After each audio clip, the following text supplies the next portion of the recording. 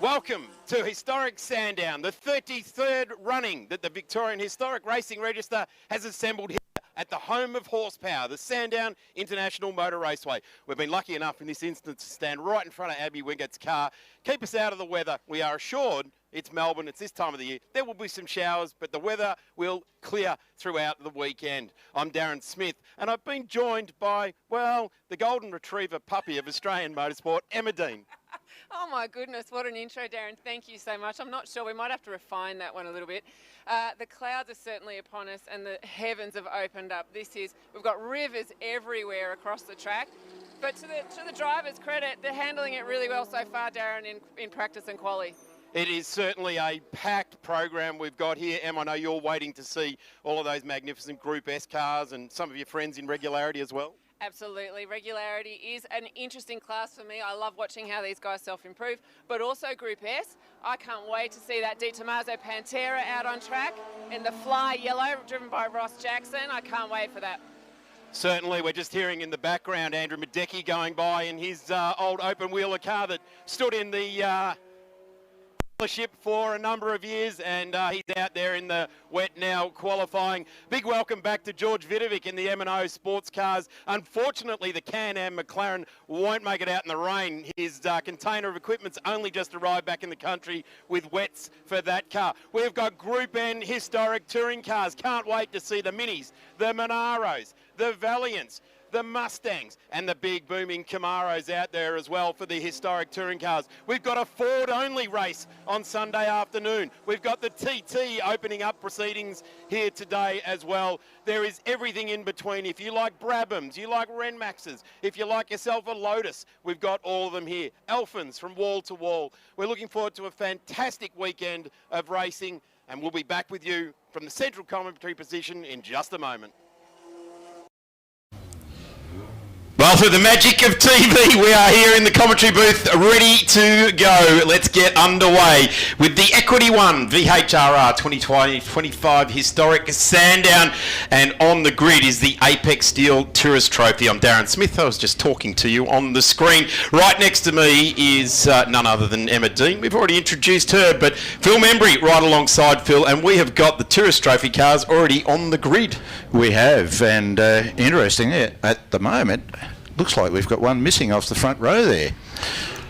Yes, we've got our pole sitter there. No, in fact, we've got our second position. Our pole sitter, Kira Patel, has withdrawn from taking spot on the grid. Michael Russo is on the grid, though. The second row is there with David Bajan and Rob Cracknell in the MGs there. In fact, no, that's Chris Ralph that's moved up an extra spot as well, and there's quite a few gaps on the grid for this. The Apex Steel Tourist Trophy, which is a reenactment of the Moomba race coming back, or not a reenactment, a tribute to the Moomba race held back in the 50s at Albert Park. We are set for a race. Absolutely no mucking around here at the VHRR Historic Sandown. And there it is, like gorillas in the mist. They charge down to turn one. Yeah, it's a fairly misty sort of a run down to turn one there. I'd prefer to be in that car out the front. Michael Russo leading the way down into turn one here at Sandown. A fairly wet, treacherous track, so we'll be looking to see whether they manage to keep it on the Blackstaff. Certainly underneath that Penrite bridge there, great supporters of the Penrite 100 Classic at Phillip Island on the 13th and 15th of March next year. And this is our first hit out for the Equity One 2025 Historic Sandown.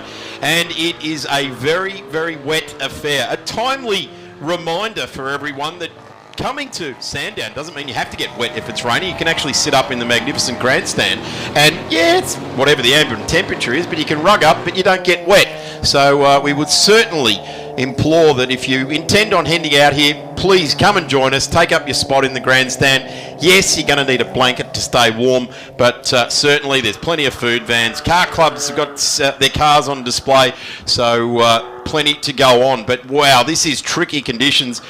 don't you have to hand it to David Bagent there and the MG behind? That would be like sitting in a bathtub. Oh, 100%. Sorry. Absolutely, Darren. No, you're right, Phil. We were talking off air about this, that the MGs are probably going to fare really well in the wet just because of their size, relative size, and their small-ish horsepower, not to diminish anyone, of course. And a little bit extra weight as well. Yeah, but they will be like a bathtub out there in this rain. Yeah. There's little rivers running across all of turn 1, 2 and 3, and then out the back there of Dandenong Road. So they're doing well, but obviously preserving a little bit of power.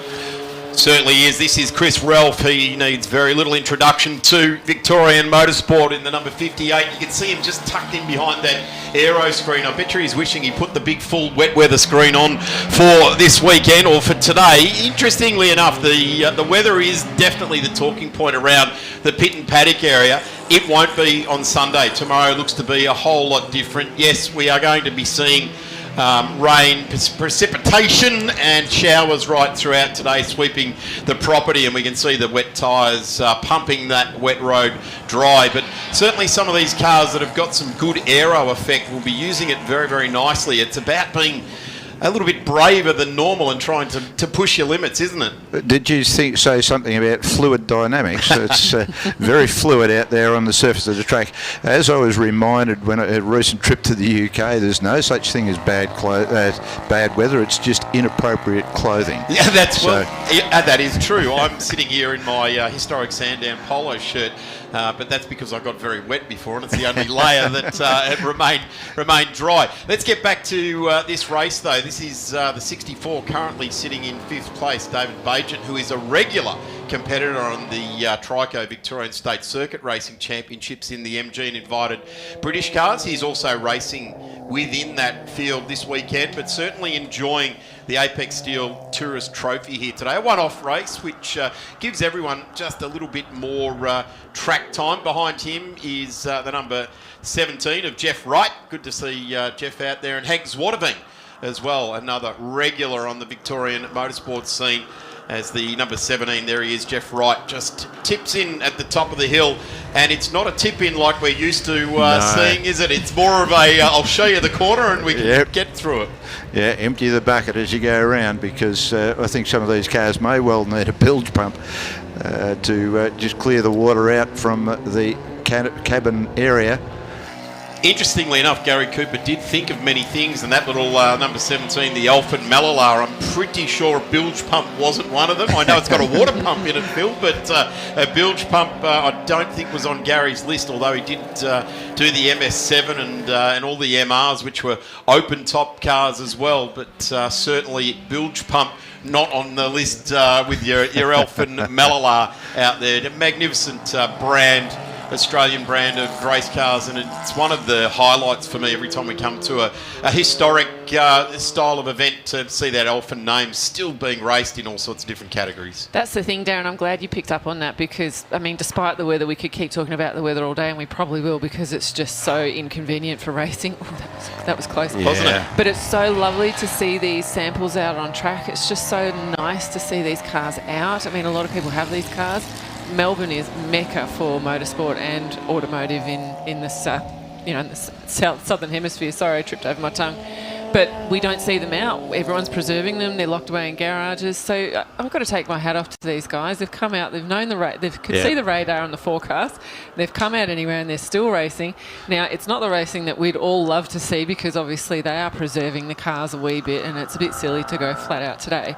But my hat's off to them that they're even out there. It's fantastic. I got to say, out in front at the moment is the 21 of Michael Russo. His best lap time is a 1:52, and that's a fair way off where this category would normally run. But it's not a 2:52, is it? It's still out there having a good go, having a good look at the number 4 here as well of Trevor Ross, who just got out of the way of that Datsun. It got very lively underfoot there in the 61 of John Geist, but John would be very much enjoying that. He caught it, gather it all back up again, and when you look in your mirrors, you've got a purpose-built sports and racing car right behind you with Trevor Ross at the wheel, and that would be a satisfying start to the racing for the weekend, to be able to put that car behind you in your Datsun 2000.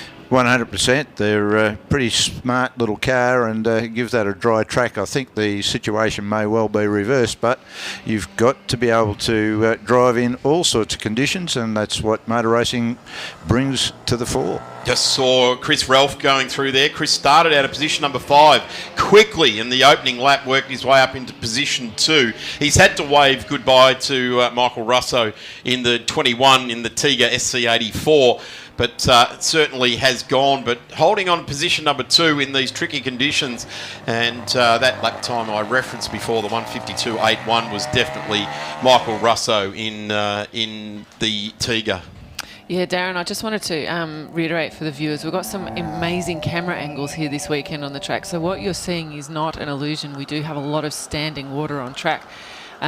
Still probably better than most Victorian roads at the moment, Darren, but there's a lot of standing water out there for people that want to go fast in one direction. So it is quite hazardous. What you're seeing is not, your eyes aren't playing jokes on you. That's hard to drive through, and it's hard to drive through at pace, and it's hard to corner in. So these guys are really doing their best out there for how wet it actually is. Here's our race leader in car number 21.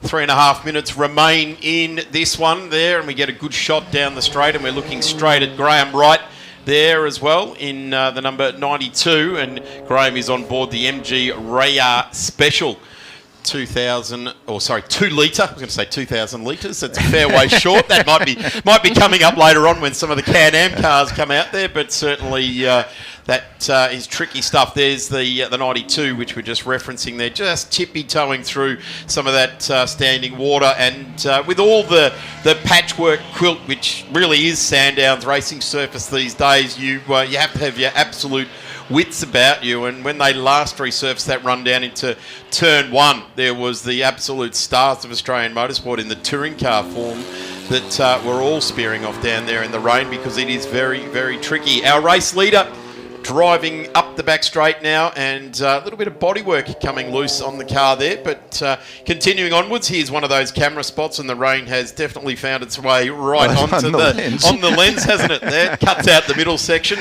I think that's the Equity One dot. I think that's to remind us about the sponsors.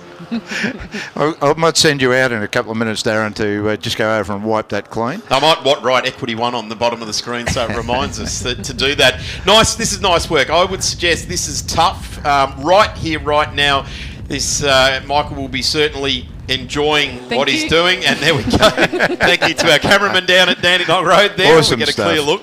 And they're really fighting it out. And I tell you what, it's when it's like this, it's the cameraman that we have to thank, and all those volunteers trackside. Yes, they're wearing orange and fluorescent clothes out there, and fashion is clearly not the point out there at the moment. But thank goodness to those volunteers, they stand true, don't they? I love the way you can see Mark Rosso's Tiga just dispelling of the water as it comes down the track here. It's going out the front guards and out the rear guards, and it's really just getting as much water away from those tyres as possible. Yeah, it's actually pulling a really good plume of spray from the back of the car. So aerodynamically, I suspect that car is actually working really quite well. Absolutely. And a couple of brave pills, I would suggest, Phil. All of our competitors today, they're going through their warm-up regimes and just getting themselves ready for that. And I would suggest a fair bit of arms outstretched, crossing them over as you're out there every corner, just pouring on opposite lock as we come charging out onto the straight here with Trevor Ross in car number 4. And he's charging down the straight there. So Trevor currently sits in P3, so it's a 35.5 second gap between P1 and P3. Here's Chris Ralph. This is a fantastic effort. And you've got to say, in these conditions, a car that's probably a little bit heavier. Emma touched on it earlier as well. A little bit underpowered.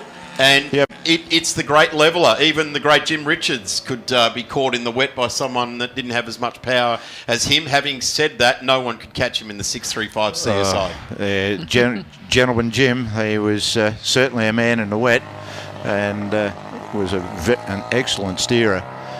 Pays to have webbed feet, I think.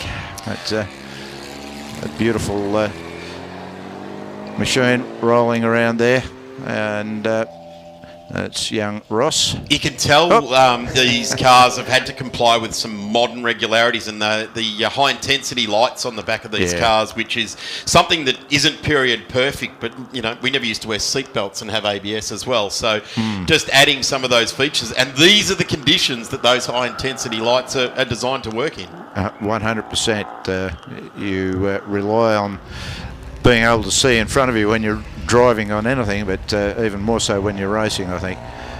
So the spray that comes up from a car in front is awful, and you've got to remember these guys are racing in helmets. There's no windscreen wipers on those helmets, and when you breathe out, it can fog up quite badly on the inside of your helmet. So there's all sorts of special things. The motorbike guys have got them, of course. The stuff that reduces the tendency for a bit of a haze to come on the inside of the screen. Ford power on board here for Trevor Ross, says it on the air intake there as we go back to our leader Michael Russo, doing a tremendous job, and coming around for the last lap board has been displayed. So coming around to complete the final lap for the VHRR 2025 Historic Sandown Apex Steel Tourist Trophy. And before anyone asks, yes, Joe Collegia is here today in his Corvette, the Apex Steel Corvette. So fantastic in the Group S. That car will be very tricky with its bulk horsepower that is available to Joe. But right now, this is quite an impressive display, not only by Michael, but this entire field in the Apex Steel Tourist Trophy here today. A one-off race for this particular event. Yeah. But they are in race trim anyway, the Pioneers. There'll be other drivers making their way over to speak to these drivers and say, hey, we qualified at 10 o'clock this morning. Is it different to then? And they'll be able to say, yes, no, maybe. Find out for yourself. Same problem, different raindrops. Yes. Well, these guys, this is definitely a category of passion, Darren, but I can't imagine any of these guys not wishing they had chosen a tin lid. Yeah, that's true. Checkered flag for the first race for the weekend, the Apex Steel Tourist Trophy here at Equity One. Sandown International Motor Raceway for the historic Sandown goes to Michael Russo, and an absolute emphatic victory. It was last time round 36 seconds back to the second car on the road with Chris Ralph. Take nothing away to any one of these other cars that are following Michael through in this one. The exact same conditions greeted every single one of these races, and well, they've all managed to do it safely, and not that we've seen, not that we've caught on the broadcast at all. No one has spun off and made a nuisance of themselves. Careful. Commentator's curse. Commentator's curse. There's still cars finishing. Talking about that, Chris Ralph, welcome home into second place. Chris, what a fantastic run there. Trevor Ross joins him in car number 4, the Ford Power, charging through there, which is a really good reminder for tomorrow's Ford 100-year commemoration race at 1:25, an all Ford affair. Phil, guaranteed a Ford's going to be the winner of that one. How did you guess? I've been waiting to use it. As soon as they said they were going to do it, I went, I'm going to run that one by you. Yeah. Okay. Yeah, I'm going to expect a few of those sort of things from you over the weekend, Darren. John Geist gets home and finishes nicely. Dave Bajan has done a terrific job. Just trying to hark back. Dave started out of 4th, but managed to get home in 5th.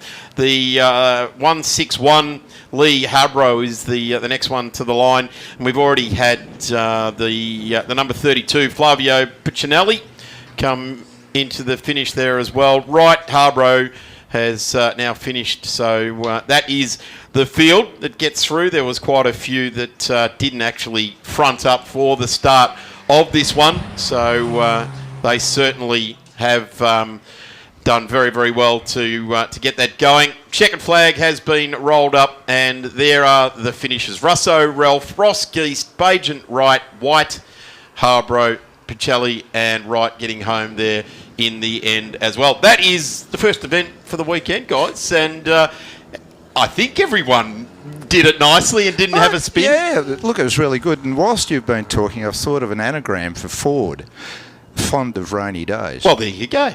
Yeah, well, it's not going to rain tomorrow, Phil. It's going to be a lovely day here in wedged between Dandenong and Springvale here in the crown of the jewel of Victorian motorsport, Sandown International Motor Raceway. Let's have a quick look at what the rest of today's program looks like. We've got, of course, the Tourist Trophy. Next up is the Regularity out on track. Group S will be after that. Formula Ford, Groups J, K, L, B, Formula V and Invited at 2:20. The Groups M and O Sports and Racing Cars, that's going to be very interesting at 3:20 if it's still wet by then. Groups P, Q and R Racing and Sports and Invited Cars. The Group C and Group A cars out there at 4:10. MG and Invited British cars, the big horsepower MGB, GTV8s and Roadsters will be fun there, as will be the historic touring cars. Let's hope by 5 o'clock we've got a dry line from them. And rounding out today's program will be the HQs. I reckon we've deserved a quick break between now and the Regularity. We'll be back with plenty more here at the Equity One Historic Sandown 2024 and a fantastic group of partners. Shannon's Insurance, Penrite, 100 years of Penrite oil, Cool Drive Racer Industries, the MG Car Club for all of their support, Dana Precision, Apex Steel, Photography, the Traction Tyre Centre, NPAVT, and Aussie Soils, Autohouse in Moorabbin for all of your automotive story requirements. We'll be back in just a couple of moments. Plenty more action on track. Thanks, Darren. As we all know, sport doesn't go far without sponsors. And I'm down here with the Managing Director and founder of Equity One, Dean Kuntsamides. Dean, welcome to Whitten Raceway. Thank you very much. Thank you for the opportunity to be here. Well, tell us a little bit about Equity One.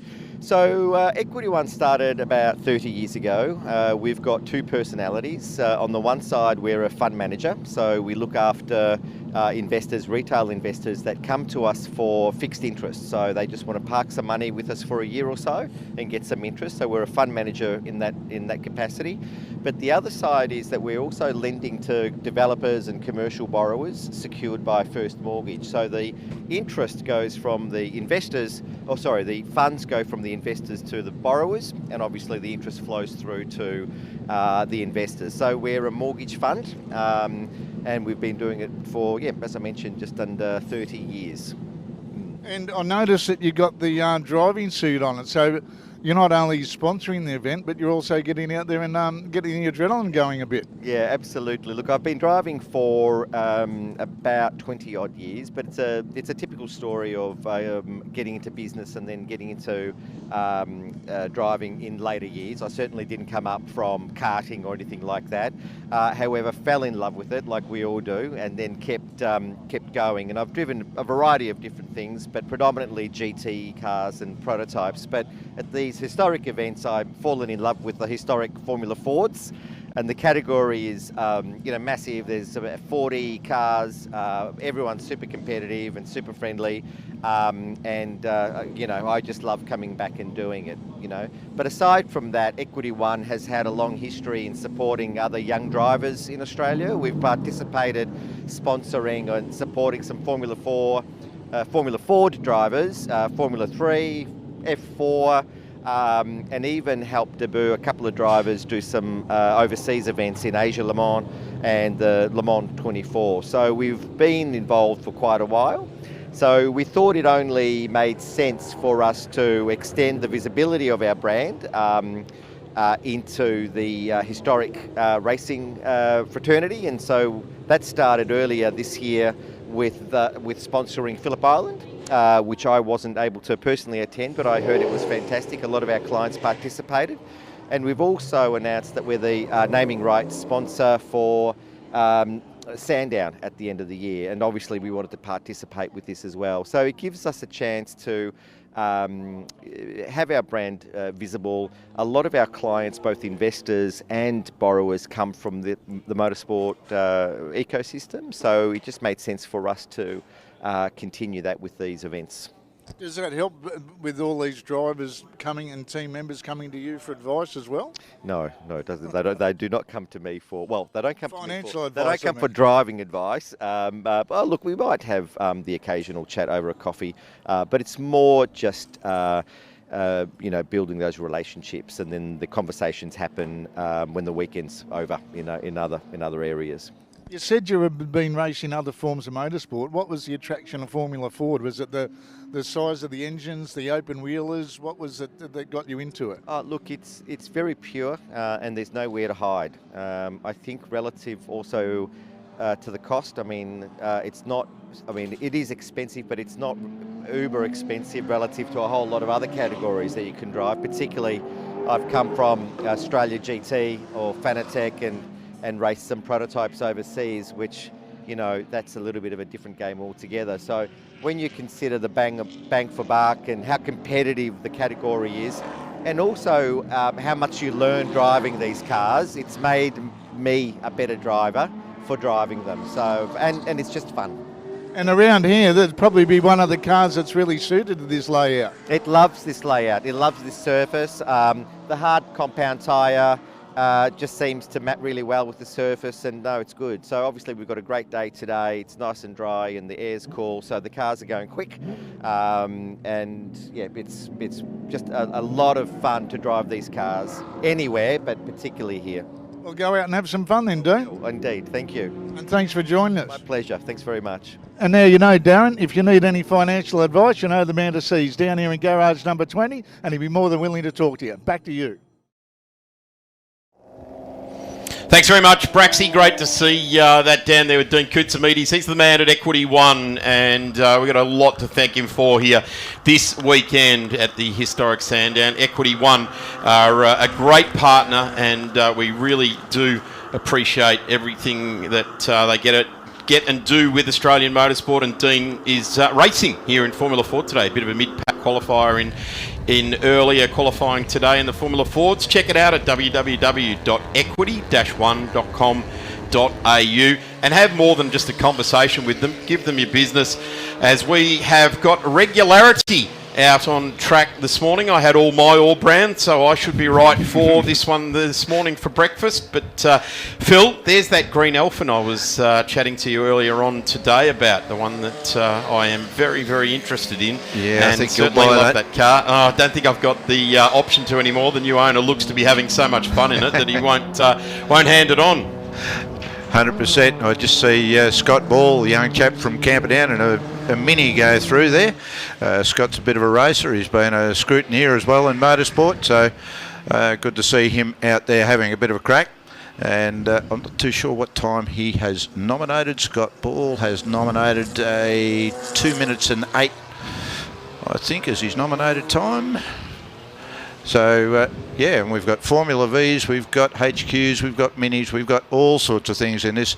And what is Regularity about? Well, it's about your nominated time, and then you drive around and you try to equal that nominated time. There's Scotty Ball on track on the camera at the moment in his Mini, going about to head up the back straight.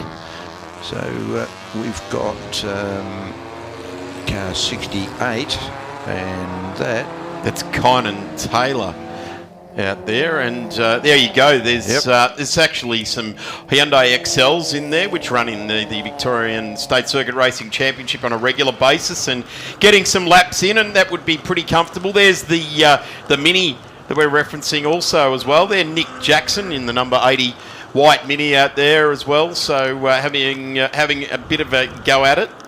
and a bit of a family affair for the Wickets. Sorry, not the. Oh. No. Oh, no. Someone's come to grief. That's the number 8 car of... I think it's... We don't have an 8. Is that an 81? Yeah. An 81. Raymond an 81. Lewis. An 81, that's the Lupino Monoposto, 1958, Ray Lewis. Red flagged as well, so that has put a fair whack of debris out on the circuit. The number 16 of Darren Fortune.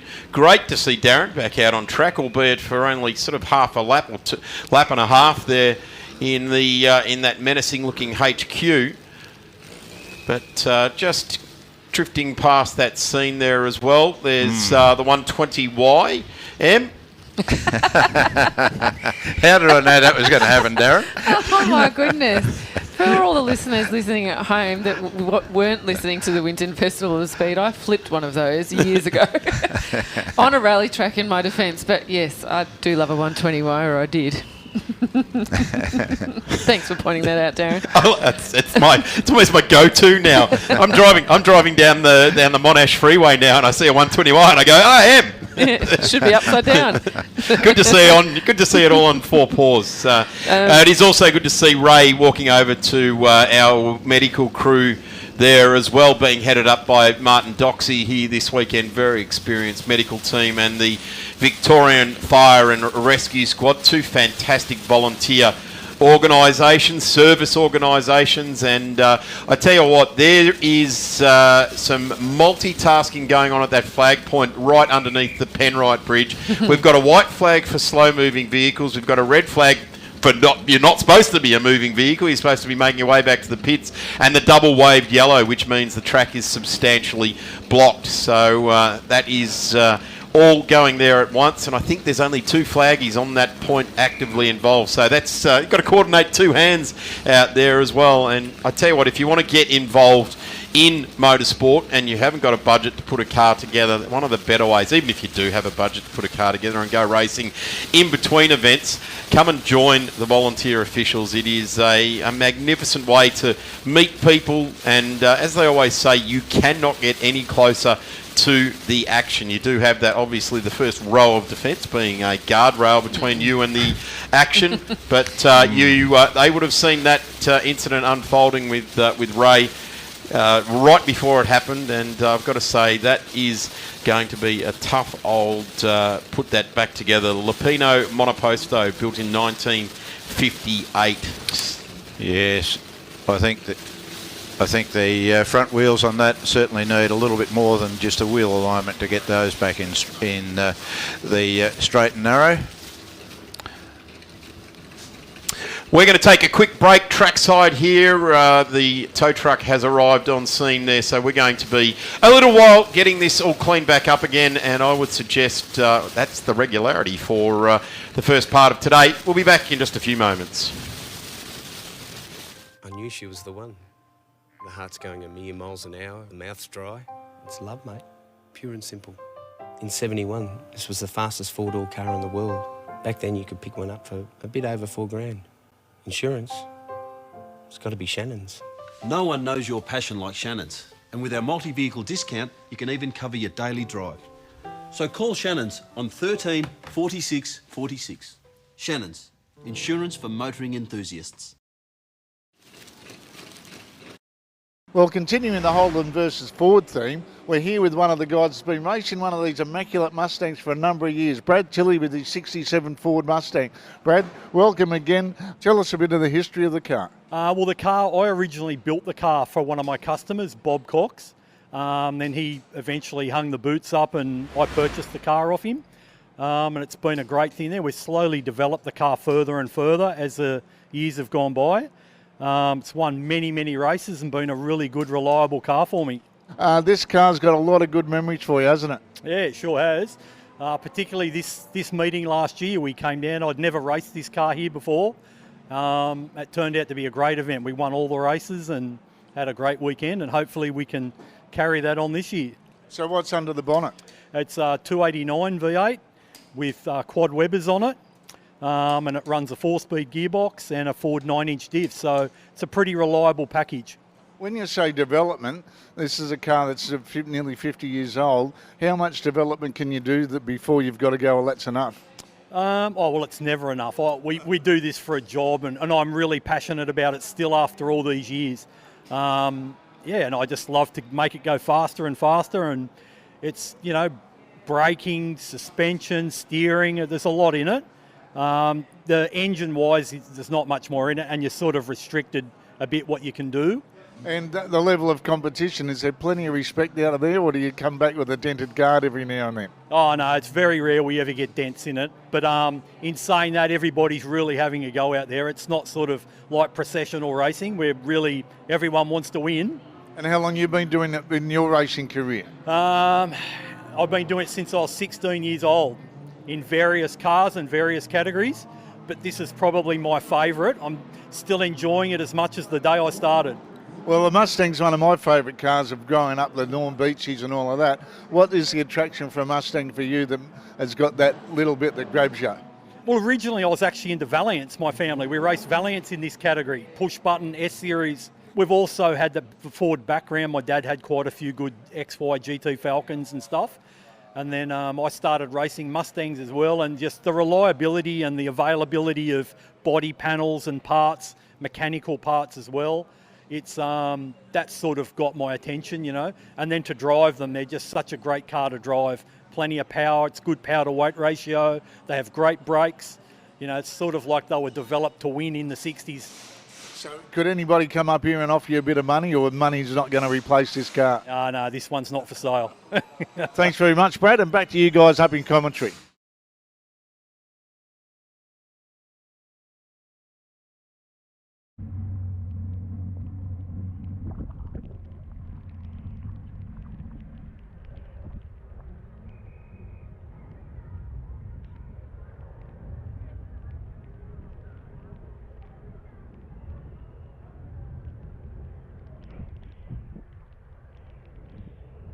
We've been doing this for a while, and we take a lot of pride in our car and what we do.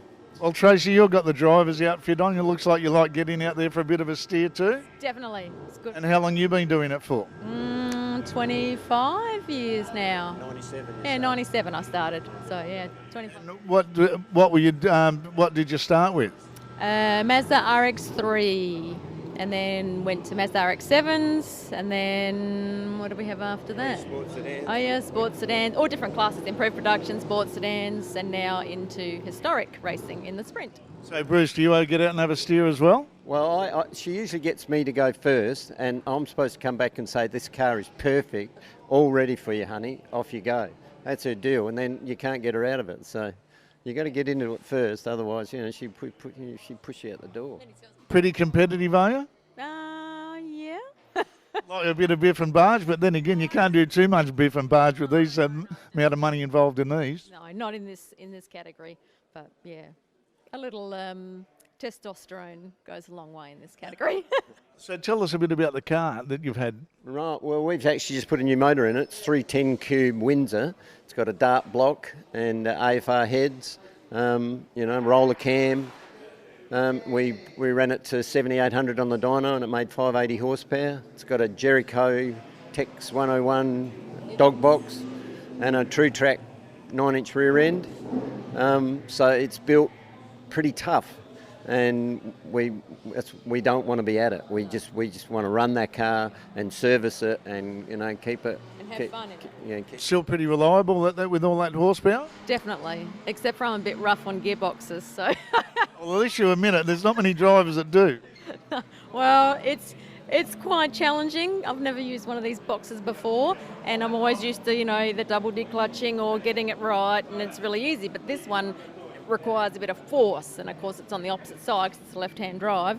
So you have to really think of what you're doing and really match your revs to get that in so it doesn't crunch. All right, well, thanks for joining us, and all the best for the weekend with your immaculate Ford Sprint. Thanks very much for letting the world know that we exist. Thank you. And as we said, it's always good to see women in motorsport. Now, back to you, Darren. And I think there's another little bit of an attraction to keep an eye on out on track at this Winton Festival of Speed.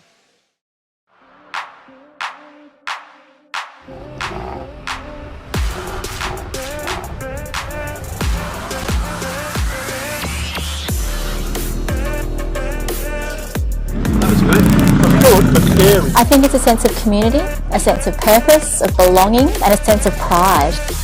Beaming smile and the happiness, it just makes it worthwhile. We pride ourselves on running great track days, but this is the event that we love the most.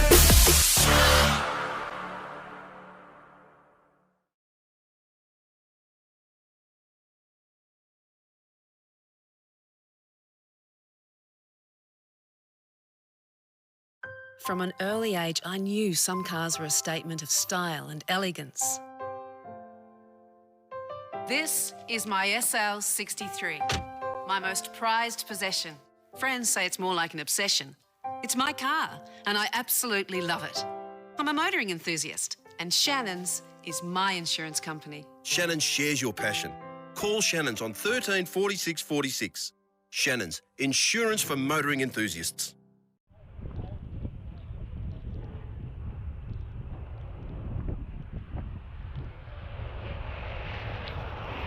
Welcome back trackside here at Sandown International Motor Raceway for Historic Sandown 2025. Hope you're enjoying yourself if you are here at the track. Certainly the grandstand is the best place to be.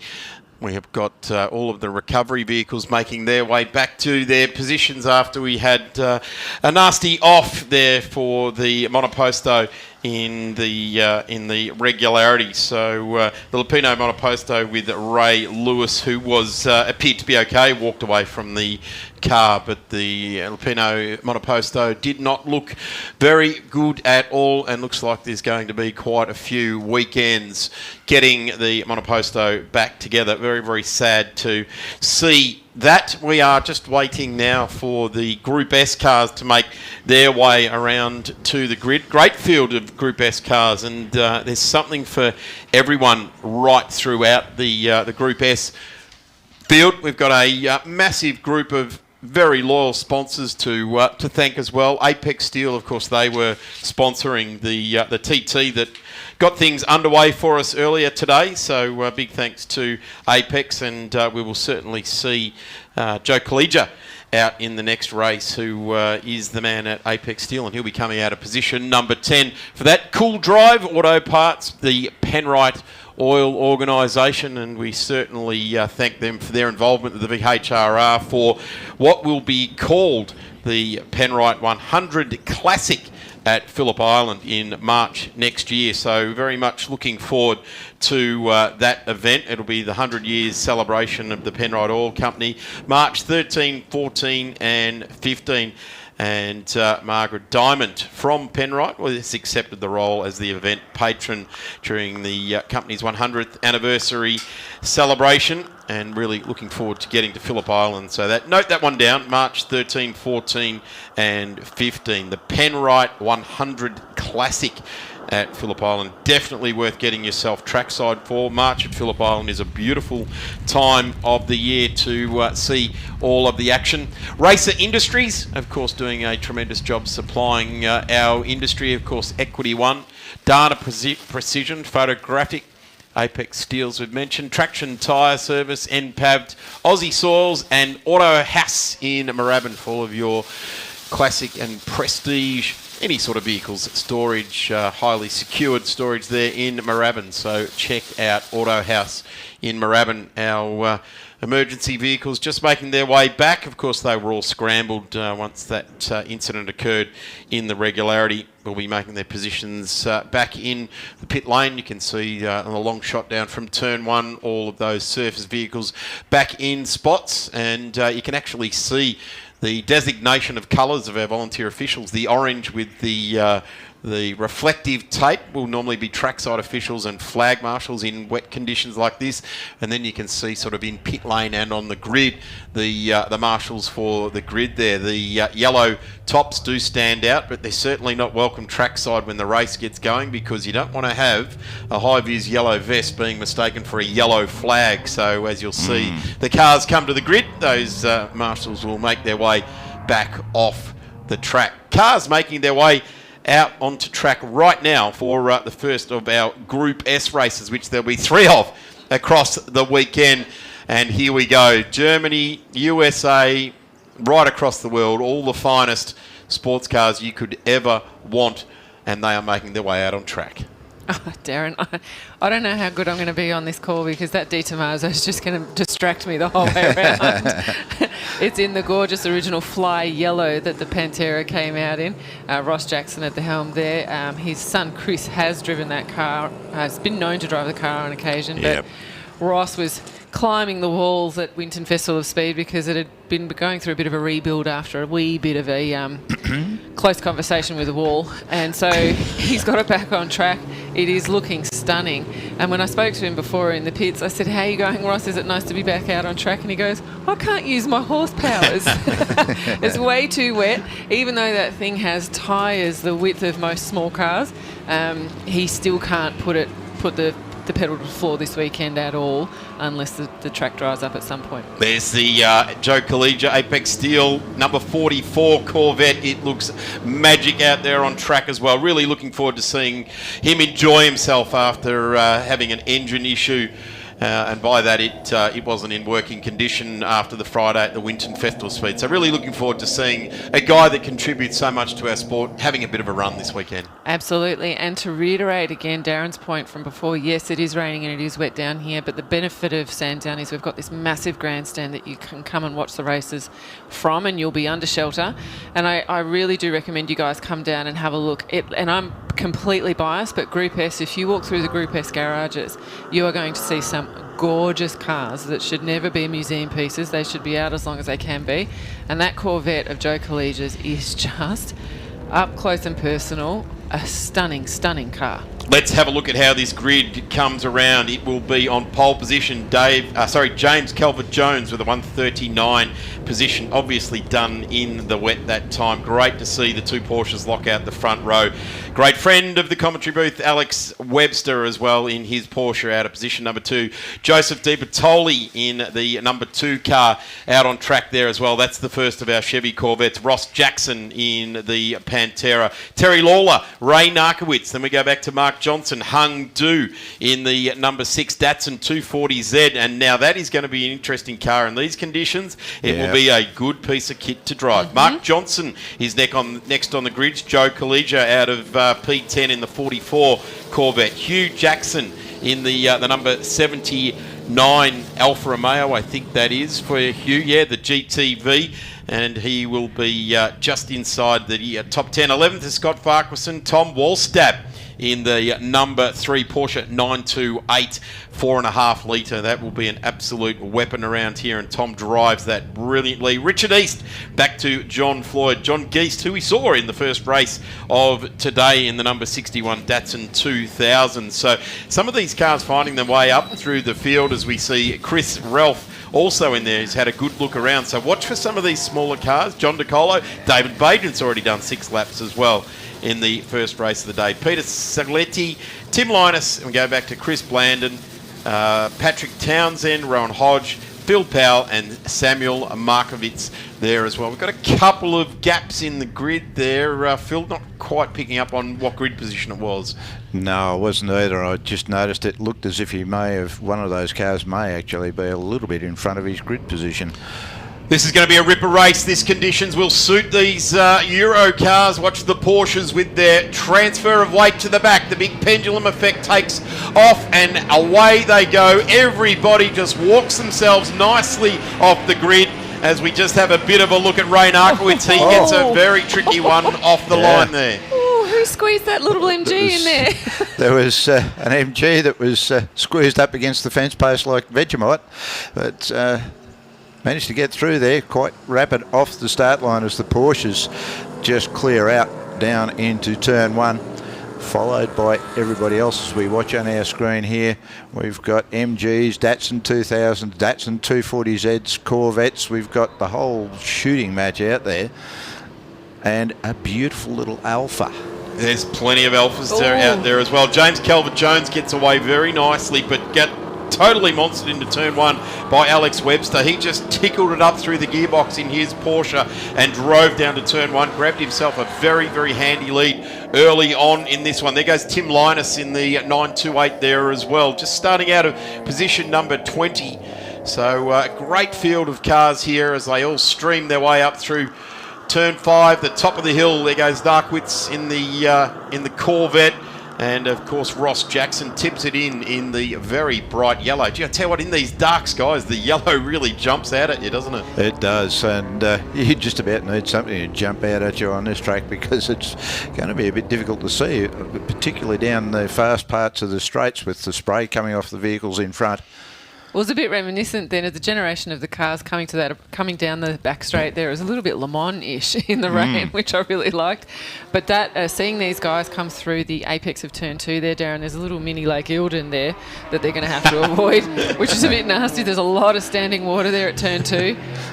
Certainly is, and well, we have a little mini Lake Holden right in the middle of the property here at the Lake Sandown here this weekend. Very nicely topped up indeed. One of the things you touched on, Em, that I really do like about Group S racing, particularly with these flat six Porsches and the V8s in behind them, is it is very much a Le Mans soundtrack. Though the drone of the flat six and then the V8s chasing them down. The flat six Porsche was, you know, the class battle for so many years has been between flat six Porsches, and at the moment Alex Webster has got his magnificent Porsche just absolutely hooked up, and he is driving that Carrera 2.7 brilliantly. But I tell you what, the guy that was on pole, and he was on pole by just under 2 seconds, so he's fast in the wet.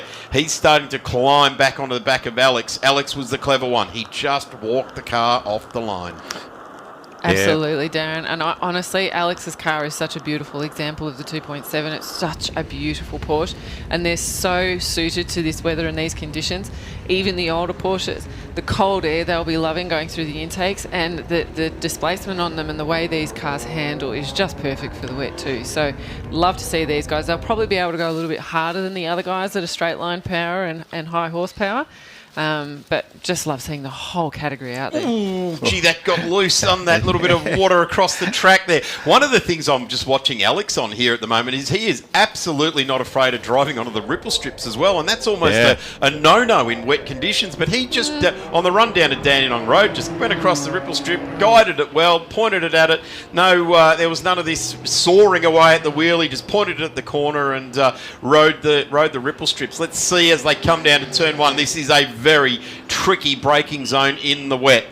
Now Webster comes right out to the edge of the track there to maximise the straight line effect of getting through that corner.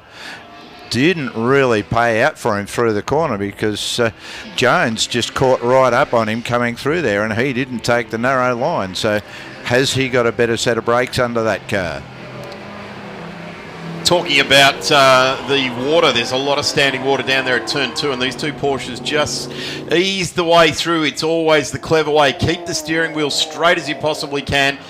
Stay in the loud pedal for as long as you can, but just be prepared to catch it if it sneaks out from you. Last time around 0.9 of a second between these two Porsches. Then we go back to Bartolo there as well. Joseph Bartolo in car number 2, which is the first of the Chevy Corvettes, 5.7 litres. So imagine that juggling act that's going on in there between throttle and steering wheel as we get a good look now, and this will be the same juggling act going on with this crowd here as well. That's Ray Narquitz. Yeah, the amount of power in those Chevys, you'd be really ginger on the accelerator pedal. It would be, I think I'd want an accelerator pedal with about 3 foot of movement from full on to full off. But I'm just taking a note there on the timing screen. Jones has actually got the fastest lap time there, not by a great deal, but 1 minute 41.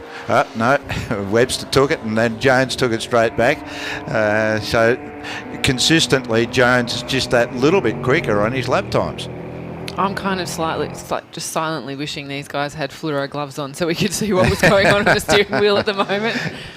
Yeah, we need in-car footage, don't we? Yeah.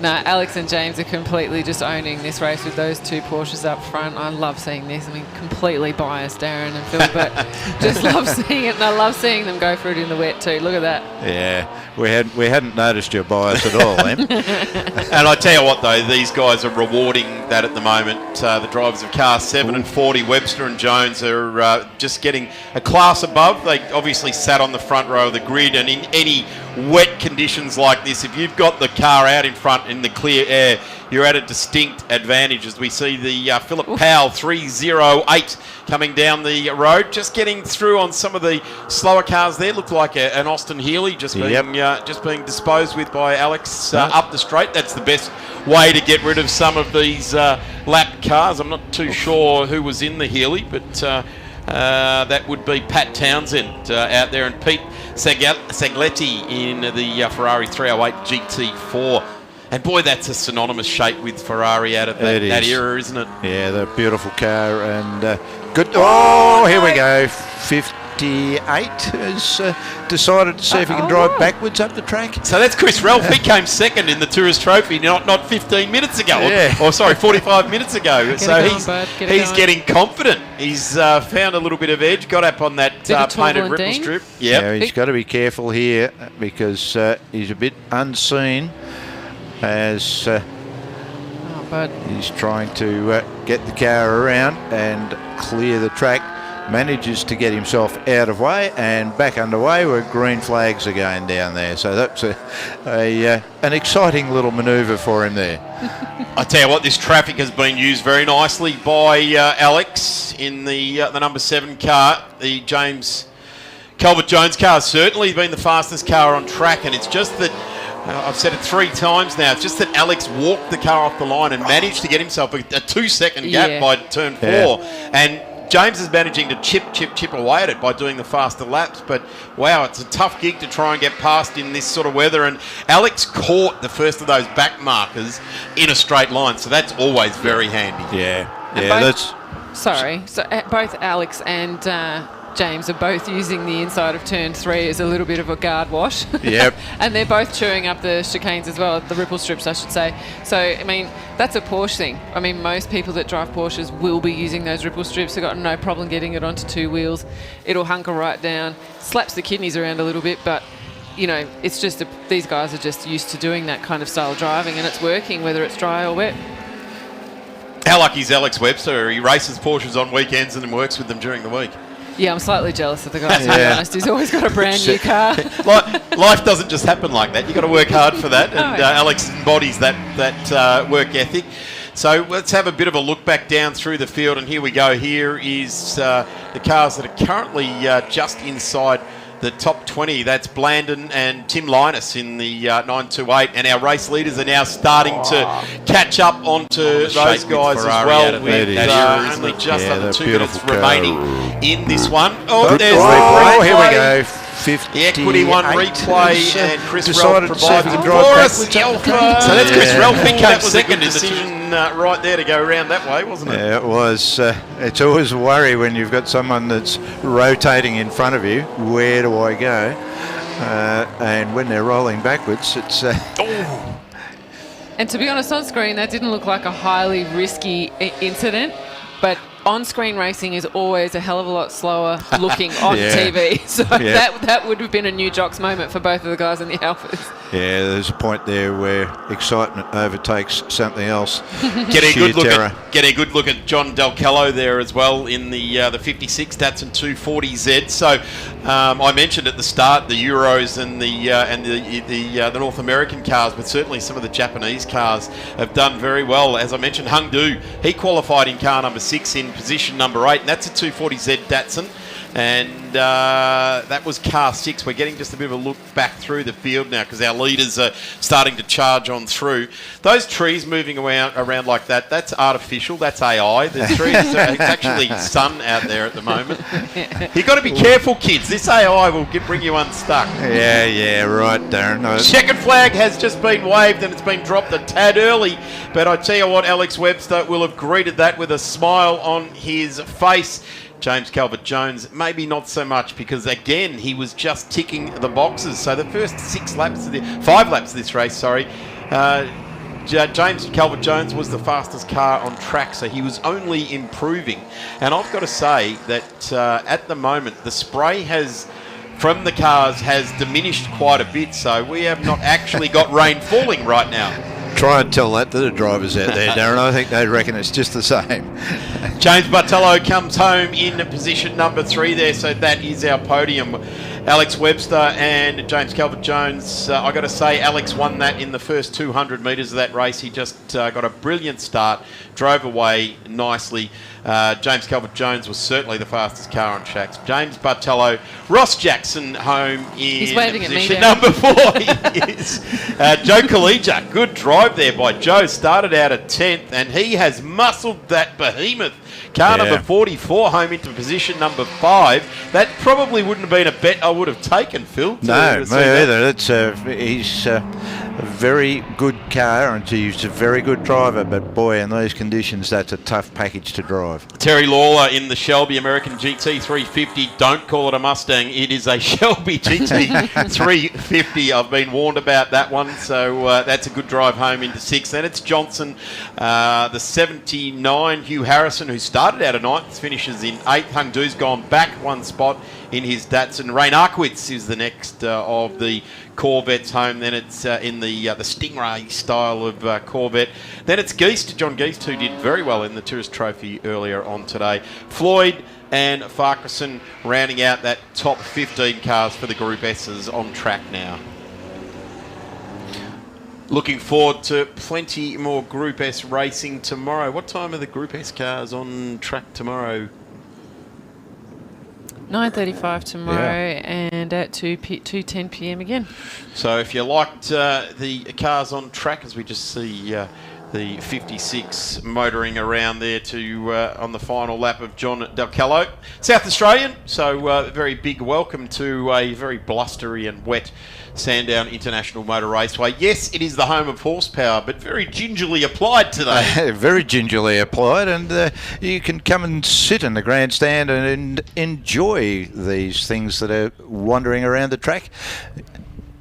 We'll take a quick break, and we have got plenty more motor racing coming for you. Formula Fords, the open wheelers, will be on track next.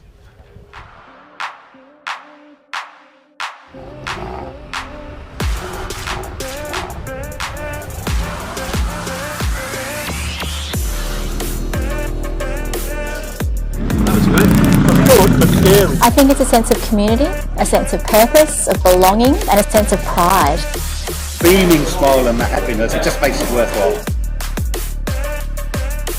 We pride ourselves on running great track days, but this is the event that we love the most.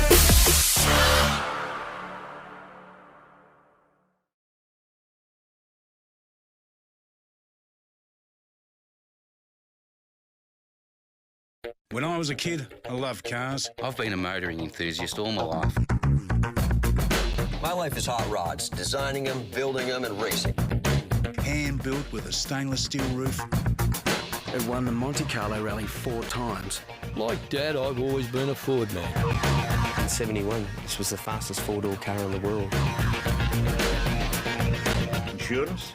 Shannon's, of course.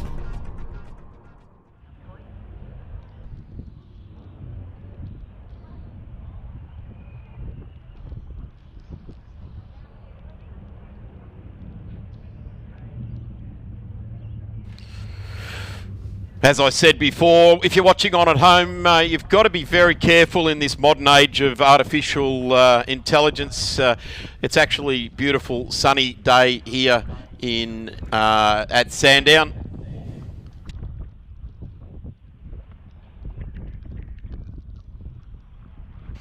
And no, it's not a great day. I was going to say it's beautiful sunshine here. Trackside, come out and join us. But it is certainly a magnificent racing facility here. The grandstand is dry, so we can still fit lots of people up in that grandstand. It is a magnificent place to watch. You can see the entire track from the grandstand, so it is absolutely well worth making your way out to the track. Interestingly enough, one of our commentators for this weekend is also a competitor, and a competitor in the cars we're about to see go out on track. Welcome Tom Reed, who we see as part of the commentary team for the Trico Victorian State Circuit Racing Championships, and also for the also for the Winton Festival Speed. Welcome, Tom. Tell us about the track, mate. You've been out there in the Regularity. Thanks, Darren. Yeah, it's wet. Very, very wet.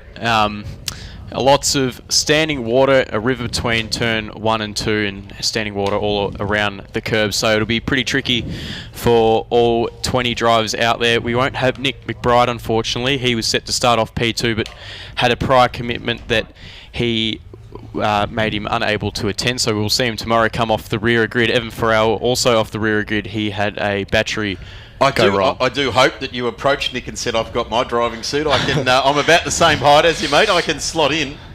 Not quite. No, I didn't realise he was not going to take part in this race until I got to the dummy grid and his car wasn't there. But unfortunately, that'll mean he has to come from the back tomorrow, which he's very capable of doing. Certainly, if any Winton Festival of Speed Formula Ford races was anything to go by, that statement is very, very true indeed. Cars are on track. Just give us a bit of a look through this field, Tom. Yes, so off pole is Alex Davison in his dad's RF89 Van Diemen, his dad being Richard Davison. Alongside him, well, he will be on the second row, is Jack Clifford in car number 33. Then we go to Declan Food, Jared Hurst, Tabitha Ambrose in car 63 there, the Blanchard-owned white RF86 Van Diemen. Then we go to Will Faulkner, Andrew McGuinness in the ex-Russell Ingle 89 Van Diemen, Grant Walker in the only FB84 Swift. And then moving back through, we've got the South Australian of Sean Turnbull doing a great job there. He will line off of P10 Koutsamides behind him.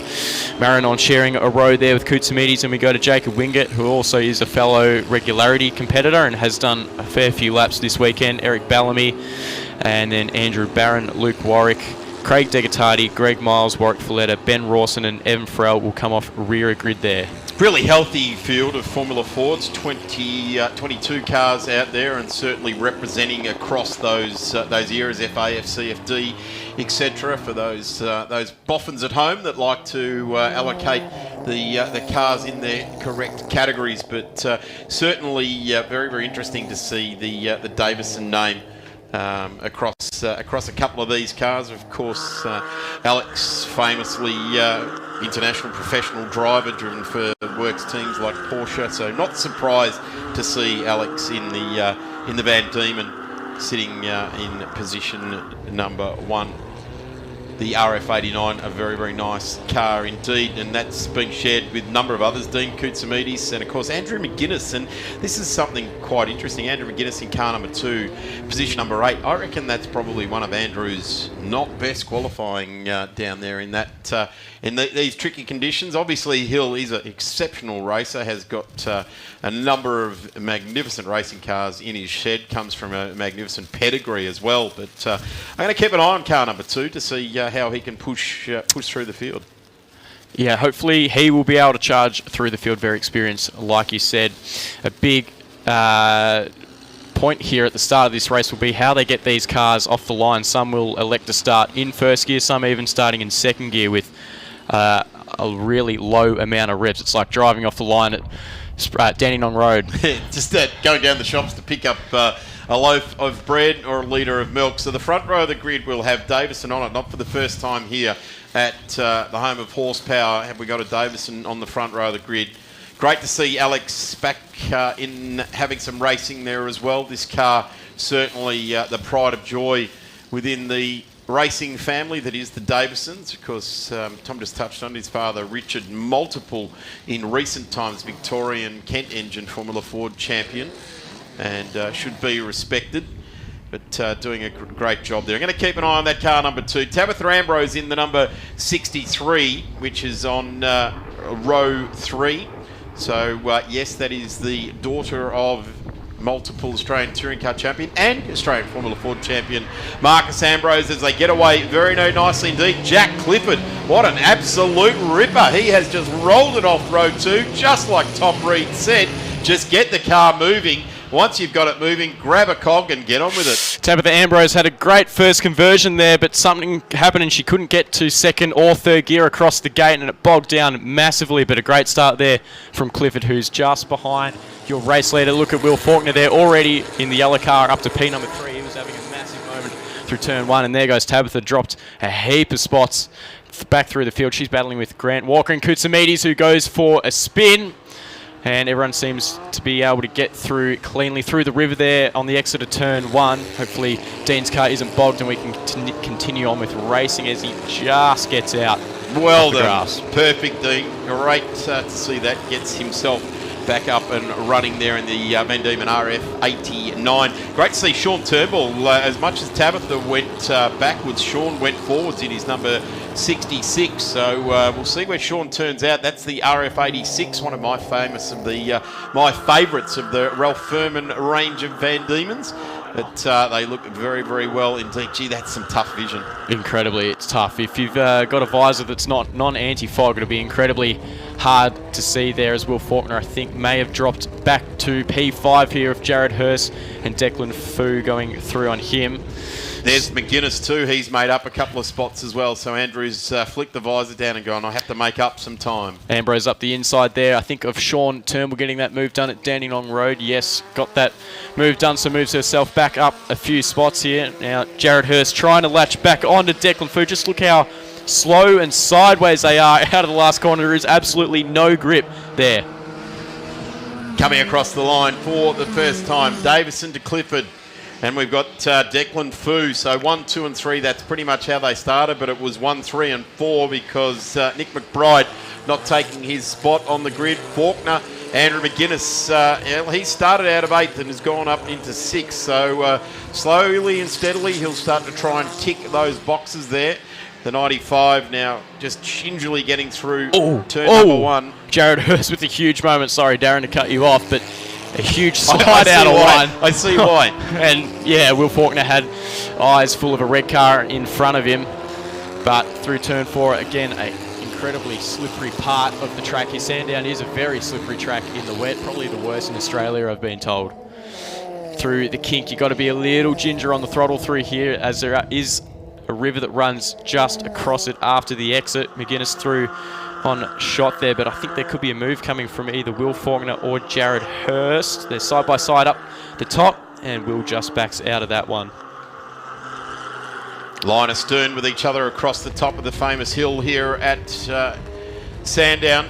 Up on the ripple strips for the 42, so Jared Hurst is absolutely on it, taking some of those 1% chances. I'm not sure, Tom, when you were out there in the regularity, if you got a chance to get a bit of wheel spin on any of the ripple strips or not. Yeah, pretty slippery. It was good fun. I actually enjoyed myself a lot, getting the car sideways through a couple of corners, but nothing too risky, of course. Well, it's not your car, mate. You've got to bring it back all in one piece, don't you? Which you've done a tremendous job of over the last couple of events. I've got to say, the Acuri Australia team have, with their junior program, selected one of the good ones, and that's you, Tom. Thanks, Darren. That's nice of you to say. Across the line we go, though, and we are starting our second lap. The best lap there set by Alex Davison. First lap in real anger of a 1 minute 40.2. He's well and truly clear of everyone else. Jack Clifford 3 seconds behind him. A move here from Will Faulkner. No, still thinks better about it, but the lap previous, car 42 on shot, had a huge moment out of turn 1, and he seems to have corrected that mistake up the short run to turn 2 where the river runs across, and there's a heaps of standing water. So I think Faulkner may have gone off, but I think he's kept it on just. Have a look at the spray.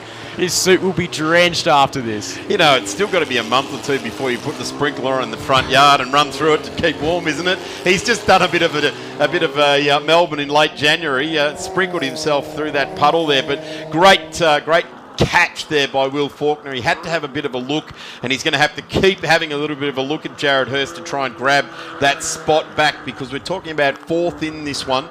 At the moment, it is Alex Davison who's got away. He's got a good 6.5 second lead over Jack Clifford, who started out of position number 3.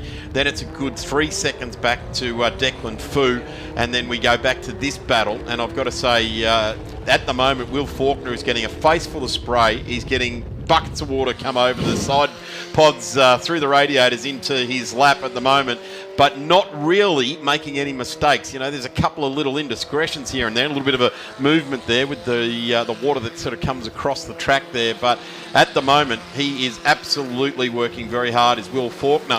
I was just about to comment on the different lines out of the last corner. It's evident there with Will Faulkner, who chose to sort of run the go-kart line around the outside where there's less slimy, less rubber down, so more grip on that more abrasive surface, and hopefully he can get this move down into turn 1. Just behind these guys is the battle between Ambrose and Evan Farrell, who's made his way all the way up to position number 8, starting off the rear of the grid in just 3 racing laps. Well, he gets through the 95. Will Faulkner, he kept showing the nose this lap. 1 lap ago was where he went wide on 42 of Jared Hurst, cracks it sideways. They're both suffering from the same bit of understeer at that corner. Yellow flag. Although last lap around the 95 emptied that puddle all into his own lap, but not sure what, didn't see that yellow flag. Yellow car off in the background, can't quite pick out who that is. There are a few yellow cars in the field. Maybe one of the 86 Van Diemen's further back on, but this battle is still fierce between Jared Hurst and Will Faulkner. Up the back straight they go. Who's going to be the bravest over the top? It's a very risky move to pull off in the dry, let alone the wet, and Hurst goes sailing around the outside and gets that move done for now, as Faulkner has to cut across the new runoff area there down the in the S's. Phil Marinon has gone to the pits now as well, so the category administrator heads pit bound, and he'll take the Galloway back into the pit and paddock area. But this is the absolute battle of the race here at the moment. Number of position changes for fourth for these two, Faulkner and Hurst. At the moment, it is the 42 of Hurst leading the way, and the 95 just leaving black marks on the ripple strips out there. Worked for him 2 laps ago, got a great run onto the straight, but I'm going to say that's just going to hand an extra sort of quarter of a second to Jared as they come up the straight here. There is Fu in the number 88 car with the red stripe over the black-bodied car, and continues on up through there in the number 88, Van Diemen RF 88. I see what he's done there, the RF 88, number 88. Whoa! Getting very loose under foot there, and in fact it's so good with this coverage that we're getting out of the Victorian Historic Racing Register Equity One broadcast here today. Just seeing these drivers and their hands just ease up. Sometimes the little snap up, but a lot of the time it's just a simple fluid wheel input. You don't want to be too rigid with your movements in these conditions, as it can send you off, especially if you lock a rear brake. And down the hill where these guys are about to come up to is probably one of the biggest risk-taking areas of the circuit. I saw further back in the shot there's, wow, massive moment for Will Faulkner. I don't know how he saved that. It's still not done yet because he's got to gather it up down the S's here, but luckily he's got that extra runoff area. Wow, that was a huge moment. Last lap around, he was pretty excited off to the driver's right there as well, but that one started 150 metres before he turned left at the top of the hill. Massive catch there. That is some awesome wheel work. Well done to Will Faulkner. Let's see if he can just gather it all up. Still 2.5 minutes plus a lap left in this one, so there's plenty of time to get the mind back on it, doesn't he? He's not dwelling in the past, is he? He's certainly getting on with it. I reckon he's having a lot of fun out there in these conditions, sliding the car around. Back on shot here, a couple of the back markers, car 35 of Warwick Folletta and Andrew Barron there just behind. He's come back for his first race meeting in a number of years there. This Warwick Folletta car is an interesting one as well. That's a Van Diemen VD77, a different iteration on the Van Diemen outfit, and he's just run wide there. And pushing through the 33, which is our current second car in this race. So putting a lap down as they just get out of that slippery turn 4, and up we go. Have a look at that spray. That static camera right trackside there is giving us some decent old shots. Here comes car number 2 on the road. This is Jack Clifford. And there goes our race leader, and that is Alex Davison. Where's Alex? Coming out of Dandenong Road there as well in the all-black Van Diemen. He's lapped all the way up to position number 13, so driving through the field and some here as he comes around the final corner. Just look how straight and composed this car is. Easy throttle inputs, easy steering inputs, and he's just driving away from the rest of the field. Last time by, he had a 13.5 second gap, and we're still waiting to see a second place runner of Jack Clifford come out of the final corner. He pops onto shot just then, and we'll cross the timing line sideways, and that gap is out to 15 seconds. So another 2 seconds gain there by Alex Davison, who's cruising to a race victory. Just got to get by a couple of lap cars here of Sean Turnbull and Eric Bellamy, which may prove a little difficult for him. Eric hopping out of the road nicely there. Next will be Sean Turnbull, and then he'll have a clear track to the finish line. As a pro would do, just shows the nose, fully intention to have a go at the next corner there. That is the difference between a race leader and a top 20 finisher. Phil Marinon definitely out now, back in the pits as well. Just having a bit of a quick look down. Tabitha Ambrose into 7th. She went down to 9th, so she's had a couple of manoeuvres. Andrew McGuinness, as we suggested, started out of 8th, has made his way to 6th. So as far as the Victorian Historic Racing Register Formula Ford Championships are concerned, he does need to start to push very, very hard in that, because whilst Nick McBride's not here, and Nick had an amazing Winton Festival of Speed as far as results were concerned, Andrew McGuinness really does need to consolidate in the FC class of Formula Fords. Just a thumbs up there from fellow teammate, not Richard Davison, Alex Davison, to Luke Warwick in the beautifully prepared Ellery Motorsport Swift. But here he comes out of the final corner. The race 1 victory goes to... last lap. We're going on here. Sorry. Got a bit ahead of myself. Last lap. He's done such a good job. He has done already. Wrapping him up, give him a Christmas present. I hope I don't put the curse on him on this last lap. He looks incredibly I think he's doing smooth. all right. Yeah. He does. You don't get picked by the guys at Weizach to drive Porsches around the world for no reason. A very particular supercar career as well. A very valued co-driver over many, many years has been Alex Davison, and a very, very safe set of hands in Richard's car. And I believe this car was actually a bit of a stealth restoration and gifted to Richard with Ellery Motorsport. No, not this one. Different car. That was his original Hawk, I believe, that was given to Richard Davison. He had no idea about it, turned up to a test day at Phillip Island, and it was unveiled to him, and he couldn't believe the effort and the presentation of the car.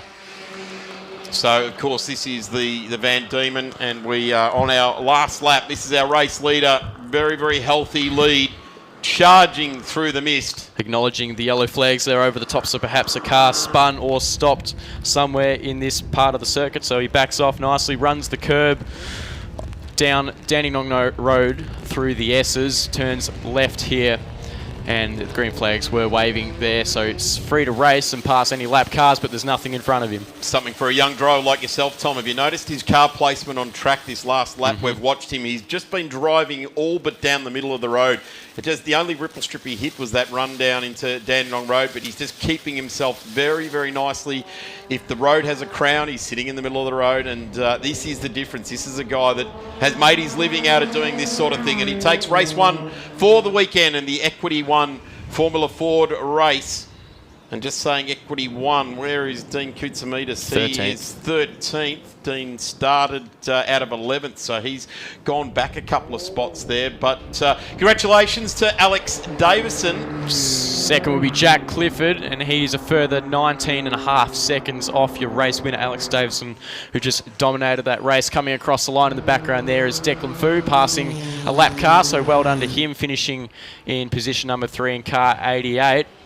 And then we move further back through the field. Here comes Jared Hurst to take P4. Shortly behind him will be Will Faulkner if he's kept it on the road in the yellow car. There he comes through shot.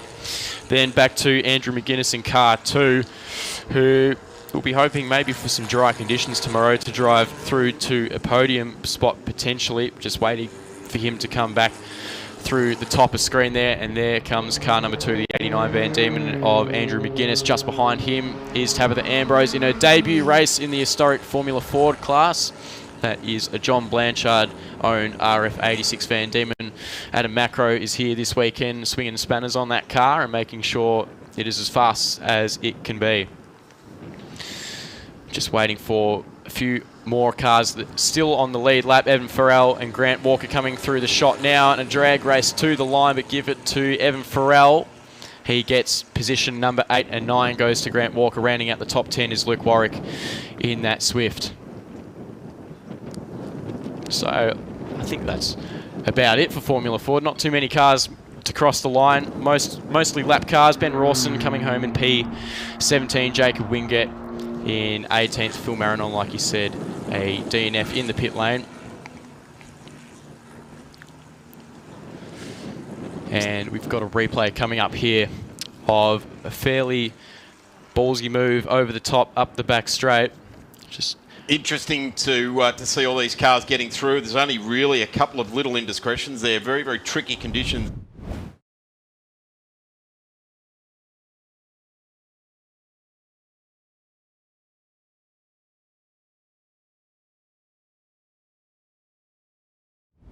moment. I hope he's got a bit of room down the back end of his seat there, because he might have filled it, I reckon. I reckon. Good stuff there by both Will Faulkner and Jared Hurst for that race. Massively entertaining. Tom Reed, thank you very much for all of your expert comments, mate. You're not back on track until tomorrow morning at 9:10 for the Regularity, and Formula Fords are back on track at 10 o'clock tomorrow morning.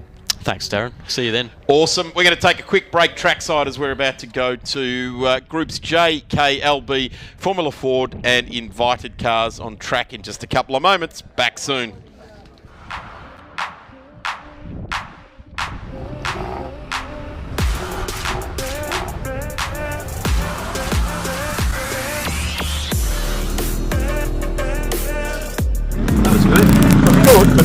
I think it's a sense of community, a sense of purpose, of belonging, and a sense of pride. Beaming smile and the happiness, it just makes it worthwhile. We pride ourselves on running great track days, but this is the event that we love the most.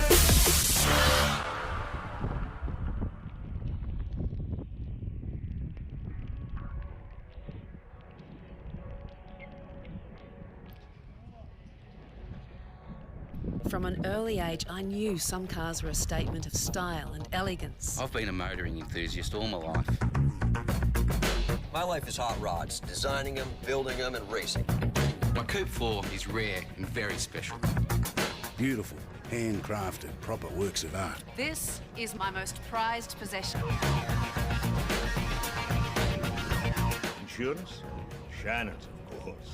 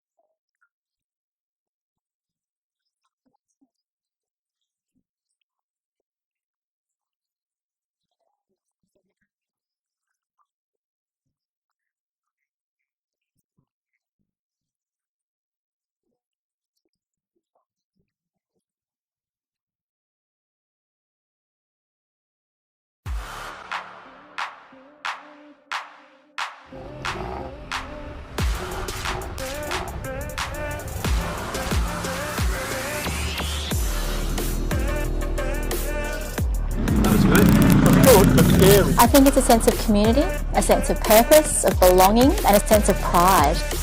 Beaming smile and the happiness, it just makes it worthwhile. We pride ourselves on running great track days, but this is the event that we love the most.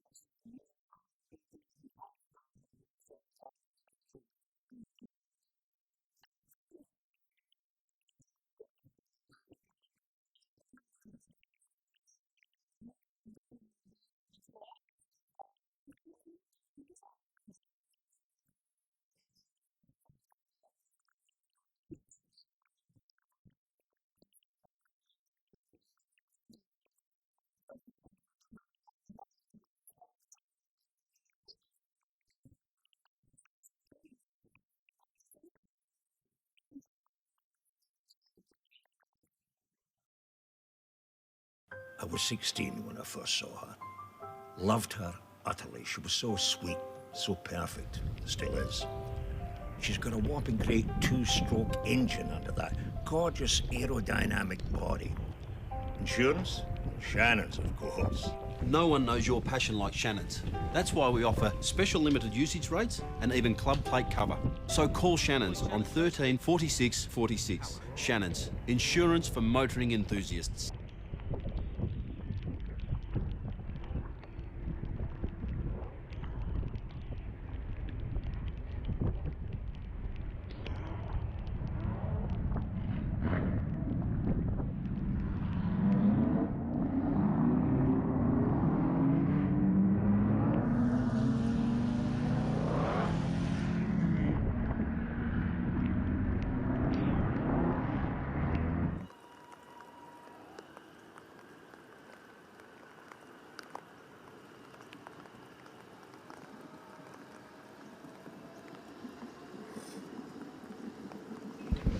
Welcome back trackside here for the Victorian Historic Racing Register. 33rd running, can you believe it, of Historic Sandown here 2025. The home of horsepower, and we are proving that right throughout this weekend. In fact, Phil, memory, the catchphrase has been returning the thunder. Wow. Wow, exactly. And Connor Ryan. This is the warm-up lap. That's how you warm it up.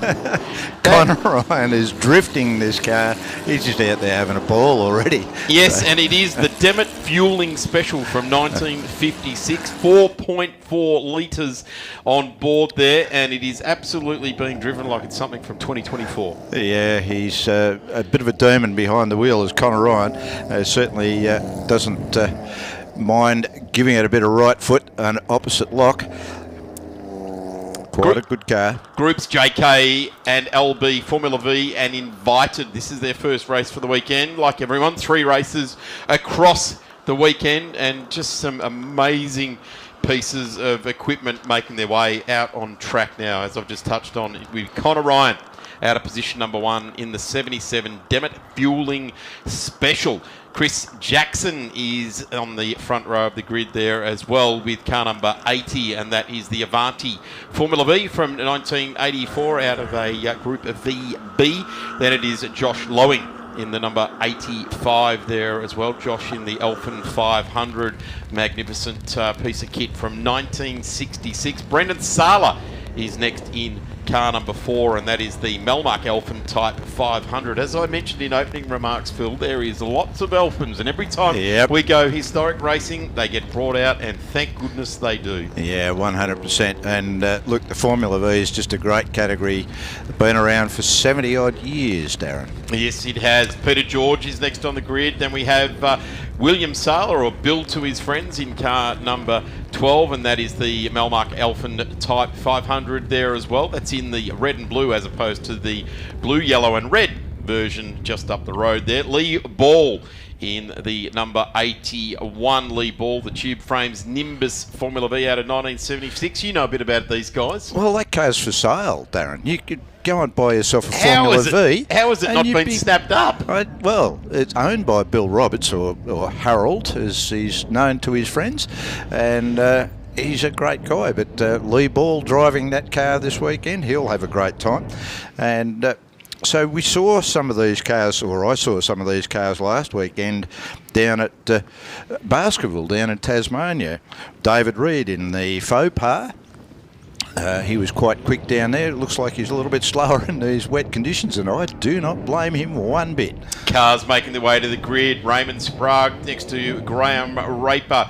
Pacelli in the 32, Paul Doherty, Abby Wingett, the 23, who we did our opening remarks to down there in the pit lane, Louise Raper in the number 41, George Reed Ford Special SoCal, a very, very famous car. Revs rise, and we get underway. There is no one walking off the grid there. In fact, they are absolutely wide open throttle. And I guess when you've got 1200 cc of raging Formula V behind you, oh, Connor Ryan. But look at Graham Raper. He's just coming down the outside. He's passing everybody coming down. I think he's going to be into second spot.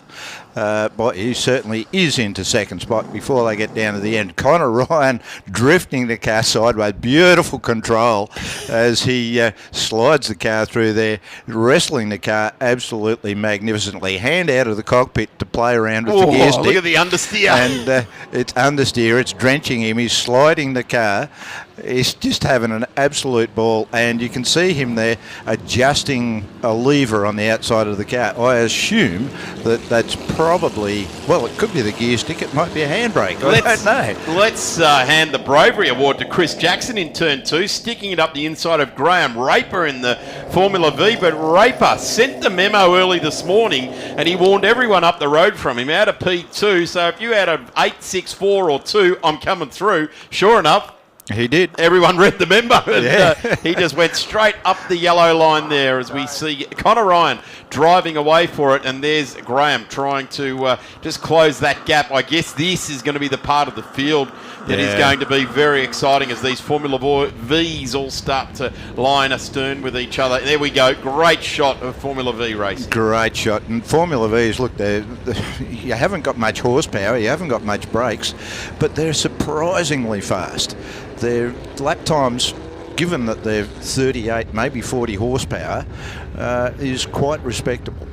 Peter George started out of position number 5. He looks as though he's gone back a couple of spots off the start there. There really was a good lot of competitors. Josh Lowing, the 2 Salas, and Peter went backwards, sadly. Started out of 50s, just back down a little bit further than that now. But Ross McLaughlin in the number 99, Melmark Elfin there as well, out of 1971. And they all stream across the line, getting a very much a face full of spray from Graham Raper. Connor Ryan, he tipped it in 3 postcards ago. Look, it's as if he's driving a sprint car at the Speedway. He just tips it in sideways and drives it around the corner. If you hadn't seen these cars previously at Historic Racing, you might have said that looks like a Speedway car. Yeah, but it's not. And Graham Raper, he's no slouch either, and certainly pedals this car very quickly. He was nice and quick down at Baskerville last weekend, having an outing here, and there's a Formula Chris V. Jackson looks up the able to inside. just power up the inside. Great move. He did that in the last lap around as well. This is where the big beast with all the horsepower comes undone, doesn't it? It just disappears into wheel spin. We take the shot, a static shot as they head up the back straight. Will the Graham Raper piloted outfit get through? And that is the George Reed Ford Special 4.5 litre. And yes, it does. In the end here at the aptly named home of horsepower, that is where it all comes down, doesn't it? Lick the stamp and send it. Yeah, I think he's getting somewhere around the 300 horse. I'm not really sure on that with Graham's car, but they're the little 40 horsepower Formula Vs are all over the back of him. What an absolute gaggle of Formula Vs there. And they are all gathered up. And Brendan Sala's just gone back a spot or 2 there as well. Sala came out of 6th last lap around, so probably just finding water finding its level. I don't really want to say that. that just came out. Yeah. Sorry about that, everyone. But I guess it's the same as lick a stamp and send it. You've got to be of a certain vintage to understand that these days. Pretty much. It's press the button and send the email these days. Exactly right. So Raper again leading the Formula Vs up the front straight. They gathered him all up through the wobbly bits down around Dandenong Road end there, and but he's able to just accelerate away from them down the straight. Sends up the spray. Connor Ryan, meanwhile, back out in the front. He's still sliding the car around. Out a bit wide comes in. I reckon that's a handbrake he's got outboard there. It's certainly a fun lever, I think, whatever it is. The fun tool. The Formula Vs now, they were all starting to fan out on the front straight. So line astern, the buzzing horn. It's Chris Jackson goes again. He just needs his mate in the 85, Josh Lowing, to go through there as well, doesn't he? He does. Josh had a bit of a look around the outside, but not able to pull that one off. The Raper machine just able to pull away up the straight. 3 wide with the Formula Vs up the back straight as they all spread out looking for a bit of track to race on. There's plenty of it out there. You've just got to keep out of the puddles. Don't you ever. So 2 Salas are going head to head here in the 4 and the 12. They're actually 3 Nearly wide. 4 wide, almost 4 wide there. I think that's Lee Ball actually in that mix as well. It is. So he's back at... the Formula Vs, they are putting on the display of a time here. Absolutely great to watch the Formula Vs. They race close. They all know each other. They respect each other. It's great close racing. Just watching Will Sala there as well, trying to chime in on this. The number 12 pokes its front out. That's Will in Will Sala and Raper number 16. But again, Chris Jackson goes wide. That's going to hurt his run as he goes Not over really. the painted lines. No, in fact, he's used it like a BMX boom. The 99 loops it around. That's Ross McLaughlin. Was it Ross or Lee Ball? I think it was the 99. Oh, okay. So he looped it and looked like stayed off all the walls. But Lee Ball is in the 81. Let's have a look through the mist here. There's the 81. There's the 81. He's right up. Stayed with us. So Lee Ball doing a great job. He's not normally a Formula V driver. This is an invited drive. I think it's the 2nd or 3rd time he's had a bit of a poke at this car. He's normally a mini driver, so swapping a bit of power through the front wheels to power through the back wheels, or not a little bit of power, not a lot. There he goes, up the inside, hit send. Everyone gets the email. And it is Will Sala again trying to look up the inside. That must look like a B-double driving alongside you, that car at Graham Rapers. Absolutely, and he was almost touching wheels there. I don't think he intended to get as close as that. Oh, yes, here we go. The bit of a replay on our screen, and the old tank slapper flapping around like a windscreen wiper in a high wind. That is the 99 of Ross McLaughlin from Equity One. Replay there. Fantastic shots, and this is even better. Have a look at this. It is absolutely grab a gear, hit the brakes, close your eyes and steer left. Yeah, Lee Ball coming around the outside. He's looking for the line around the outside. Lines it up beside the 85, I think it is. Yep, Josh Lowing. Josh. So I'll tell you what, if you're pedalling around with Josh Lowing, you're doing pretty well, because Josh is a very, very good pedaler. There's only a couple of interstaters here. David Reed, who is currently down in 14th, and Charlie Mitchell in car number 30 is not taken to the field here today. But all Victorians out there, and all would be used to racing in the rain here at Sandown, because most of the state series, or one of the state series, is here in August, and it's generally pretty wet for that one, although this year we had a very dry event. As we get a look back at our race leader, Connor Ryan staying off what we allege is a handbrake. Yeah, it's certainly a fun lever, whichever way you look. But I'm just noticing the fastest lap out there at the moment is by Peter George in 58. So there we go. He's well back in the field, but he's the fastest one on track.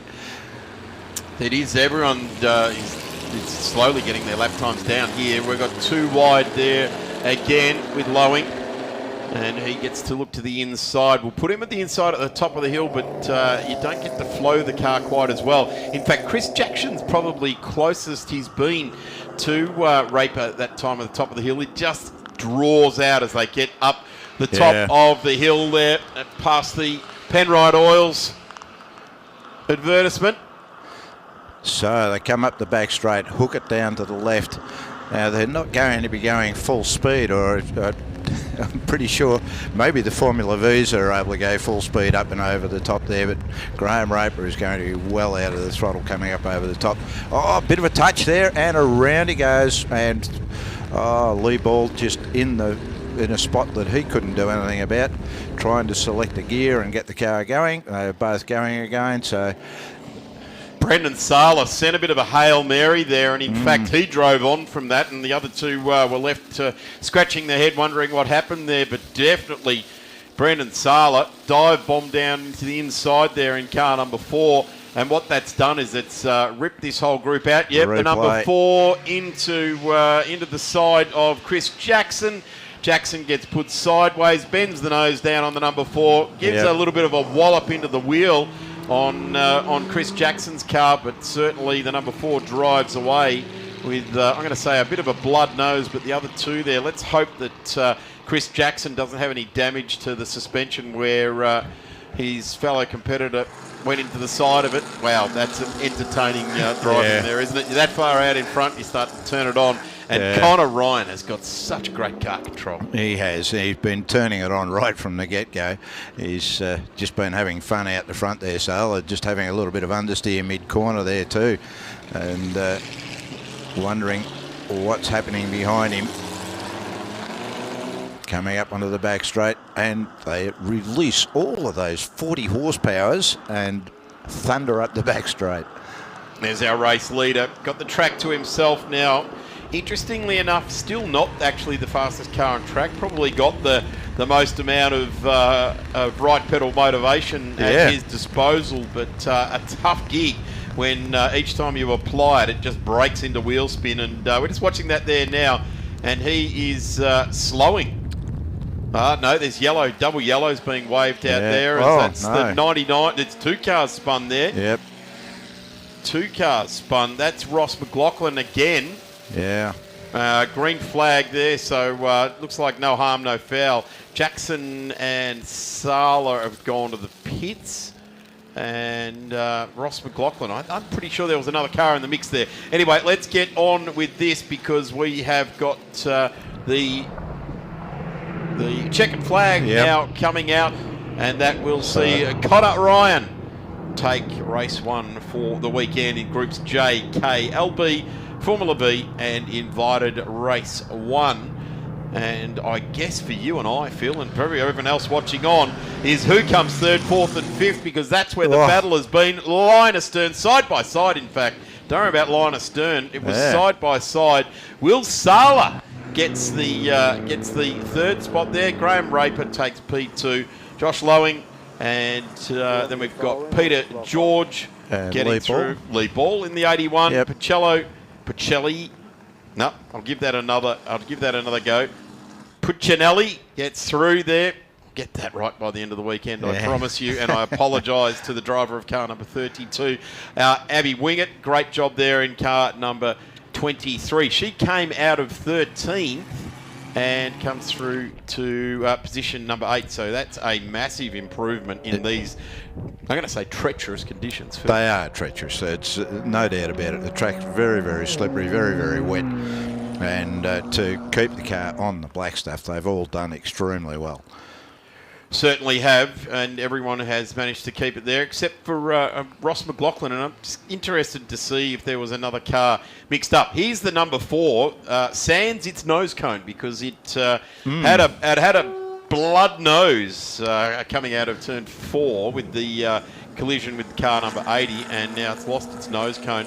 The 32 just comes driving to the line there. That's the Puccinelli car. And coming to the line very nicely, the Lotus 11. They're a magnificent car. Have a look at this. Replay. Chris Jackson just getting a look. There is Ross McLaughlin. Can't quite catch it. All by himself. Yeah. All by himself. They're the best ones to have. Well, they are. You tend to go around. This is not what we wanted. There's the blood nose. There's the kick up the backside for your efforts. So car 80 and 81, numerically correct. And Equity One, we thank them for all of those replays. The JKLB and Formula V as they continue to come across the line. There's Abby getting through there as well, and that is the Doherty KB class car number 25, getting to the line there with Paul Doherty at the wheel. And Paul has got the Dodge Special. Gee, I reckon there'd be a few of them running around the world, wouldn't there? A Dodge Special. Yeah, the old big straight 6 Dodge. Fairly good power plant. Good to see Abby Wingate out there. She had to have a bit of surgery on her foot after an unfortunate accident a while ago, which broke her foot. And apparently she's recently had all of the metal removed from her foot, so she's happy about that. Good looking car too, and a nice drive too, getting all those places up. So car 50 gets to the line there as well. That's David Reed. Then we go to Louise Draper in the number 41. Of course, Louise is in the George Reed Ford Special as well. And that's the 1947. So the Mark 1 versus the Mark 2, which has got Graham Raper at the wheel. Yeah, Louise, keen competitor, and good to see her out there having a go. Certainly is. Well, that is JKLB and invited done for today. They will be on track again tomorrow morning, pardon me, at 10:25.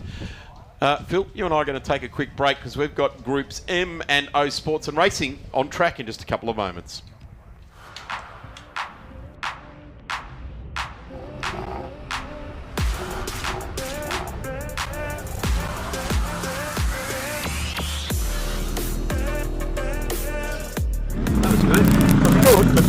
I think it's a sense of community, a sense of purpose, of belonging, and a sense of pride. Beaming smile and the happiness, it just makes it worthwhile. We pride ourselves on running great track days, but this is the event that we love the most.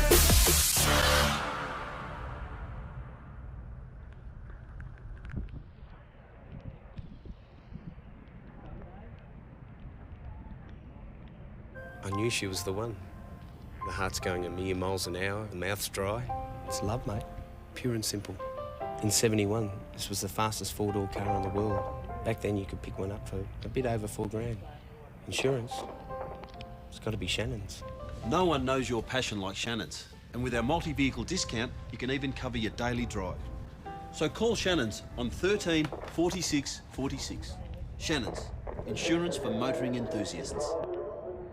From an early age, I knew some cars were a statement of style and elegance.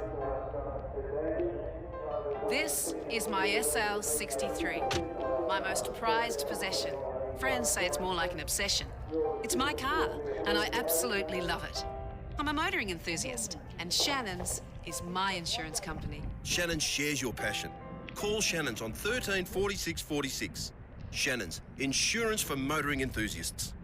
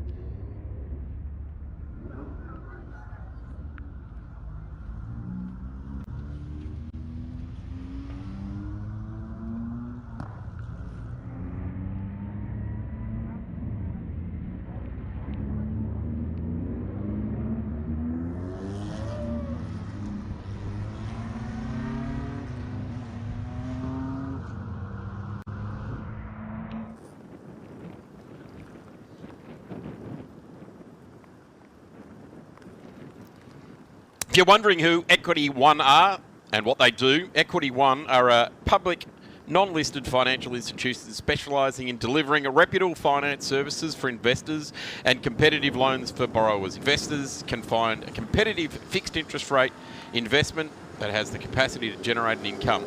Suitable investors include superannuation funds, retirees and pension funds, individuals seeking a secured income stream, institutions, charitable trusts and other trust institutions. To see what Equity One can do for you, head to www.equity1.com.au. Invest in experience, invest with Equity One, target return 7%. Read their website for T's and C's with all of that involved. As we go back to live pictures here at the Equity One Sandown Historics for 2025, and we have got groups MO Sports and Racing. I'm Darren Smith, and Phil Membry jumps straight back on the microphone. He only comes alive when cars are on track. He powers down between events. Phil, I'm glad you do. You keep your energy levels high for the action on track. Wow, this is a bit of a truncated field considering the conditions, isn't it? It is, and a little bit sad, but good to see Philip Randall out there. He's on pole in the Formula Ford, followed by Sean Whelan, and from South Australia. So we've got some people from interstate here. We've got a couple of South Australians and New South Wales. Everybody else is from Victoria. So again, we've got a mix of cars from the old style Lotus 7 style of clubman car. I'm going to stick with that, to a 70s, 80s style car 50 there, being Chris Horde in position 3.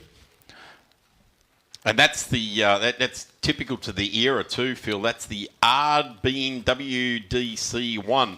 There was quite an era where a lot of garages turned out a lot of clubman type cars, wasn't there? Yep. Farrells and all sorts of things. Including me, I built a copy of a Farrell. Oh, there you go. There you go. So that's what I'm talking about. Interestingly enough, and sadly, it doesn't look like Mark Velmorbita is coming out in car number 12, which is the Brabham BT23C. I guess you can understand it when you look at the priceless value of some of these cars. When these trickier conditions start to occur, you can see why they say, well, he might come back tomorrow. Yeah, well, it's certainly wet weather tyre gear, and if you haven't got a reasonable set of wet weathers, you're not going to go out there on slicks. No, you're certainly not. But let's try and pick up who we do have. We've got another one of the Super 7 style cars there as well. In fact, that looks like it's got the narrower tyre, so it's probably the older style. 4 cars out of a potential 15 have made their way out there as well. We were very much looking forward to seeing George Vidovic fresh back from the United States. Yes, we do have a car down there. I think that might be Paul Norman Faulkner. Paul Faulkner, is it? Yeah. So he's off the back of the grid in the 94 anyway. So lots of gaps there as the cars stream down into turn 1. And you've got to say it's the cars that are probably under 300 horsepower that are fronted up. Yeah, I would think so, and certainly with grooves in those tyres, you would not want to be out there on slick tyres. It's in fact, I don't think they would allow you to go out there on slick tyres. No, the track's been declared wet, so that's where we sit. Interestingly enough, the number 17, Jeff Wright, we saw him earlier in the TT, and Jeff's in the Elfin Malala, so that's just under 2 litre or 1900cc horsepower available, and the car Phil Randall, who sat on pole in car number 9, is the FFA Formula Ford Hawk DL15. Absolutely. Now, I'm going to pick that Paul Faulkner could do quite well in this race. He just needs to... He's already up on the back of the car in front, and he just needs to bide his time, pick them off one by one, and I think he could well come through.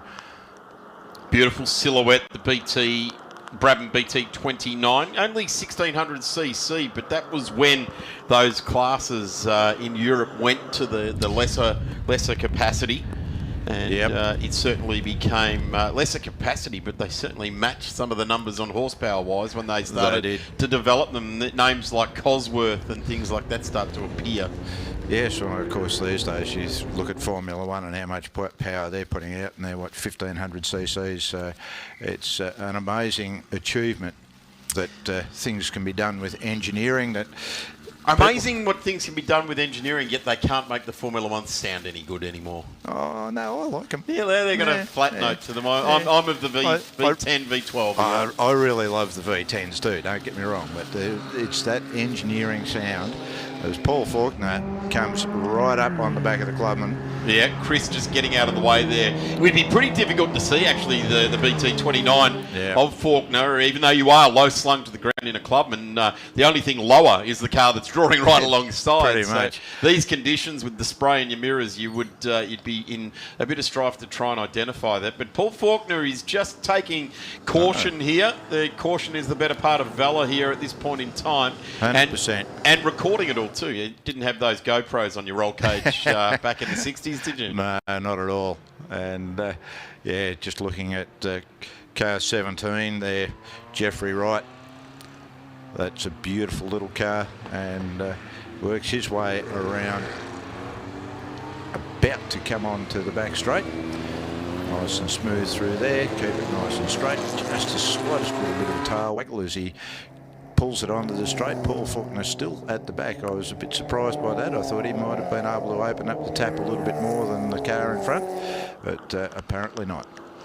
It's tricky, and that's when you've got these bits of car underneath you, and I get it. You get out there on track, your red mist comes down, you flip the visor down, there's all these inputs, the vibration, the smell, the push into the back of your seat, and then you get a little twitch and you go, you know what, I haven't got any spares for any part of this car, and it's the best part of 12 months just to make a new wheel for one. Yeah, and next year, of course, is going to be quite a highlighting year for the Brabham cars, so Paul will be keen to keep that car in shape and ready for all of the activity that will happen next year around Brabham. Certainly, I would suggest that's why Mark Valmobita has parked it up, although he does have the Rainmaster himself, Phil Hughes, fettling the spanners on that car, doing all of the set down and set up for that car. And of course, Phil down there from Hughes Supercar Services won a race here in 2017, and let me tell you, reckon we've had some rain over the last 24 hours. That day, the clubman breaks loose right in front of the pit lane area, sideways for quite some time, skating across the surface. I think someone quoted a Torval and Dean manoeuvre earlier on today. That was one of them. Emma Dean claiming that one from a distance, and certainly gathered it all up and continued on, grabbed our attention. Yeah, certainly. I bet it grabbed his attention even more. So he will be unpacking something when he gets back to the pits, that's for sure. I was just touching on Phil Hughes in his Radical, as it was in the Radical Australia Cup. The water was actually about 2 inches deep all across the whole straight. It was raining that hard, and he was the bravest soul that day and took out a race win. And all his life he's been a mechanic, working on the cars with the greats like Alan Simonson, and he became a race driver. His morph from mechanic to race driver was when he hit the checkered flag and he thrust his finger up in the... He thought he was Sebastian Vettel.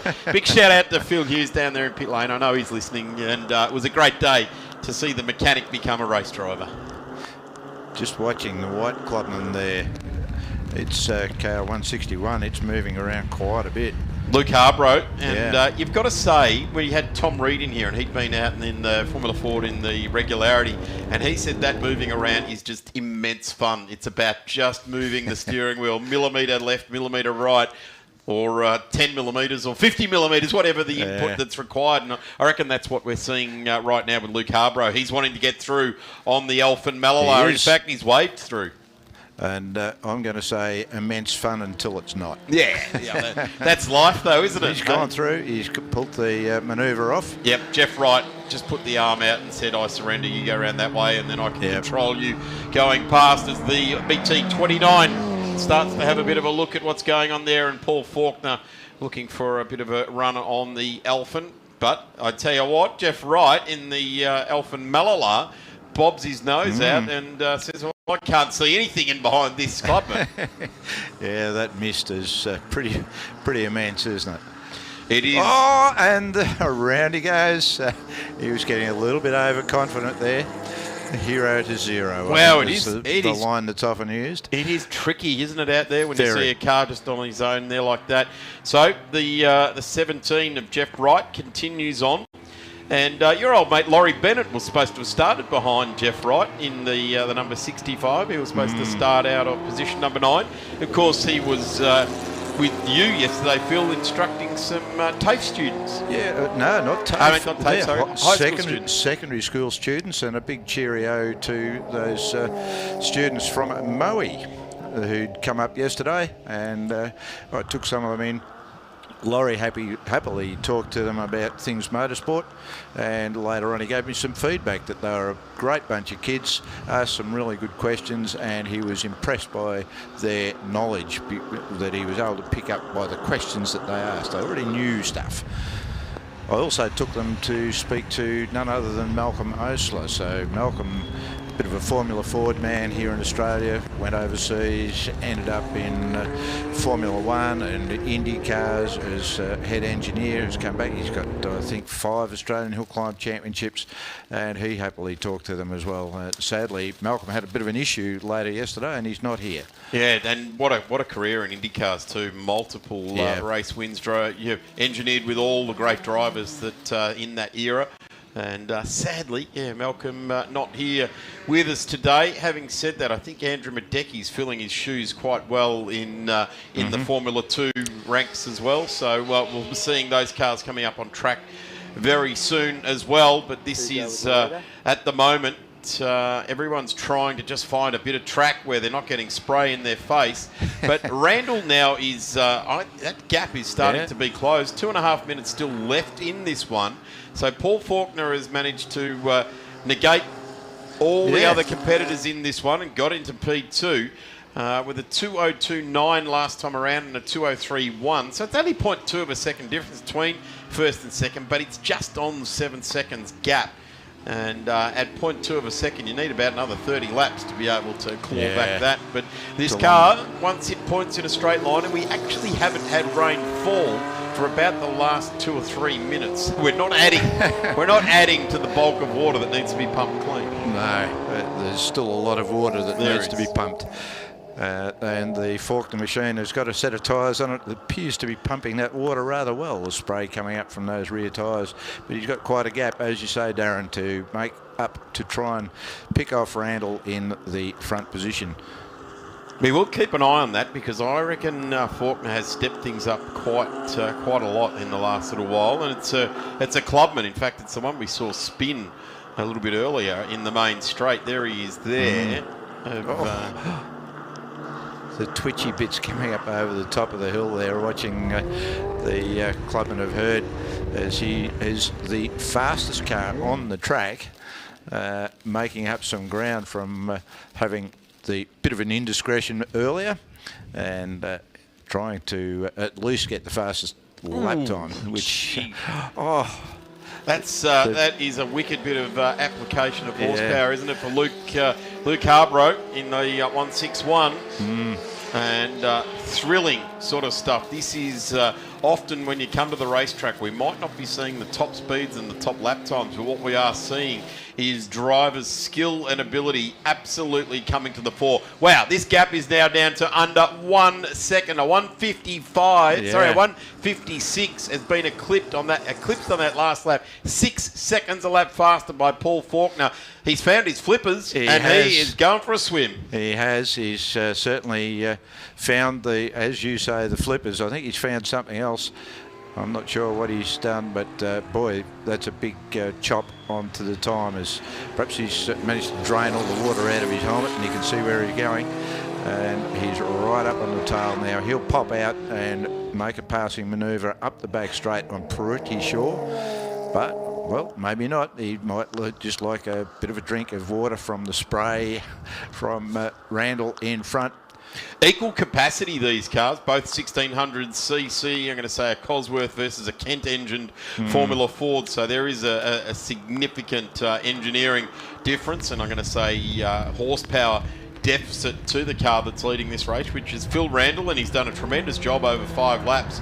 Drove clear of Faulkner, and Faulkner's actually done what he's done to everyone else now. He's driven up to the back of Randall, and he's just having a bit of a half a lap to watch and see. Randall's noticed that there's a car in his mirrors now, and he's right. I was getting a little bit complacent. Yep, better get on with this. Big twitches there from Randall as they come around the last few corners. I'm pretty confident that this will be the last. Last lap board out now. Last lap board coming out. So this lap, and we are underway for the final lap. So Faulkner, again, the fastest lap on that lap. So he's picked a bit extra, and Randall must have lifted his game a little bit. Yes. Certainly that last lap around, he's jumped into the 153s himself. So matching the lap time almost by the 1,000ths of a second now is Randall. So he's got the hurry up. Yep, 100%. If he can close on me, I can try the very best I can. I've done 5 laps of having a joyous time out in front. I'm not about to hand it over to an interloper coming from the back in the Brabham. I'm not sure that we'd describe Paul Faulkner as an interloper. No, well, he's got a fair amount of experience. Absolutely. As he pulls up alongside, and away he goes up the back straight, clearly in the lead now. So he will, barring commentators' curses, I'm going to tip him to win.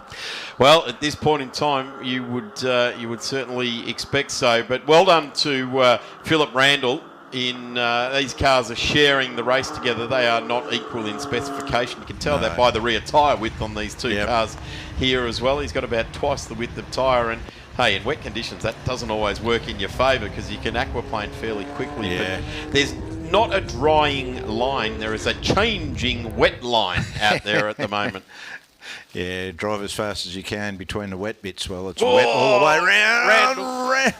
Randall's still fighting. And around he goes. He loops it eventually. He wasn't going to give up. I hope he's kept it off all of the bits down there. He certainly kept his foot into it. He tried to drive out of that once it started to get a little bit sideways, and that was a bit of a disaster.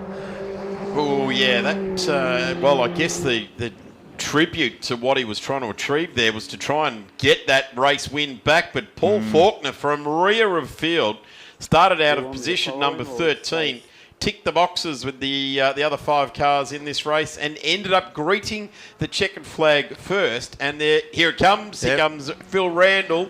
Let's see how far behind that loop heading into turn 11.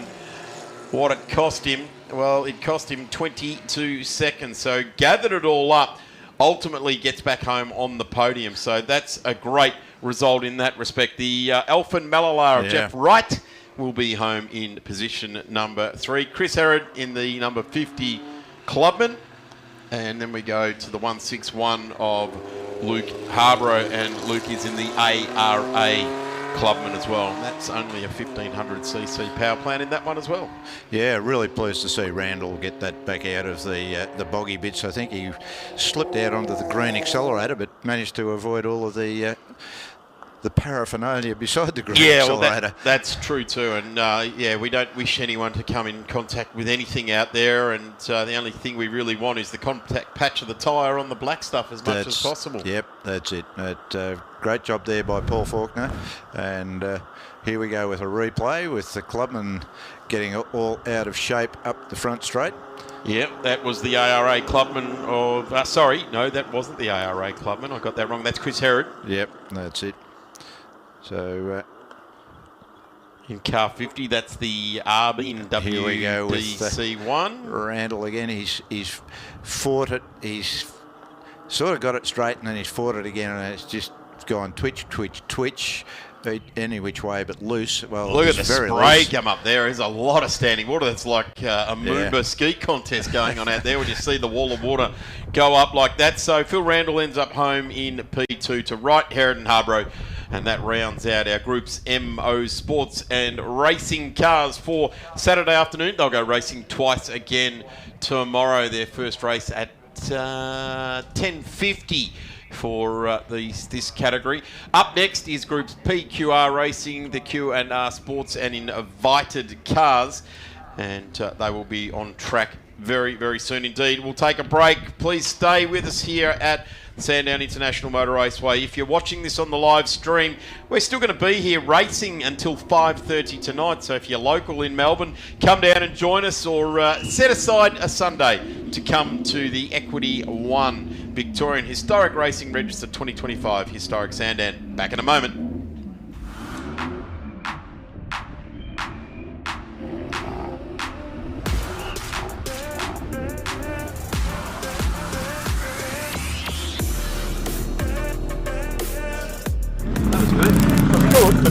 I think it's a sense of community, a sense of purpose, of belonging, and a sense of pride. Beaming smile and the happiness, it just makes it worthwhile.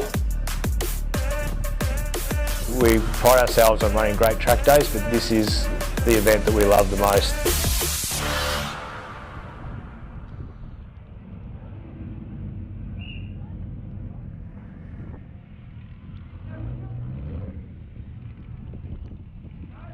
When I was a kid, I loved cars. I've been a motoring enthusiast all my life.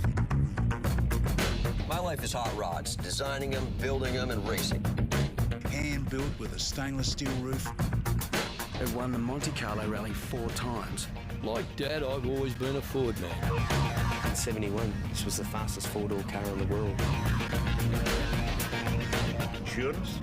Shannon's, of course.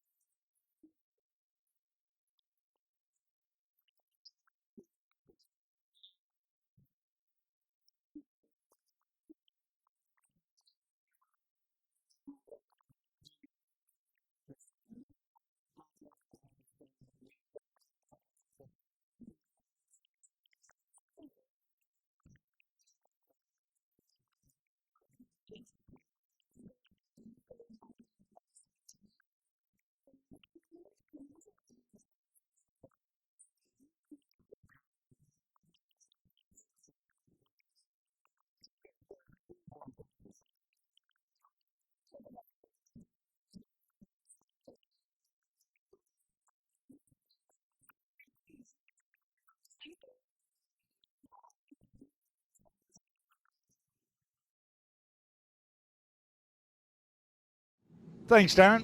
As we all know, sport doesn't go far without sponsors. And I'm down here with the Managing Director and founder of Equity One, Dean Kuntsamides. Dean, welcome to Whitten Raceway. Thank you very much. Thank you for the opportunity to be here. Well, tell us a little bit about Equity One. So Equity One started about 30 years ago. We've got two personalities. On the one side, we're a fund manager, so we look after investors, retail investors that come to us for fixed interest. So they just want to park some money with us for a year or so and get some interest. So we're a fund manager in that capacity. But the other side is that we're also lending to developers and commercial borrowers secured by first mortgage. So the interest goes from the investors, the funds go from the investors to the borrowers, and obviously the interest flows through to the investors. So we're a mortgage fund, and we've been doing it for, as I mentioned, just under 30 years. And I noticed that you got the driving suit on it, so you're not only sponsoring the event, but you're also getting out there and getting the adrenaline going a bit. Yeah, absolutely. Look, I've been driving for about 20 odd years, but it's a typical story of getting into business and then getting into driving in later years. I certainly didn't come up from karting or anything like that. However, fell in love with it, like we all do, and then kept going. And I've driven a variety of different things, but predominantly GT cars and prototypes. But at these historic events, I've fallen in love with the historic Formula Fords, and the category is massive. There's about 40 cars. Everyone's super competitive and super friendly, I just love coming back and doing it. But aside from that, Equity One has had a long history in supporting other young drivers in Australia. We've participated sponsoring and supporting some Formula Ford drivers, Formula 3, F4. And even helped debut a couple of drivers do some overseas events in Asia Le Mans and the Le Mans 24. So we've been involved for quite a while. So we thought it only made sense for us to extend the visibility of our brand into the historic racing fraternity. And so that started earlier this year with sponsoring Phillip Island. Which I wasn't able to personally attend, but I heard it was fantastic. A lot of our clients participated. And we've also announced that we're the naming rights sponsor for Sandown at the end of the year. And obviously we wanted to participate with this as well. So it gives us a chance to have our brand visible. A lot of our clients, both investors and borrowers, come from the motorsport ecosystem. So it just made sense for us to continue that with these events. Does that help with all these drivers coming and team members coming to you for advice as well? No, it doesn't. They do not come to me for, they don't come financial to me advice. They don't come for driving advice. But look, we might have the occasional chat over a coffee, but it's more just building those relationships, and then the conversations happen when the weekend's over. In other areas. You said Back live pictures here at the Equity One 2025 Victorian Historic Racing Register. Historic Sandown, the return of the Thunder, and I think this might be the category that is going to have a crack at doing that. I think, Phil? Absolutely. There's some really cool cars out there, and there's some good drivers. Yes, there is some very experienced drivers, and this guy leading the field away.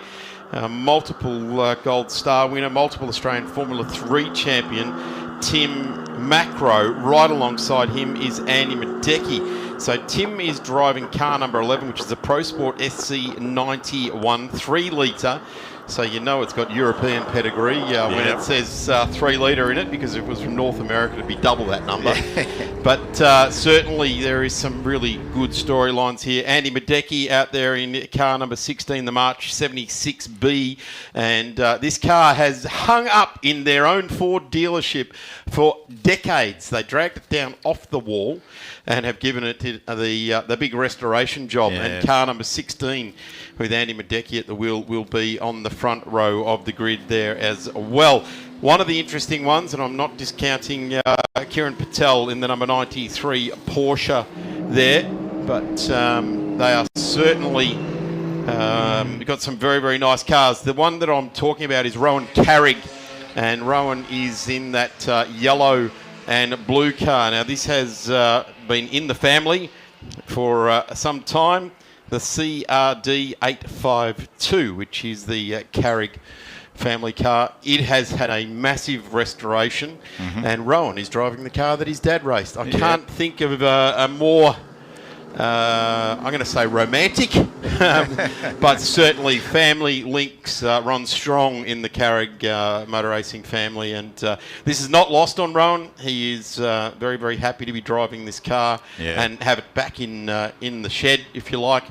And that's very, very cool indeed. Well, another bit of a match-up out here. It's not so much a car that's been in the family, but Dean Tighe in a Brabham. So yes. Ivan Tighe was a part of the engine development of the Repco Brabham engine.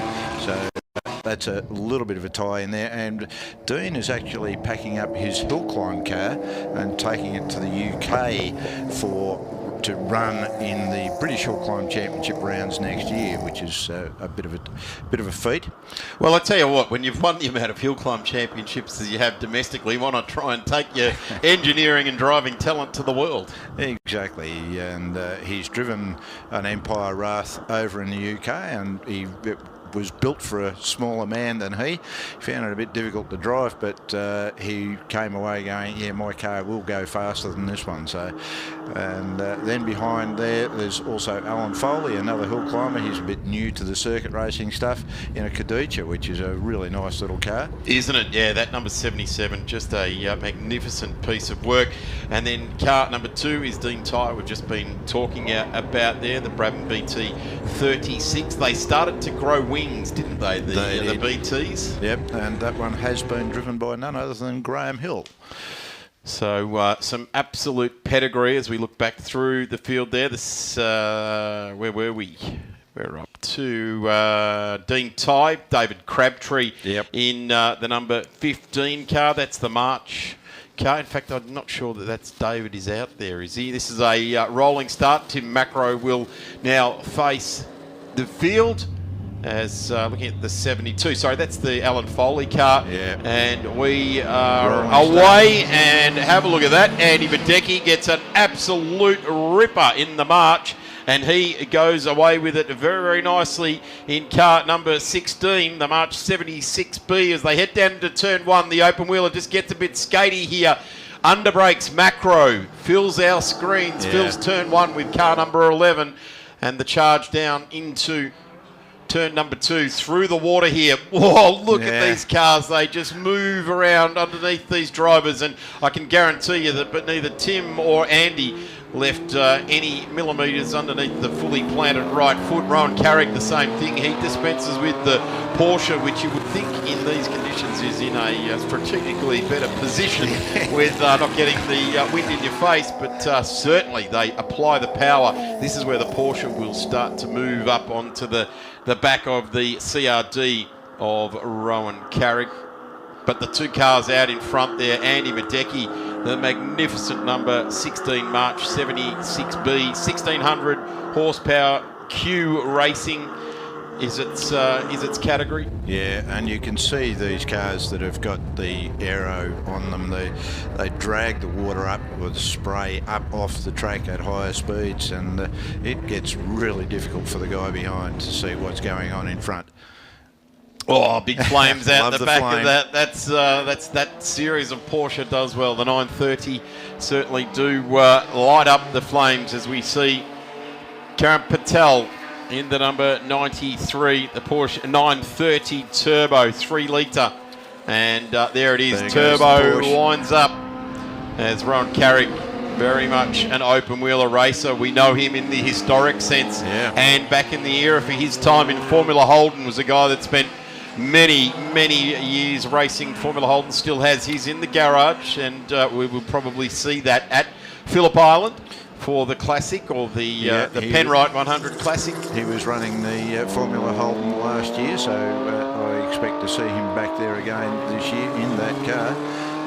But meanwhile, out on track, so we've got Macro, Madecki, Patel, Carrig, Cracknell, Tighe, Foley and Ross in that order on track at the moment. Geez, I tell you what, this could be at Circuit Le Sarthe at any given year about 20 years ago, couldn't it? With that wedge-shaped sports car coming at you, the Pro Sport SC91. I love the shape of these cars. I love the big sports cars, the Le Mans style cars. They're just beautiful machines, and to see them at speed and look at the amount of spray that brings up. And Tim is renowned for his time in Formula 3 here in Australia, but throughout Asia he's driven the bigger sports cars and the LM type cars, the modern era of this sort of sports car, if you will.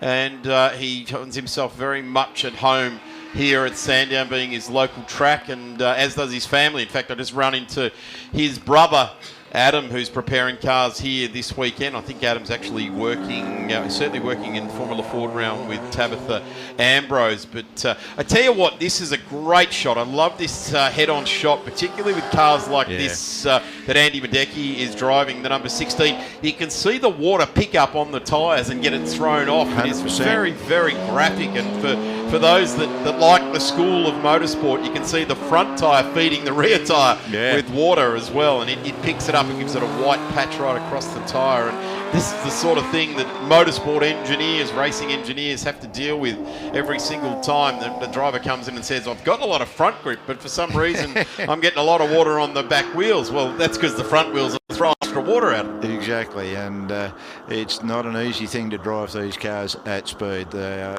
very, very twitchy in those sort of conditions.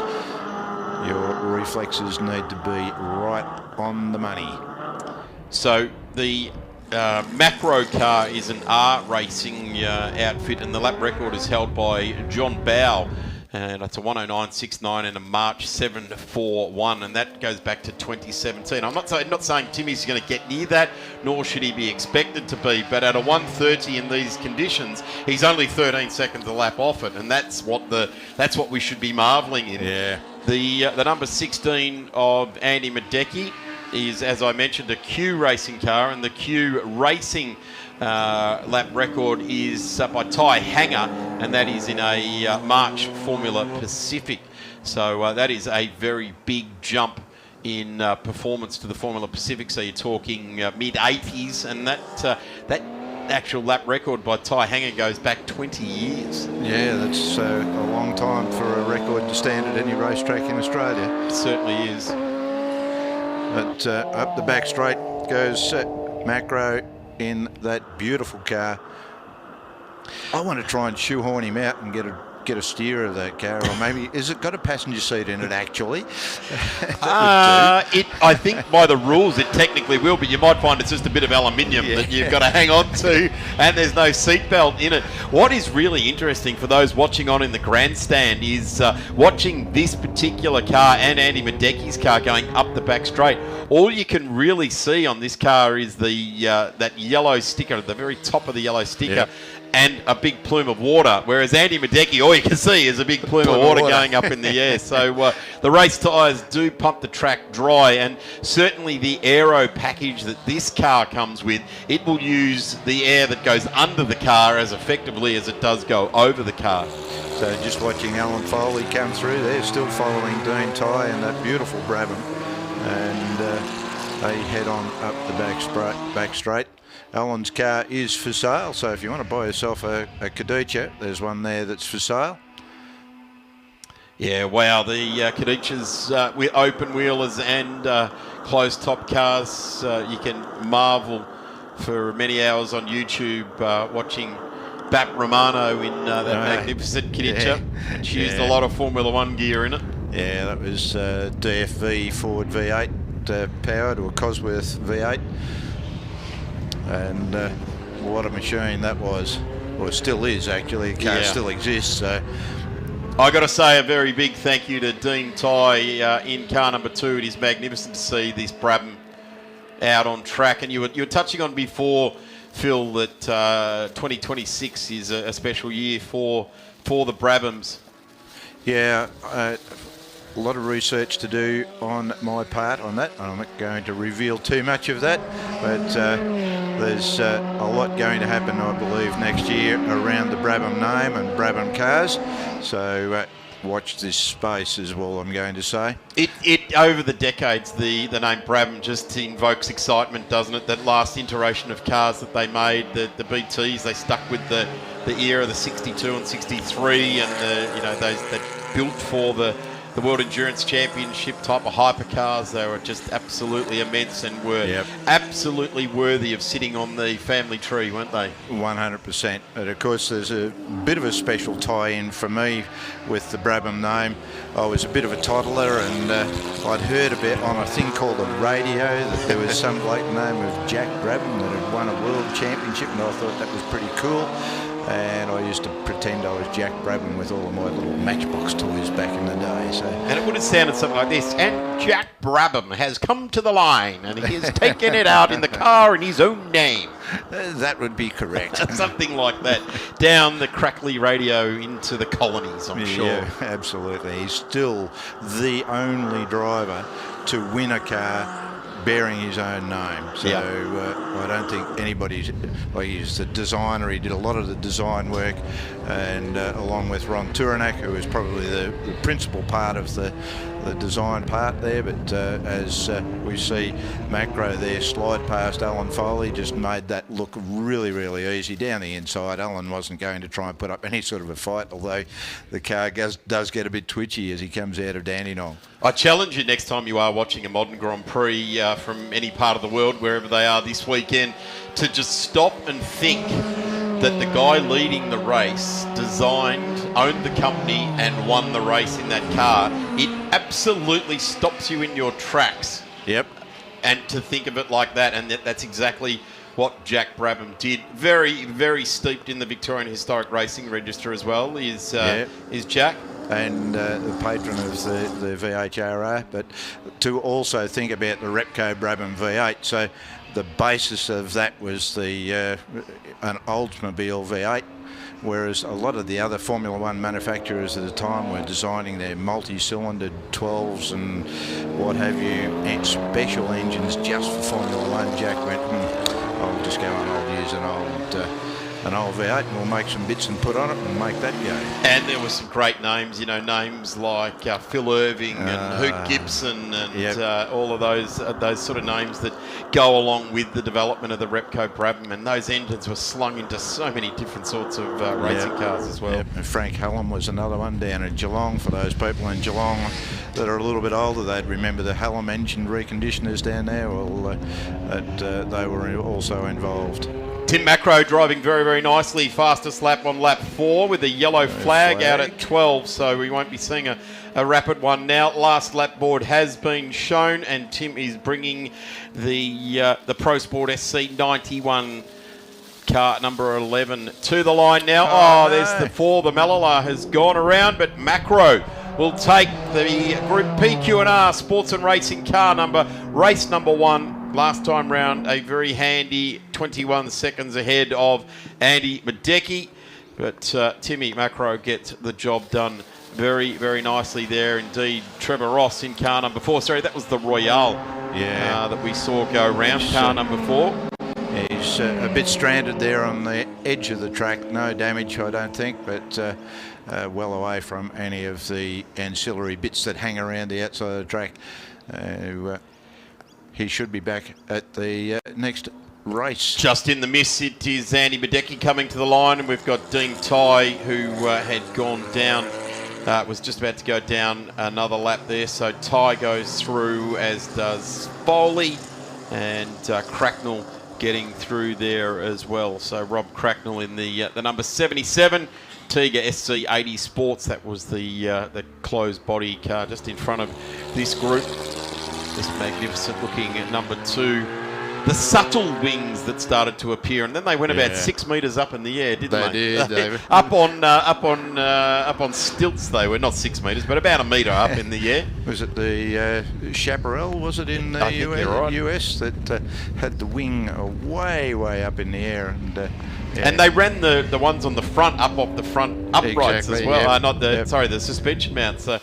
Crazy. We look at it now and go crazy, but boy, weren't they absolute pioneers of the form of aerodynamics? 100%. It's the old story. If you don't try it, you won't know whether it's going to work or not. So. Yeah, didn't they break a lot of components? Yeah, they did. And there was an era where there's plenty of TV shows that can explain it to you as well, where Jackie Stewart tried to improve the safety along with Bernie Eccleston, a very young Bernie, trying to improve the safety for race drivers. Well, that has seen our PQ&R sports and racing cars. They will next be on track tomorrow morning at 11:15. Phil, thank you so much for joining me right since we opened up the broadcast, and particularly over the last three. Sir, you can take a break, and we will have the Group C and Group A tribute cars on track very soon. Thanks, Darren. Been great to be here this morning, and I look forward to having a bit more of a yap with you tomorrow. I'm looking forward to it too as well. Bill, back in a moment with Group C and Group A's on track.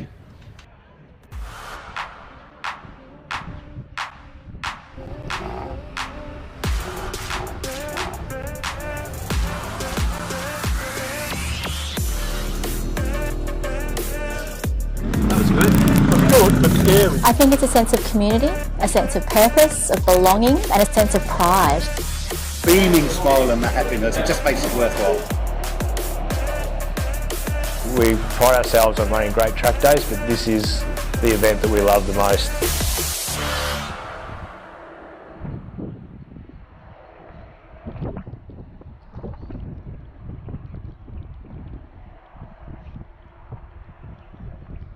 From an early age, I knew some cars were a statement of style and elegance. I've been a motoring enthusiast all my life. My life is hot rods, designing them, building them, and racing. My Coupe 4 is rare and very special. Beautiful, handcrafted, proper works of art. This is my most prized possession. Insurance? Shannon's, of course.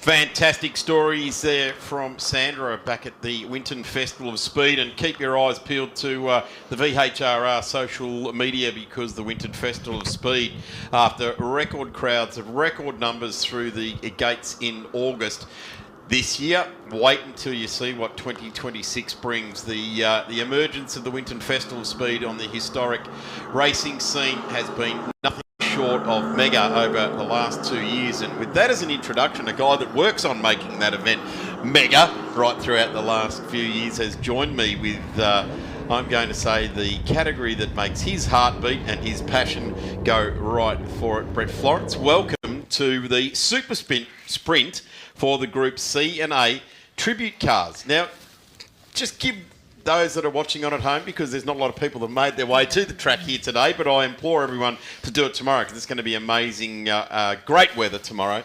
It's been amazing how windy and rainy and wet it is here today, but you can still tuck yourself into the grandstand up there and have a great time. So please, we've still got a couple of hours of racing to go. If you're not doing anything and you're local to the track, come and join us as Ian Ross stops on the exit of Turn 4.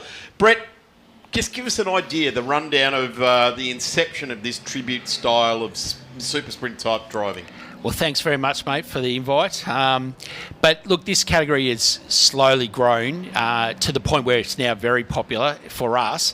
But it's just a category, you know, guys that have got a car that they have always loved, and, you know, they've decided, well, I can't have the real thing, so I'm going to build something that's as close as I can. Having said that, the car we're just looking at is one of the real things. Exactly. And look, you know, there's a couple of the guys, one that's not out here at the moment is Adrian Elsley in his VR Walkinshaw, and it'll be out tomorrow if it's a bit dry. He's just got a wet weather tyre issue. But, you know, it's open to those guys that come and do this sprint. Now, they're not racing for sheep stations, these guys, even though some guys think they are at times. But essentially, all these cars, other than Ian Ross's at the moment and the little red M3, they're all a tribute car of something that was famous in the day. You got, you know, Dave Ramsey there in the XA Coupe. Like, that's a cool thing when you look at it. And then you go to Craig Barkler in that VR car, the Pinnacle Motorsport car, you know, and that's something different. You know, most guys would remember the HRT cars or a Gibson car or Perkins. You know, he's done a Pinnacle car, which no one would think of, but it's a cool looking car, and certainly matches it with the performance. One of the really cool things that I like about, and I've seen this year, is Dave Ramsey running the XA Falcon in sports sedans in the State Series. So he's getting this awesome exposure via the big platform that is the Historic Racing Register Festival of Speed here this weekend, and of course in 2026 the what is now the Penrite 100 Classic, the Phillip Island event, getting plenty of track time. And just, you know, they've built this car as a tribute car, but hey, it fits into so many other regulations. Talking about tribute cars, and we were just talking about it before coming on air, the Federation Camel Moffat tribute has got a family member of Ford royalty on board. Exactly. There, Tabitha Ambrose this weekend. Isn't she enjoying her historic racing in a Holden at Winton and a Ford here? Look, at Winton, she ran around in Craig Bowring's ex-Warren Cullen A9X four-door, and now, you know, here she's in Graham Stevenson, and Graham's out there in the John English white and blue XD. But, you know, Graham said, put her in, you know, why not? She's, as you said, royalty, her father's royalty to Ford fans. And what was interesting was the public outcry at Tabitha in a Holden. At least now all the Ford fans are back on board that she's in a Falcon. So this is a super sprint. This isn't a rolling start. So it is rolling, but we've had the safety car just letting these cars get a bit of a look around and see what the track conditions are all about. I do like the John English car, and in fact, if you want to tune into the Grassroots Racing podcast, which is housed at Speed Cafe or Apple or wherever you get your podcasts at, check out the Grassroots Racing podcast, because John English talks about this car very, very fondly for quite some time in that podcast. But certainly that the Pi audio car, famous with John, at the big race, the big dance at Mount Panorama. So it is very interesting. In fact, there's quite a few of these races here this weekend that have been on the Grassroots Racing podcast. Well worth tuning into as we everyone just very gingerly finding their way around, aren't they? They sure are, mate. And look, this little Escort, like, how good would it be out there? That's the giant killer today, but you've got this thing. This thing's a weapon. It's well suited. It's well set up. It's fast, and it looks good. Phil Davis has got this car really well set up. He's spent a lot of time and effort getting it right. So, and he's not shy in giving it a crack. Same as Dave. And Dave runs around in Vic V8s as well. Yep, certainly does. And I reckon this one here is going to be one that we're going to see trickle its way up through the chart. I just actually noticed something on the BMW, Adrian Brady out there. Now, we're used to seeing back in that era I'm just trying to think of the German script. It was the drink you have shots of. Jägermeister. Jägermeister. Yeah. I just noticed the window sticker on the red BMW, and I'll wait until we see it on the screen and just happen to chance to see what it says across the front of the screen. But they've used the script to say something else. I'll have a look now. Yeah, I like it. Everyone will be waiting for it to see that red BMW. But let's have a look. The initial lap time, which has come down for car number 53. Is a 140.88. So we'll see how that starts to improve. Obviously a Brock liveried VK. And this car's part owners, Matt Huff, he's part owners in this car, and they share it from one event to the next. And it's just a great way for two guys to have some fun in a car. I suppose the only problem would come if someone bins it, then the other bloke won't be real happy. But anyway. Yeah, and I've got to say there's a fair bit more elaborate bar work in the back of this thing compared to what they had in the Group A era, which I'm all for, because the safer these things can be, the better, absolutely. Is in my opinion. But the Lescort, as you said, being wheeled around, Tabitha just gingerly taking those corners, it is tricky. There's why it's tricky. Have a look at the water hanging in the air. The wind is almost gone. The flags here now are just sort of quite limp on the flag posts. Of course, we're just keeping an eye on that. But this car being driven quick as. Yeah, and Adam Jones, he's going through the COD process. This car, that little Datsun 240, it raced back in the day, and Adam's trying to get that sorted through the Motorsport Australia process. So it's just one of those cars that he's trying to get up and running, but it's a quick little car, and Adam's thoroughly enjoying coming out and running with these guys. Certainly is. And, just starting to feel a little bit wet underfoot there. What do we got going on with the 93 there? Just moving around. Or is he waiting for his mate in the FOMO car to range up alongside and no, going retiring? Yeah. Heading up the road there. So and this car in itself is interesting as well. It's a livery that... It's not a Moffat Works livery. It's not anything like that. It's been plucked out of a photo somewhere and gone, you know what, I like that. Well, that's right. And if you look at the, I think it's in 74 that Kev Bartlett won the Bathurst 1000. And I mean, I'll be wrong now that I've said that, but with Gossie. But I mean, that ran as blue when it won at Bathurst, but he's chosen the yellow colour scheme, so something different again. Tabitha Ambrose having a handful here with a BMW M3 all over the rear here. I've got to say, I do appreciate an M3, particularly in this sort of era, the E30 style, and you can see it there, Hangover Motorsport. Oh, absolutely. Written all across the top of the screen, and done in, I'm going to say, an old style European font there, whatever that might be. And here comes the other one of the coupes as well. 3 coupes out there today, hey? That's the hardtop XC of Tabitha. Well, that's right. And if you want to see XA, XB, XC Falcon coupes running, this is the only category that you'll see those cars out there, because there's about 5 of them that have been built guys that are, you know, popular. There's a fella this weekend in a Gagan XA. That's a brand new build. He's running around in Regularity until he sort of gets his feet before he comes out and runs with these guys. So there's some really cool cars out there. Roger Trezise lining up behind one tribute Moffat car to another. And exactly. I get it. I get the popularity of Alan Moffat, the hard man of Australian motorsport, right up until he wasn't. Exactly, and you know, it's good that they're two different cars. Like there's really no double ups, if you like, of, you know, there's a couple, but you know, in these Moffat ones there's no double ups. I tell you what is interesting, and it's only just come to my attention, is how much the Moffat Ford dealers didn't use up the whole side of the car. They squeezed it into a little area, whereas you look at the Federation Insurance sign, fills the flanks. Yeah, exactly. It is interesting how those different liveries transpired back in the era. There's the ex-John English tribute just coming onto the straight in the Pi audio.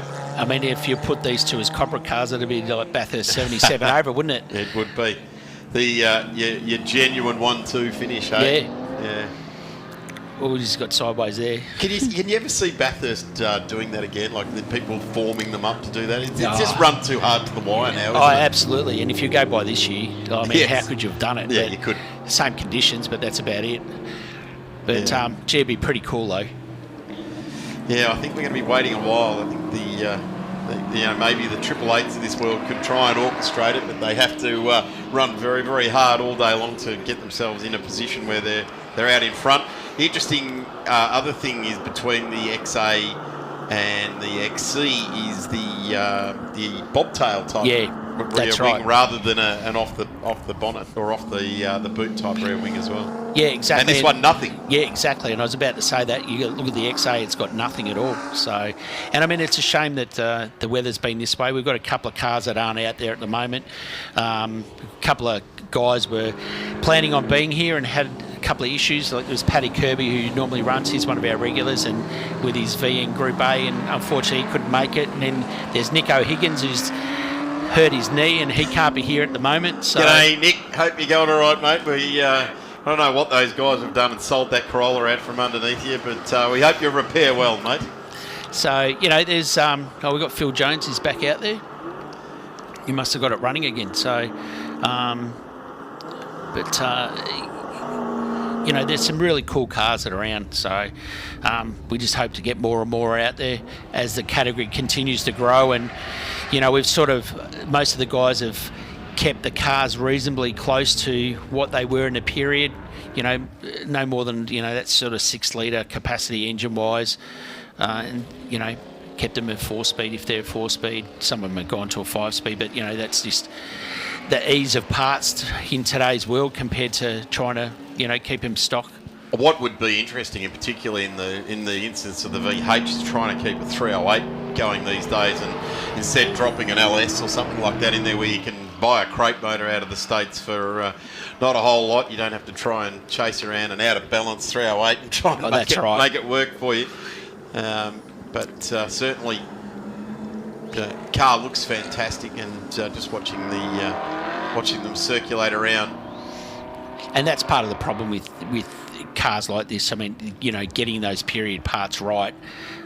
You know, even running in Cleveland now these days is expensive to build and keep on track.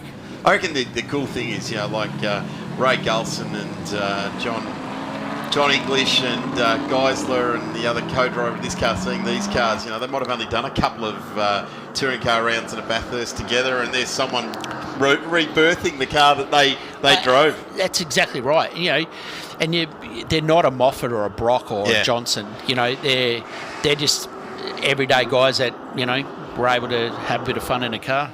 And that can be, and I can say, as we've done nearly 75 of the Grassroots Racing podcast, our first question is we ask every guest is, what's your first memory?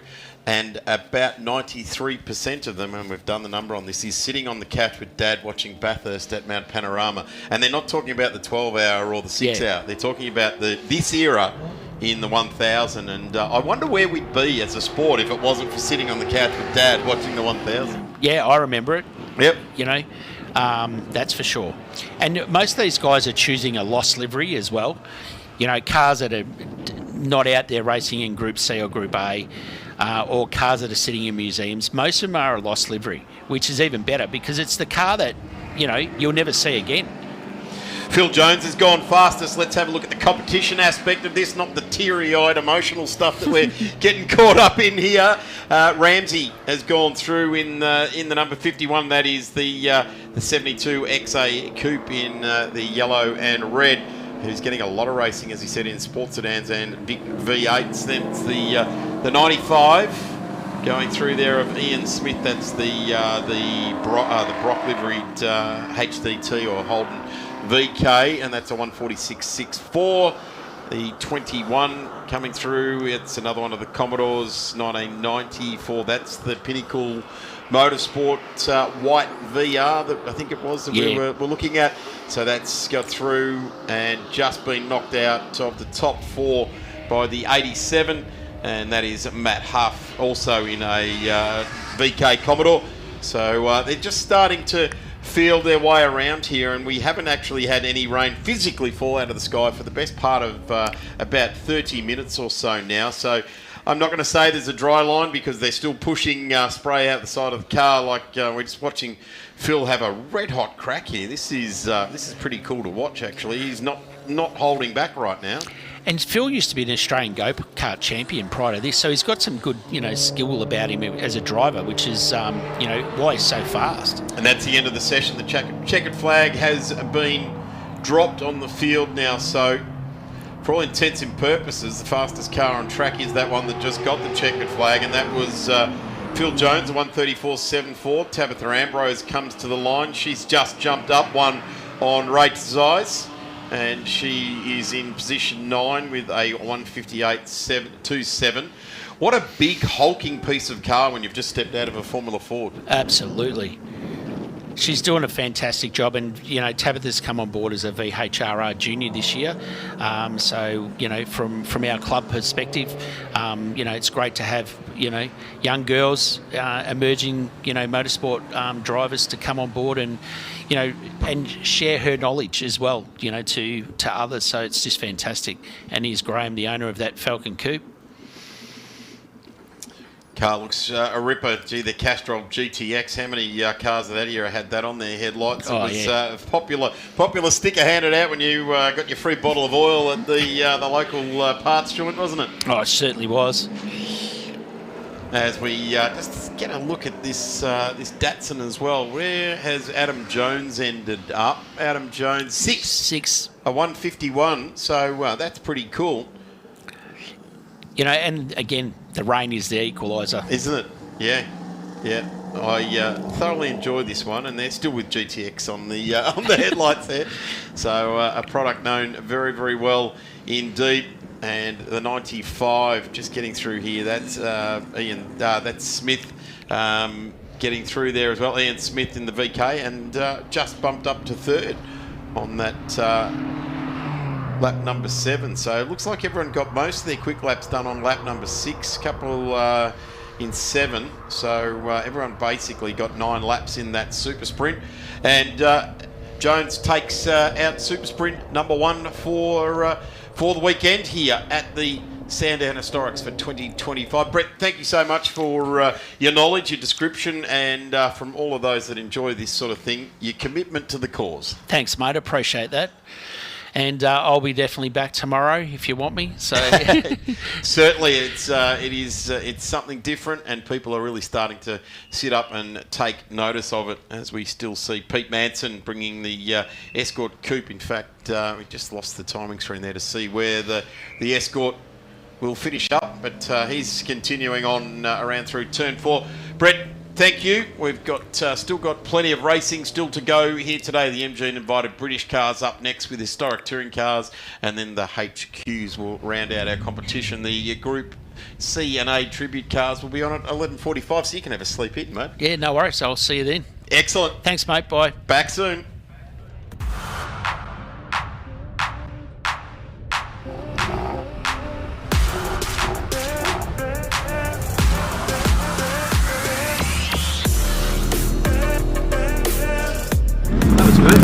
Good, but scary. I think it's a sense of community, a sense of purpose, of belonging, and a sense of pride. Beaming smile and the happiness, it just makes it worthwhile. We pride ourselves on running great track days, but this is the event that we love the most.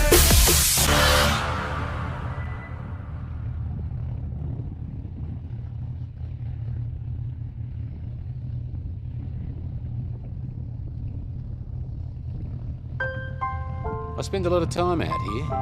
The RT Charger's the real deal. An E49. Remember A-Charger? I've always got projects on the go, so Shannon's laid-up cover helps protect my restorations. I'm Mopar through and through. It's a passion Shannon's understands. I wouldn't insure my cars and bikes with anyone else. Shannon's, insurance for motoring enthusiasts. Call 13 46 46 for a quote.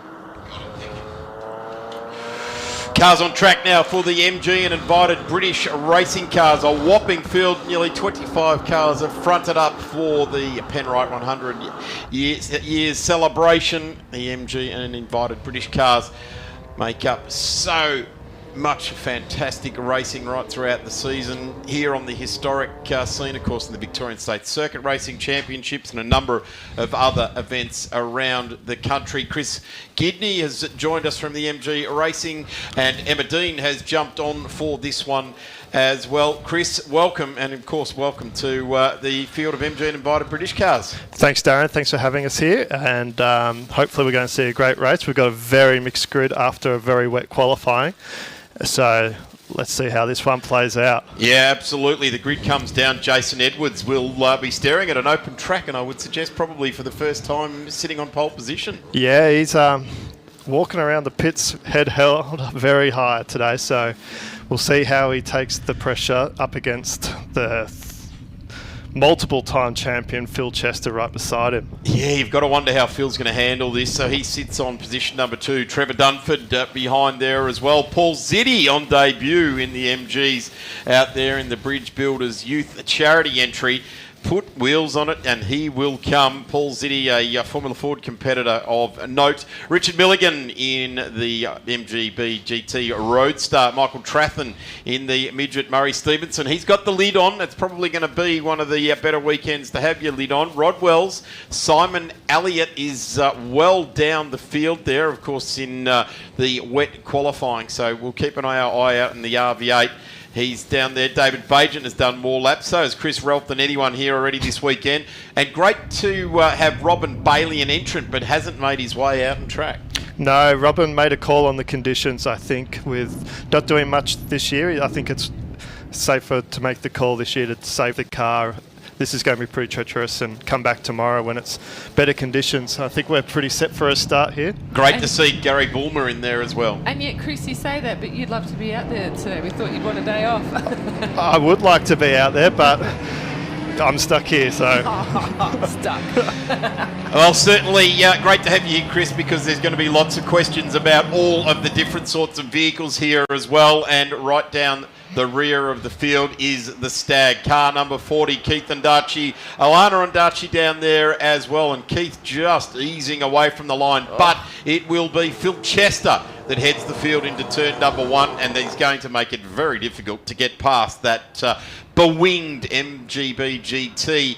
And have a look at the charge here. Jason Edwards just relinquishing a couple of spots as Trevor Dunford comes streaming through there as well, and ever present. Look who's lurking in the background. You can hardly say he's like a great white shark. He's more like a gummy shark circling around. But the bite that comes out of Michael Trathland when he wants to, perfect conditions. You reckon your car's good? Wouldn't he be right in the sweet spot? Yeah, his car's even better. He was actually quite lucky not to make it to qualifying. He's had some misfire problems this morning and yesterday, so he got it to the marshalling area with only a couple of minutes to go. So to be running up in the top 4 there, great effort from Mark.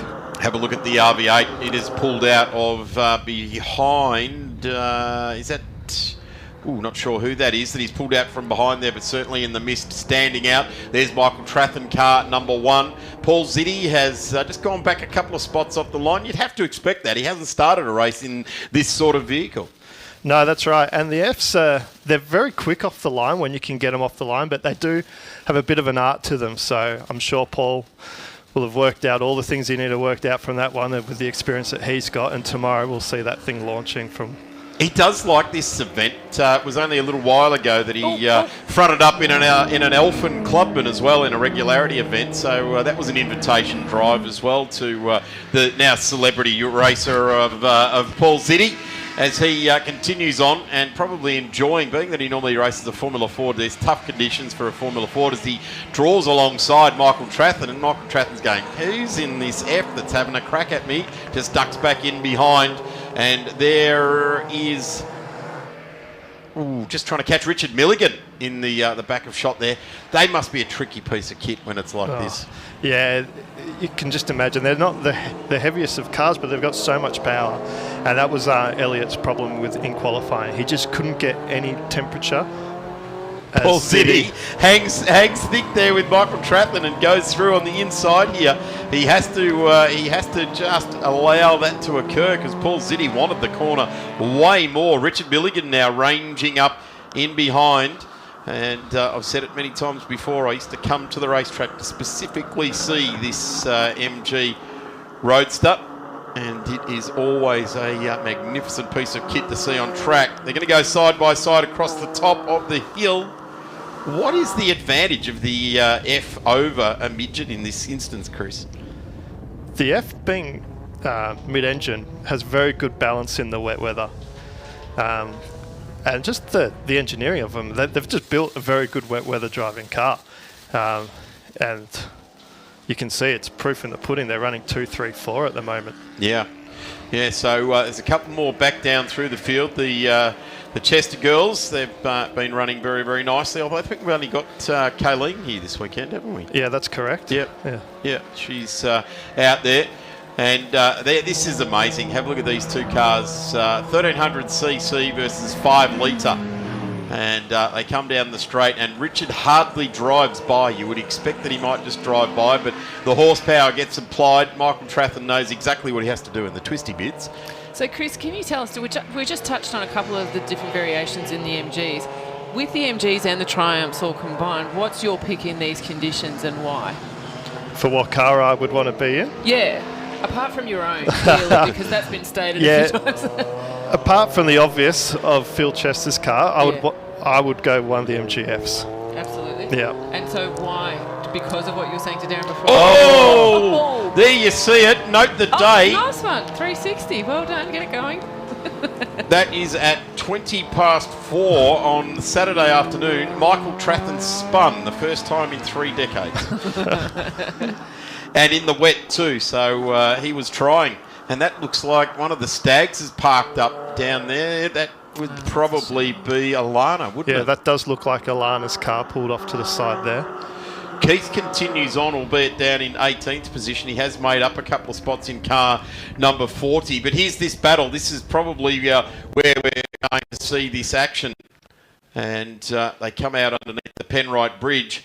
And in the background, ordinarily in dry conditions, there's Richard Milligan and and Elliott would have pretty much just made a big impression by now and driven away. In fact, I think we've lost. No, Simon Elliott there in position number 7, and Phil Chester has done and driven away at the front of the field, although I would suggest, Chris, that maybe Phil's skill and experience has risen to the fore here to be able to muscle that high-powered, bewinged MGB GT V8. It's experience, isn't it? Yeah, it really is. And Phil did call time on qualifying quite early, so who knows what would have happened if he stayed out with. But he still qualified P2. So, but yeah, a lot of experience, a lot of these conditions.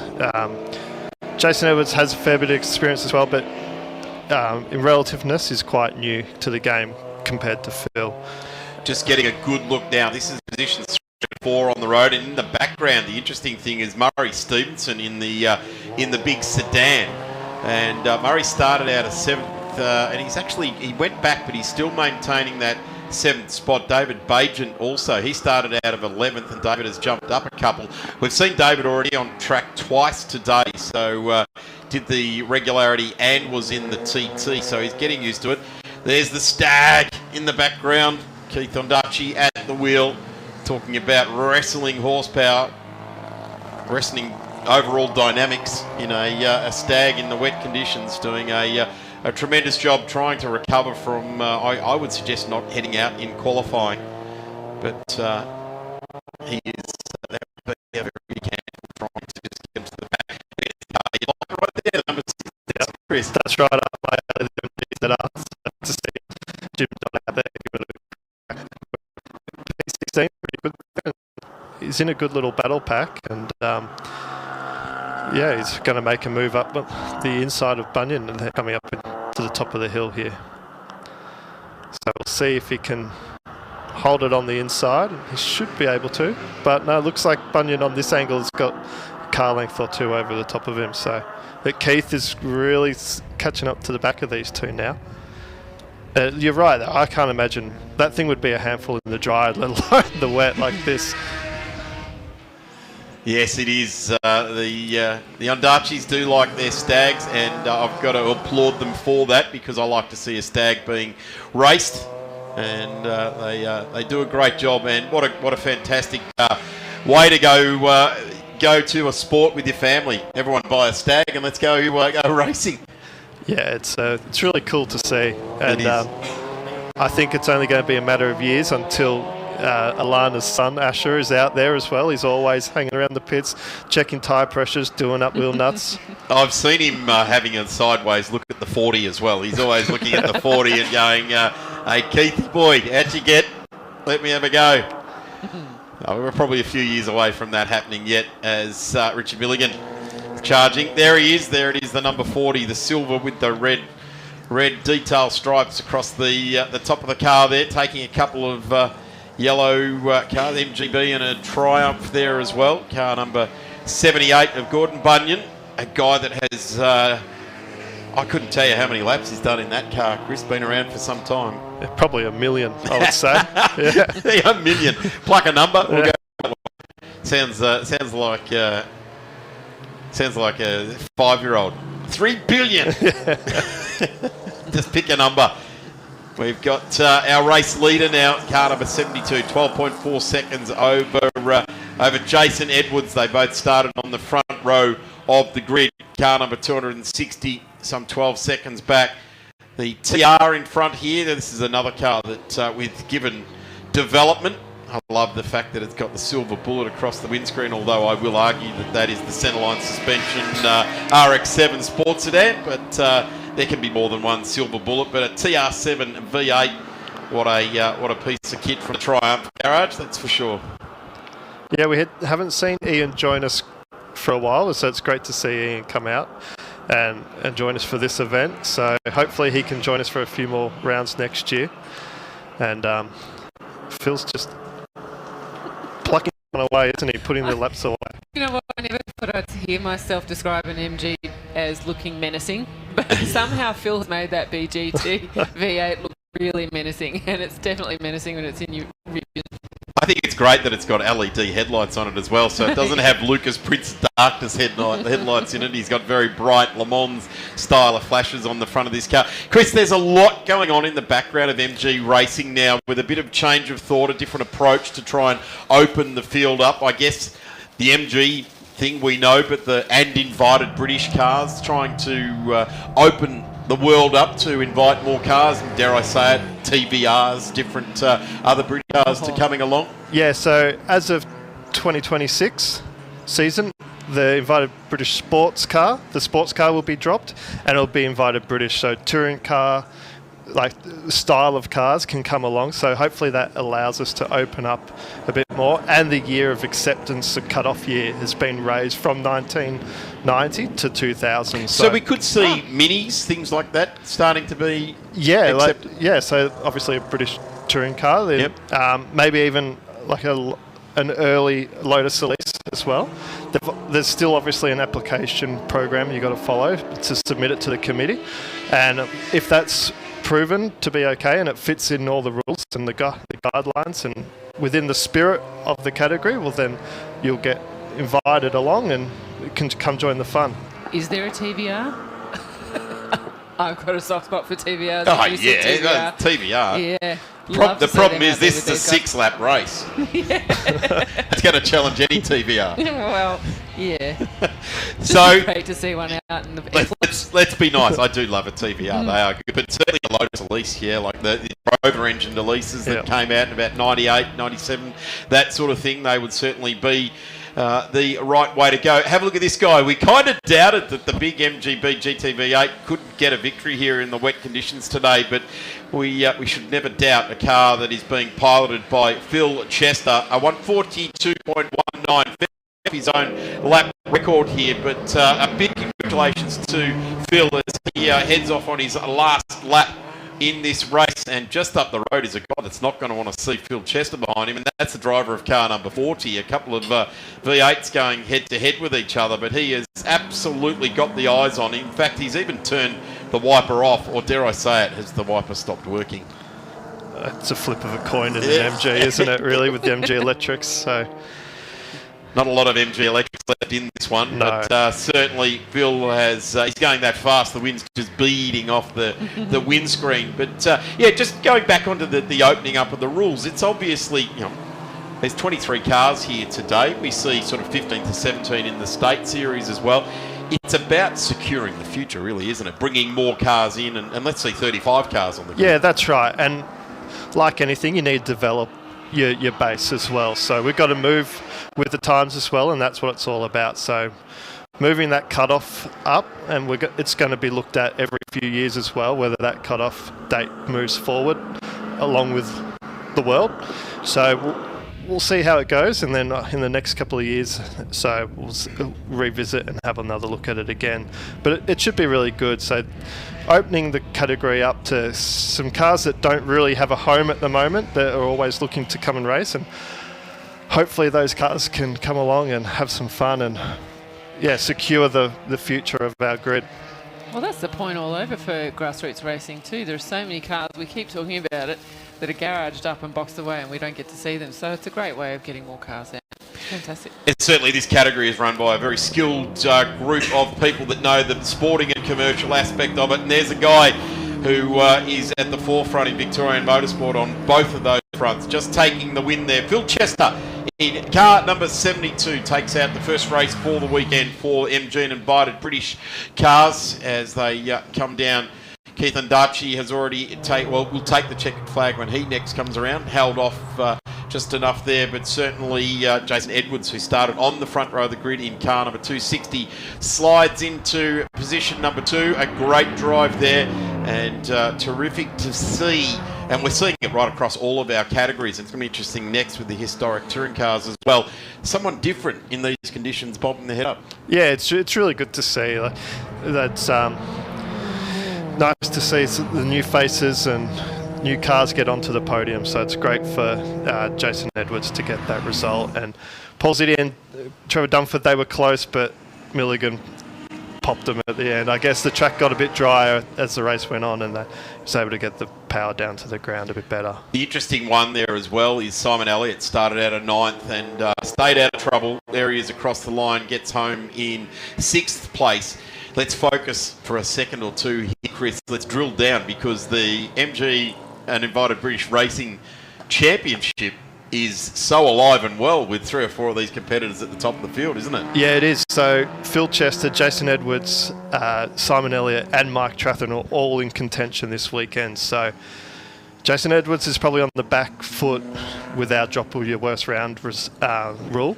So that result really is going to push him back up in contention. So we'll see how this all plays out. My keyboard at work will be going pretty fast on Monday to do the point score, so we'll see how that all plays out.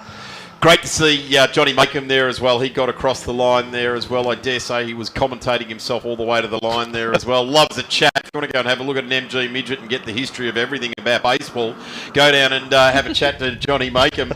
And those guys down there, of course, where did John get home? Just outside the top 20, 21st on there, and Alana and Dachi in behind him there. Where was car number 40, 12th? So Chester, Edwards, Milligan, Ziddy on debut in MGs, just off the podium. Dunford, Elliott, Stevenson, Trathen, Bajan, and Kayleen Chester. She gets home in 10th place. Bulmer and Dachi rounding out the 12 as cars still trickling their way around, coming back into the pit and paddock area. And again, a really strong field of cars. I certainly suggest to anyone that might be here at the track, or if you're watching on the live streaming here for the Equity One VHRR 2025 Historic Sandown, come and have a look at these MGs and Invited British cars when you get to the track. Thank you very much, Chris and Emma. And Chris, thank you for giving us the explanation. We'll touch on it a bit more again tomorrow. I think it's well worth talking about the opportunity to come and race with you guys. Yeah, no worries. Thanks for having me. And yeah, we'll chat further tomorrow, and hopefully 2 more great races tomorrow afternoon. Terrific. Thank you, Chris. We will take a quick break here at the 2025 Victorian Historic Racing Register Historic Sandown. The return of Thunder. And let me tell you, the return of Thunder is referencing the cars on track next. The historic touring cars, back in a moment.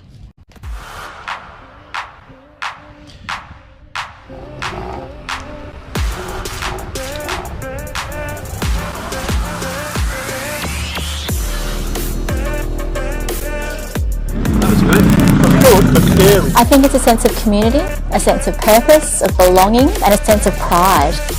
Beaming smile and the happiness, it just makes it worthwhile. We pride ourselves on running great track days, but this is the event that we love the most.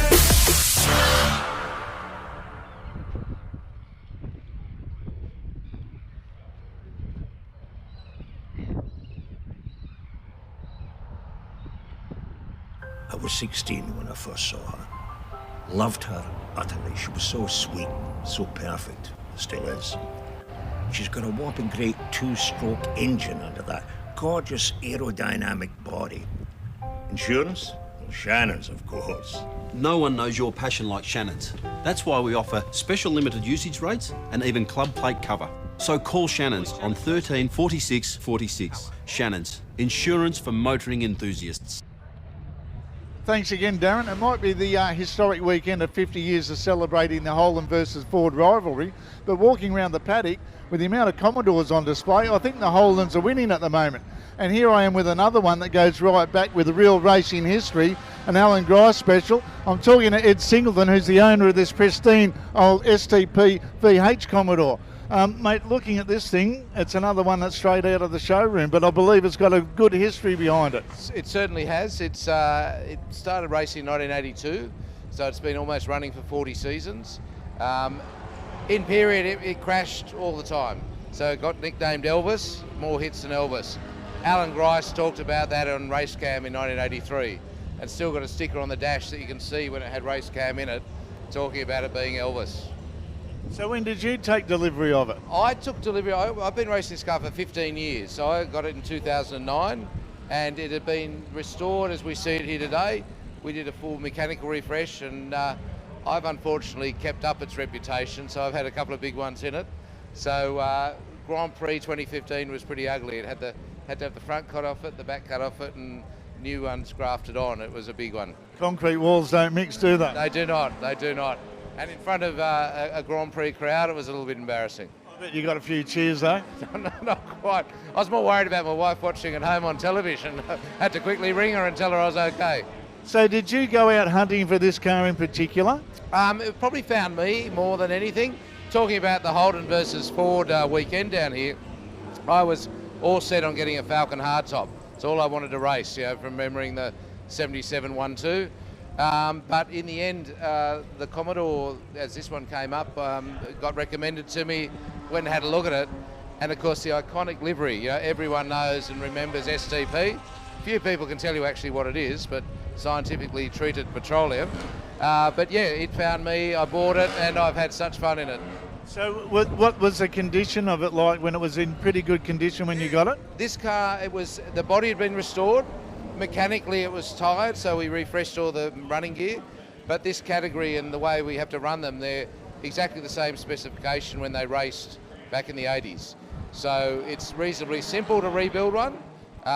They're only about 400 horsepower, give or take, and 4-speed gearbox, Salisbury rear end, very straightforward car to run and maintain. So have you tweaked the engine very much, or with the rules you can't? No, we can't within the rules. It's built really well, so it's got as well as it can be built, but we're not allowed to port the heads, we're not allowed to do anything really. It's got to have a standard Holden inlet manifold, standard capacity. All our engines are sealed in the class, so you've got to run to those period regulations. And you'll be continuing it for a while, you reckon?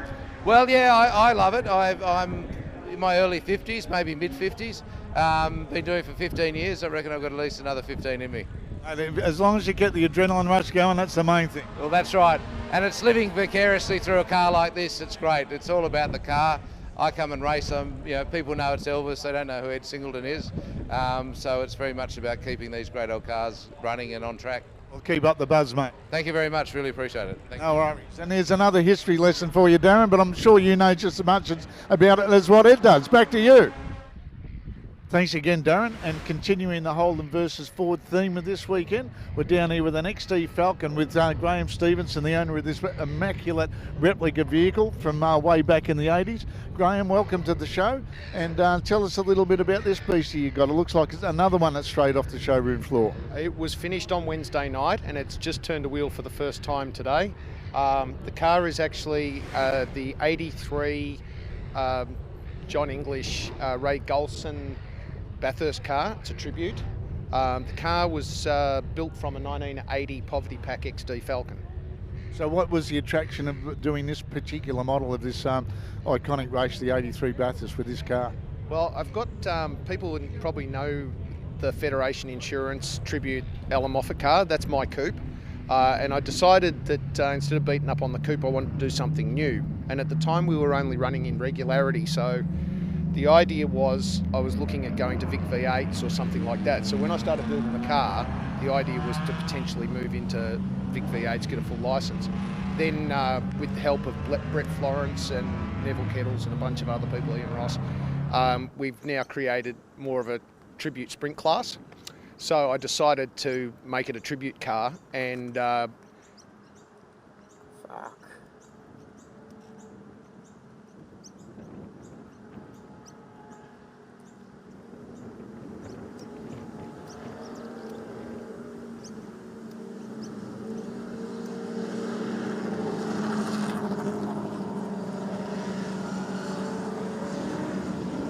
Welcome back trackside here, and when the Victorian Historic Racing Register returned the Thunder, I'm pretty sure someone was looking out of the corner of their eye at historic touring cars. But I tell you what, in qualifying trim in the wet, the cars that make the Thunder have been just a little bit gazumped by the ones that can apply their power nicely. So we're seeing a little bit of a mix-up in qualifying. I'm Darren Smith. Don't be confused with the legend that has just walked into the booth here with me, Darren Knight. All things. Calm down, Darren. All things historic. He's living up to his grumpy moniker. No, lovely bloke. Just so much to learn from you about this style of racing, Darren, and always, as I said, the Return of Thunder, it's got to be secretly about these guys, doesn't it? Certainly does, Darren. Good afternoon, everyone. Good afternoon, everyone here at the circuit, undercover in the grandstand. Make sure you come down, folks, if you're local, because there is no charge whatsoever to sit in comfort at the grandstand here at Sandown Raceway for the Return of the Thunder. And good afternoon, everyone also watching on the VH Sleuth YouTube channel. The first race of the weekend for historic touring cars. Massive field, Darren. We saw a huge two-car grid at the Bend Classic only 2 weeks ago. But nevertheless, a great entry here only 2 weeks later for Sandown Historics. Really is an absolute privilege to race here at Sandown, this historic racing circuit. And some of these models of cars really made a name for Sandown and their drivers over the years, Darren. They certainly have, and it really is a great turnout. 34 cars fronted up here this weekend. I'm actually here to see this car, surprisingly, car number 43, Pete Muehlman, do a tremendous job. A little bit outclassed, a little bit of CC capacity up around him, but he works very, very hard at getting it right, starting out at position number 12. Out of pole position. Not a surprise there, although be it in the wet, still did a tremendous job. Aldo Pioli in the Camaro. Trevor Talbot will be right alongside with Andrew Baird and Les Walmsley. Great run How's for that, Les. Darren? Les Walmsley in a Cortina GT. Yep. It's not even a twin cam. There is number 99, the two-door white Cortina. Fourth quickest in qualifying. Absolutely amazing performance from Les Walmsley in the wet. Absolute demon. Set that lap on his second lap. Most of the other guys were doing their quick laps, 6 or 7 laps in. His second lap out there, he came out behind Aldo De Paul in the Camaro. The Camaro didn't get away from him. Absolutely amazing performance from Les. And what is more interesting as well is just out in the field with him as well will be a couple of other of these little Lotus type Cortinas as well. So we'll just run through them quickly. Mike Michelli, of course, in the number 69 fastback Mustang. Darren Jones, John Harrison, Scott Pearce, Kim Shern. And so John Harrison in one of the Cortinas just off the other side of the track there as well, as is there we go. Yep, there it is. There they are, the two Cortinas there as well. And there's Pete Muehlman in the number 43 Mustang. Ian Mewett, Ben Wilkinson, Richard Hill, Jeff Mundy, right down there in 16th, the guy that runs at the front of the field in historic touring cars in the Victorian State Circuit Racing Championships. Phil Barrow, David Brown in the Datsun down there. Steve McKay, Don Knight out of position number 20, Chris Finlayson, Bill Trengove out of 22. That's a long way down for Bill to be. Dave Roberts, Michael George. Great to see Michael out there in the number 63. Fantastic to have him in the field as they continue to line up. And we look back, Jeff Pike, Max McKay, Stuart Barnes, and we are away. Good start from Andrew Beard off the second row of the grid in the silver Camaro. He will get in front of our pole sitter, Aldo De Paoli.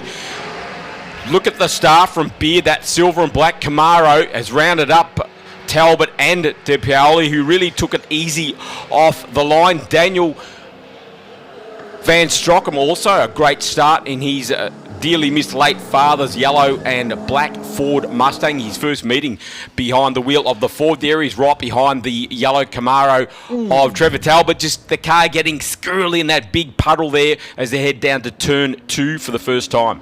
Have a look at that. Les Walmsley grabbed second gear and drove up into second position. It wasn't until the cars as the 69 of Michelli goes very sideways, but Les, unfortunately, by the time he'd got to third gear and everyone else had selected third, just nothing short of cubic inches. It's not called the home of horsepower for nothing when you've got that big run down to turn 1. But Les will stick the nose in. You won't miss him. You'll see the white nose of that Cortina all race long having a red hot go. Side by side at the top of the hill, you've got the Ford and the Chevy. Michael Michelli up into third place, gets around the Camaro of Trevor Talbot down into the Dandenong Road S's for the first time. So good move there from Michelli.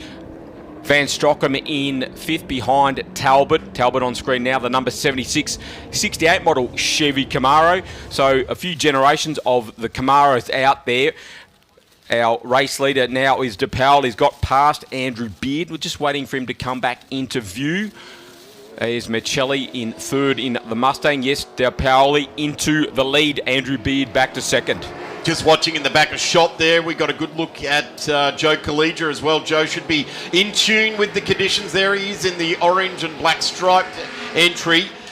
He should be used to the conditions. He was out in his big block Corvette in Group S earlier. So let's keep an eye out for Joe Collegia, the guy from Apex Steel, one of the great contributing partners here this weekend and indeed across the historic racing scene here in Victoria. But out in front now, the 196 of Aldo Di Pioli, just absolutely driving the wheels off it. Great start from Andrew Baird in the 86 car there. And this is 2 of the General's products really doing a terrific job. But look who is ranging behind him, a guy that knows almost more than everyone. Aldo Pioli on the back straight sideways, snaking his way around turn 5. Well, yeah, gotta love that, Daz. I think they call that a sphincter moment, don't they? Oh, yeah, but keeping into it. No fear from the West Australian. Look at him through the Dandenong Road S's. Had a great run at the Bend a couple of weeks ago. I was looking at the man in second place, Andrew Beard. So Beard is behind him, but Aldo had a great run at the Bend Classic a couple of weeks ago. Was a win and 3 second places. And he's continuing on that strong form now. So Chev Camaro 1-2 with Michelli in the Ford right behind them. What is it with Western Australian Camaro drivers and cranking it sideways? Paul Stubber, famous for doing that as well. I guess when you've done a lot of your racing against Paul Stubber, you can drag some of those habits into your driving, can't you? Osmosis. And turn it on and off as you like. Osmosis, I think. Yeah. So 350 Chevs under the bonnet for the Camaros. 302 Boss for Michael Michelli, the man in 3rd place at the moment. 2 engine configurations you can run with the 69 Fastback in Group N. 351 Windsor is by far the more populous of the powerhouses for the Ford, but Michael Michelli is stuck to the traditional 302 Boss for his number 69 machine. Here's Trevor Talbot, the man in 4th place in his early model Chevy Camaro. Ooh, look at this, Joe Collegia under pressure now, the charging number 68. And that is coming through. That's Chef Mundy coming through from 16th, so he is absolutely pushing for it. And Mewett, the Queenslander, puts a move on Joe Collegia down into turn 2 and gets that place. So Mewett coming through the order after starting fairly back down through the order than what he's usually used to in these wet conditions. Quite unfamiliar for the Queenslanders. But he's coming through the order now, just rounding up Collegia on that lap. Have a look at this. These Cortinas, they've got their class their own in these very, very trying conditions indeed. Les Walmsley started on the front row now, second row now into 7th place. John Harrison in the purple machine, number 89, has got through on Les Walmsley. So a very good battle developing here between the 2 pushrod powered Cortinas of Harrison and Walmsley. So these aren't overhead cam ones. Okay, wow. That's even more credit to these 2, isn't it? Yep, the old trusty pushrod 1598, so almost 1600 cc's, and they're starting to put the pressure on Darren Jones in the Ford Mustang. The GT's a little bit less peaky power delivery compared to the twin cam Cortinas, which can be a bit of a handful on the wet circuits. Of Great shot there, right back down through the straight. Some of the main contenders. You can really look right down through the top 20 and pick a race winner from any one of them here this weekend. It's a really classy field, experienced field of race drivers.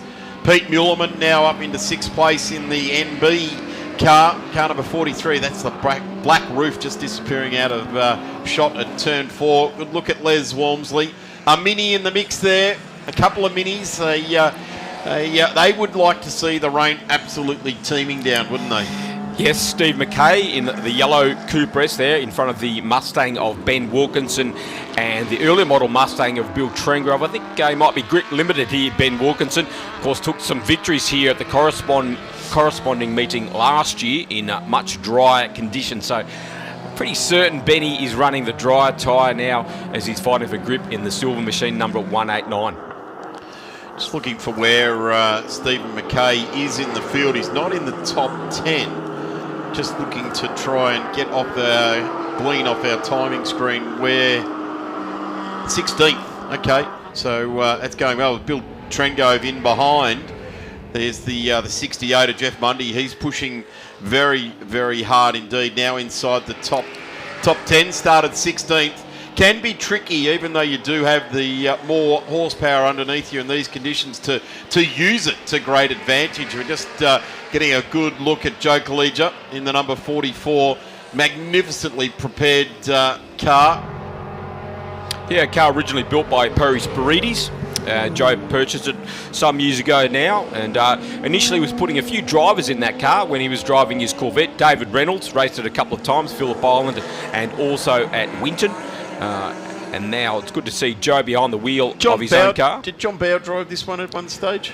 I think you're correct, Darren. I think he might have. Yep. John will drive anything, though. And has acted as a driving coach for Joe Collegia for quite some time as well. So that would certainly make sense. Good look at the number 21, and that's Pierce out there, currently sitting in 12th position. Started out of 10th, Scotty did, but just gone back a couple of spots, and I would suggest that Mundy coming through has helped that as well. A fair bit more experience on board. Yeah, Scott Pearce, a newcomer to the category, still running the P plates. So with racing rules, of course, you have to compete a number of meetings before you get signed off. Then you're allowed to take those P plates off. Chris Finlayson, the number 6 Cooper S. Here's a great battle between Phil Barrow in the FJ Holden, Don Knight in the Cortina. And there's nothing more that Phil likes than beating Cortinas, Darren. He just absolutely loves it. Well, there's a decade or two between them as well. So the racing here, Eddie Dobbs springs to mind in his many years of driving that sort of similar shape. I think FE that Eddie Dobbs drove there as well. And big shout out to Eddie. I know he'll be watching if he's not here at the track. Still loves to see the Group N race cars go around, or even right back to the Appendix J, which is what this car would be representative. Certainly would. Barrow continues to lead Knight, Finlayson, Rob Burns and his Camaro well down the order. Very young in its driving, with Burnsy behind the wheel, still developing that car. As our race leader on screen, Aldo De Paoli in the Camaro, so it's still a Camaro 1-2. Looks like Daniel Van Stockham has had an issue. He's dropping down the order, unfortunately, in his Mustang. Aldo De Paoli doing a tremendous job as we get a good look at the 196 Chargers underneath the Penrite Oils sign. Great to have Penrite on board with the VHRR for 2026 as well as here this weekend. Michael Michelli now getting very close to our second place man, Andrew Beard, in that battle for second behind our race leader, De Paoli. There they are on screen. Beard, the silver Camaro, Michelli in the blue Mustang right on his tail. Got one lap to do it. Last lap board now being displayed at the Crow's Nest. And the entire field acknowledging that. Aldo De Paoli has a bit of a look in the mirror there as well, just leaning across to make sure he's getting a full wide shot of the Camaro and the Mustang behind you here. But Michelli just done the fastest lap in the race, a 1:38. Sorry, not just on lap 3. He is the fastest car on track as well, a 1:38.23. A good 2 seconds faster than Andrew Baird in that car in front. One thing to catch And the 86 catches it, but I was going to say... right on cue, Darren. Yeah, thank you very much, Betty. I'll thank you for that one later on. But one thing to catch the car in front, and on the last lap, it's another thing to sneak on through, isn't it? It certainly is. Here they are onto the back straight for the final time. They got a bit of traffic too. In fact, they could catch some of these cars in the closing couple of corners around probably turns 10 and 11. Michelli goes wide. On the outside, if you don't mind, Michael Michelli in the Mustang rounds up Andrew Beard up over the rise down into Dandenong Road corner for the final time. Blue flags being waved frantically there by the officials to let them know that the late race leaders are on them. And this could change position again as we watch Michelli and Baird start to carve their way through some of these cars. Good mind to get out of the way there, but... they're mixed up in their own battles, of course. They? Yeah, absolutely. Got to find your way through, but try and do it safely. Aldo Pioli celebrates early, cracks it out sideways, thumb out the window to Paul Stubber saying, you should have been over here with me, mate. And Michelli will just get home in front of Andrew Beard. They went either side of Chris Finlayson's Cooper S. 0.05 of a second at the end of the day between those two. But Michelli just does it over Baird. What a ripping start that Baird got, though. That was what set him up. It was Michelli's dogged determination, skill and ability, and years of experience that helped him through in the end. But a terrific drive there. Aldo Pioli, 3.2 seconds clear of Michael Michelli in the end. I guess the good thing about Michelli and Baird in that battle is that they'll pull their helmets off. Yes, they'll be dripping in sweat, but they'll have a smile. They will. Michael will have a word. He talks as fast as he drives. Michael Michelli, one of the real characters of the pits, and haven't seen him that often this year. In fact, he had his first run at Winton for many, many years, the Winton Festival of Speed. So good to see Michelli having a very strong run here into second place. A bit of damage to the front of the Harrison Cortina too, Darren. Yeah, there you go. We don't often see that in historic touring cars. One of the, I guess, the unwritten laws, Darren, is don't hit anyone. They're too expensive to fix, and sometimes you can't even find the fix part to fix it. That is very true. Let's have a look how our field rounded it out. Pioli in P1, Michelli, Baird, Talbot. Pete Mullerman home, got a couple of spots in the number 43 into position number 5. Jones, Harrison, Walmsley. Les eventually home there in 8th spot. Mewett and Monday rounding out the top 10 to Pierce, Collegia, Shern, Hill. Yeah, Richard Hill, the quickest of the minis. That's no surprise. One of the quickest minis in the country, the green machine number 12. And Stupka there in the Peugeot as well. We didn't see that one. Citroen, sorry, through the race. Always good. He has been the competitor in the oddball. Well, not oddball. Something different. Weird. He had the imp. Weird. Yeah, weird. The Citroen out of the French Touring Car Championship, of course, back in the day. Great to see the return of the Thunder and the group ends. I say that, and we're looking at a couple of little four-pot minis there as well. They can be thunderous. And when you actually look at the lap times, they're not hanging about either. Darren, thank you so much for bringing your Thunder and your knowledge to the call here today. The group ends, of course, or the historic touring cars will be on at 12:30 tomorrow, and then again at 4:50. So you can have a sleep in, mate. Can I, please? Also, don't forget the 100-year celebration, the 100-year anniversary of Ford Australia, a special all-Ford race, and we'll see a lot of these cars we've just seen in historic touring cars join Ian Ross's XD Falcon, Terry Lawler's beautiful Group S GT350 Shelby, so it'll be great. And of course, Chris Jackson too, in one of my favourite cars out here, the Pantera. So a Ford-powered machine, so that will certainly be great. That's around about 1 p.m. tomorrow. Yeah, 1:25. 1:25. Daz, thank you so much. We'll see you again tomorrow for, well, as I said, you can have a sleep in. 12:30 is your first call. Lovely. Well, don't forget, folks, if you are local, come down to Sandown tomorrow.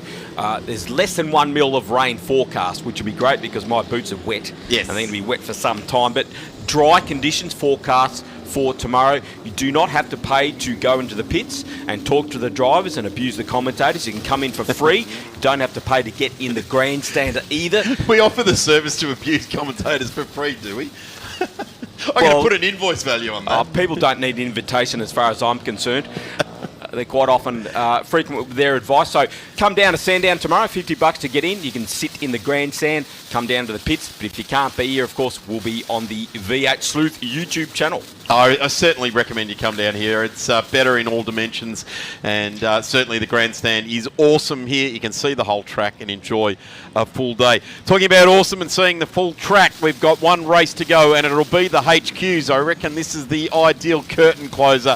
The HQs, affordable racing, will be on track in just a couple of moments.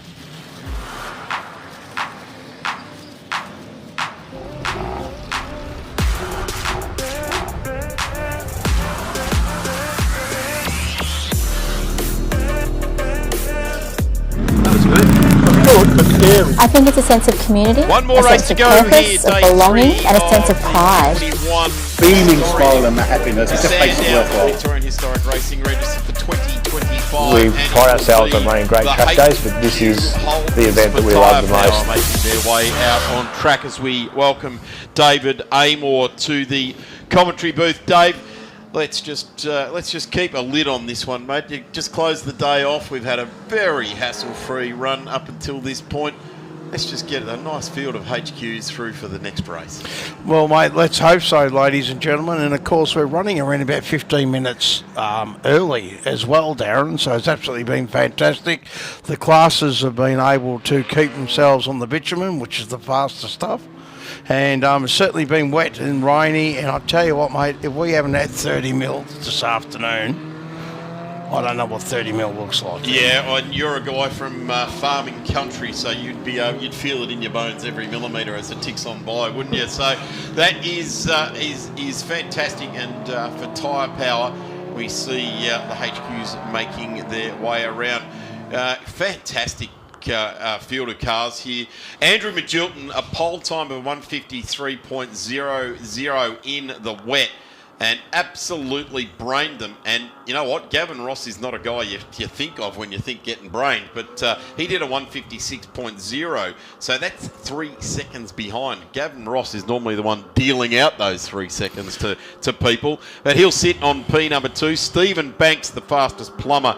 I think he takes over from Bob Gill as the fastest plumber in racing, doesn't he? Then Bob left us not that long ago, so rest in peace, Bob Gill. Steve Banks out of position number 3. John Mahoney in the number 81 is in there as well. Great to see John sitting there on the grid. Tony Maloney, don't get those two mixed up. I always do, Mahoney and Maloney, but the number 99 out of position number 5. Certainly is actually really, really good there, doing extremely well on the bright green car. Then we've got Robert Patterson, real good fluoro-looking car. Brandon McLean is fairly early, fairly new at this stage and all that. And we've also got Stumpy Francis in the 89 car. Back to Ray Jardine. Back to good to see Ray back behind the wheel. He hasn't been racing for the best part of 18 months or so. Has done a fair bit of work in the background just to bring the awareness of HQ racing around. He'll be starting out of position number 9 in car number 8. Ben Riches in the number 53, a guy that has done a fair bit of racing in recent times with HQs in the State Series as we see the cars starting to come to the line. Graham Francis back to Graham Crawford in the number 68. River Patterson, a name I haven't seen before. Andrew Lordsley and Mick Magilton in the number 75. Let's see how the car number 10 out of position 13, River Patterson, goes in these damp conditions. Mate, he's a Speedway young kid. He's only 17, Speedway. He's done it extremely well.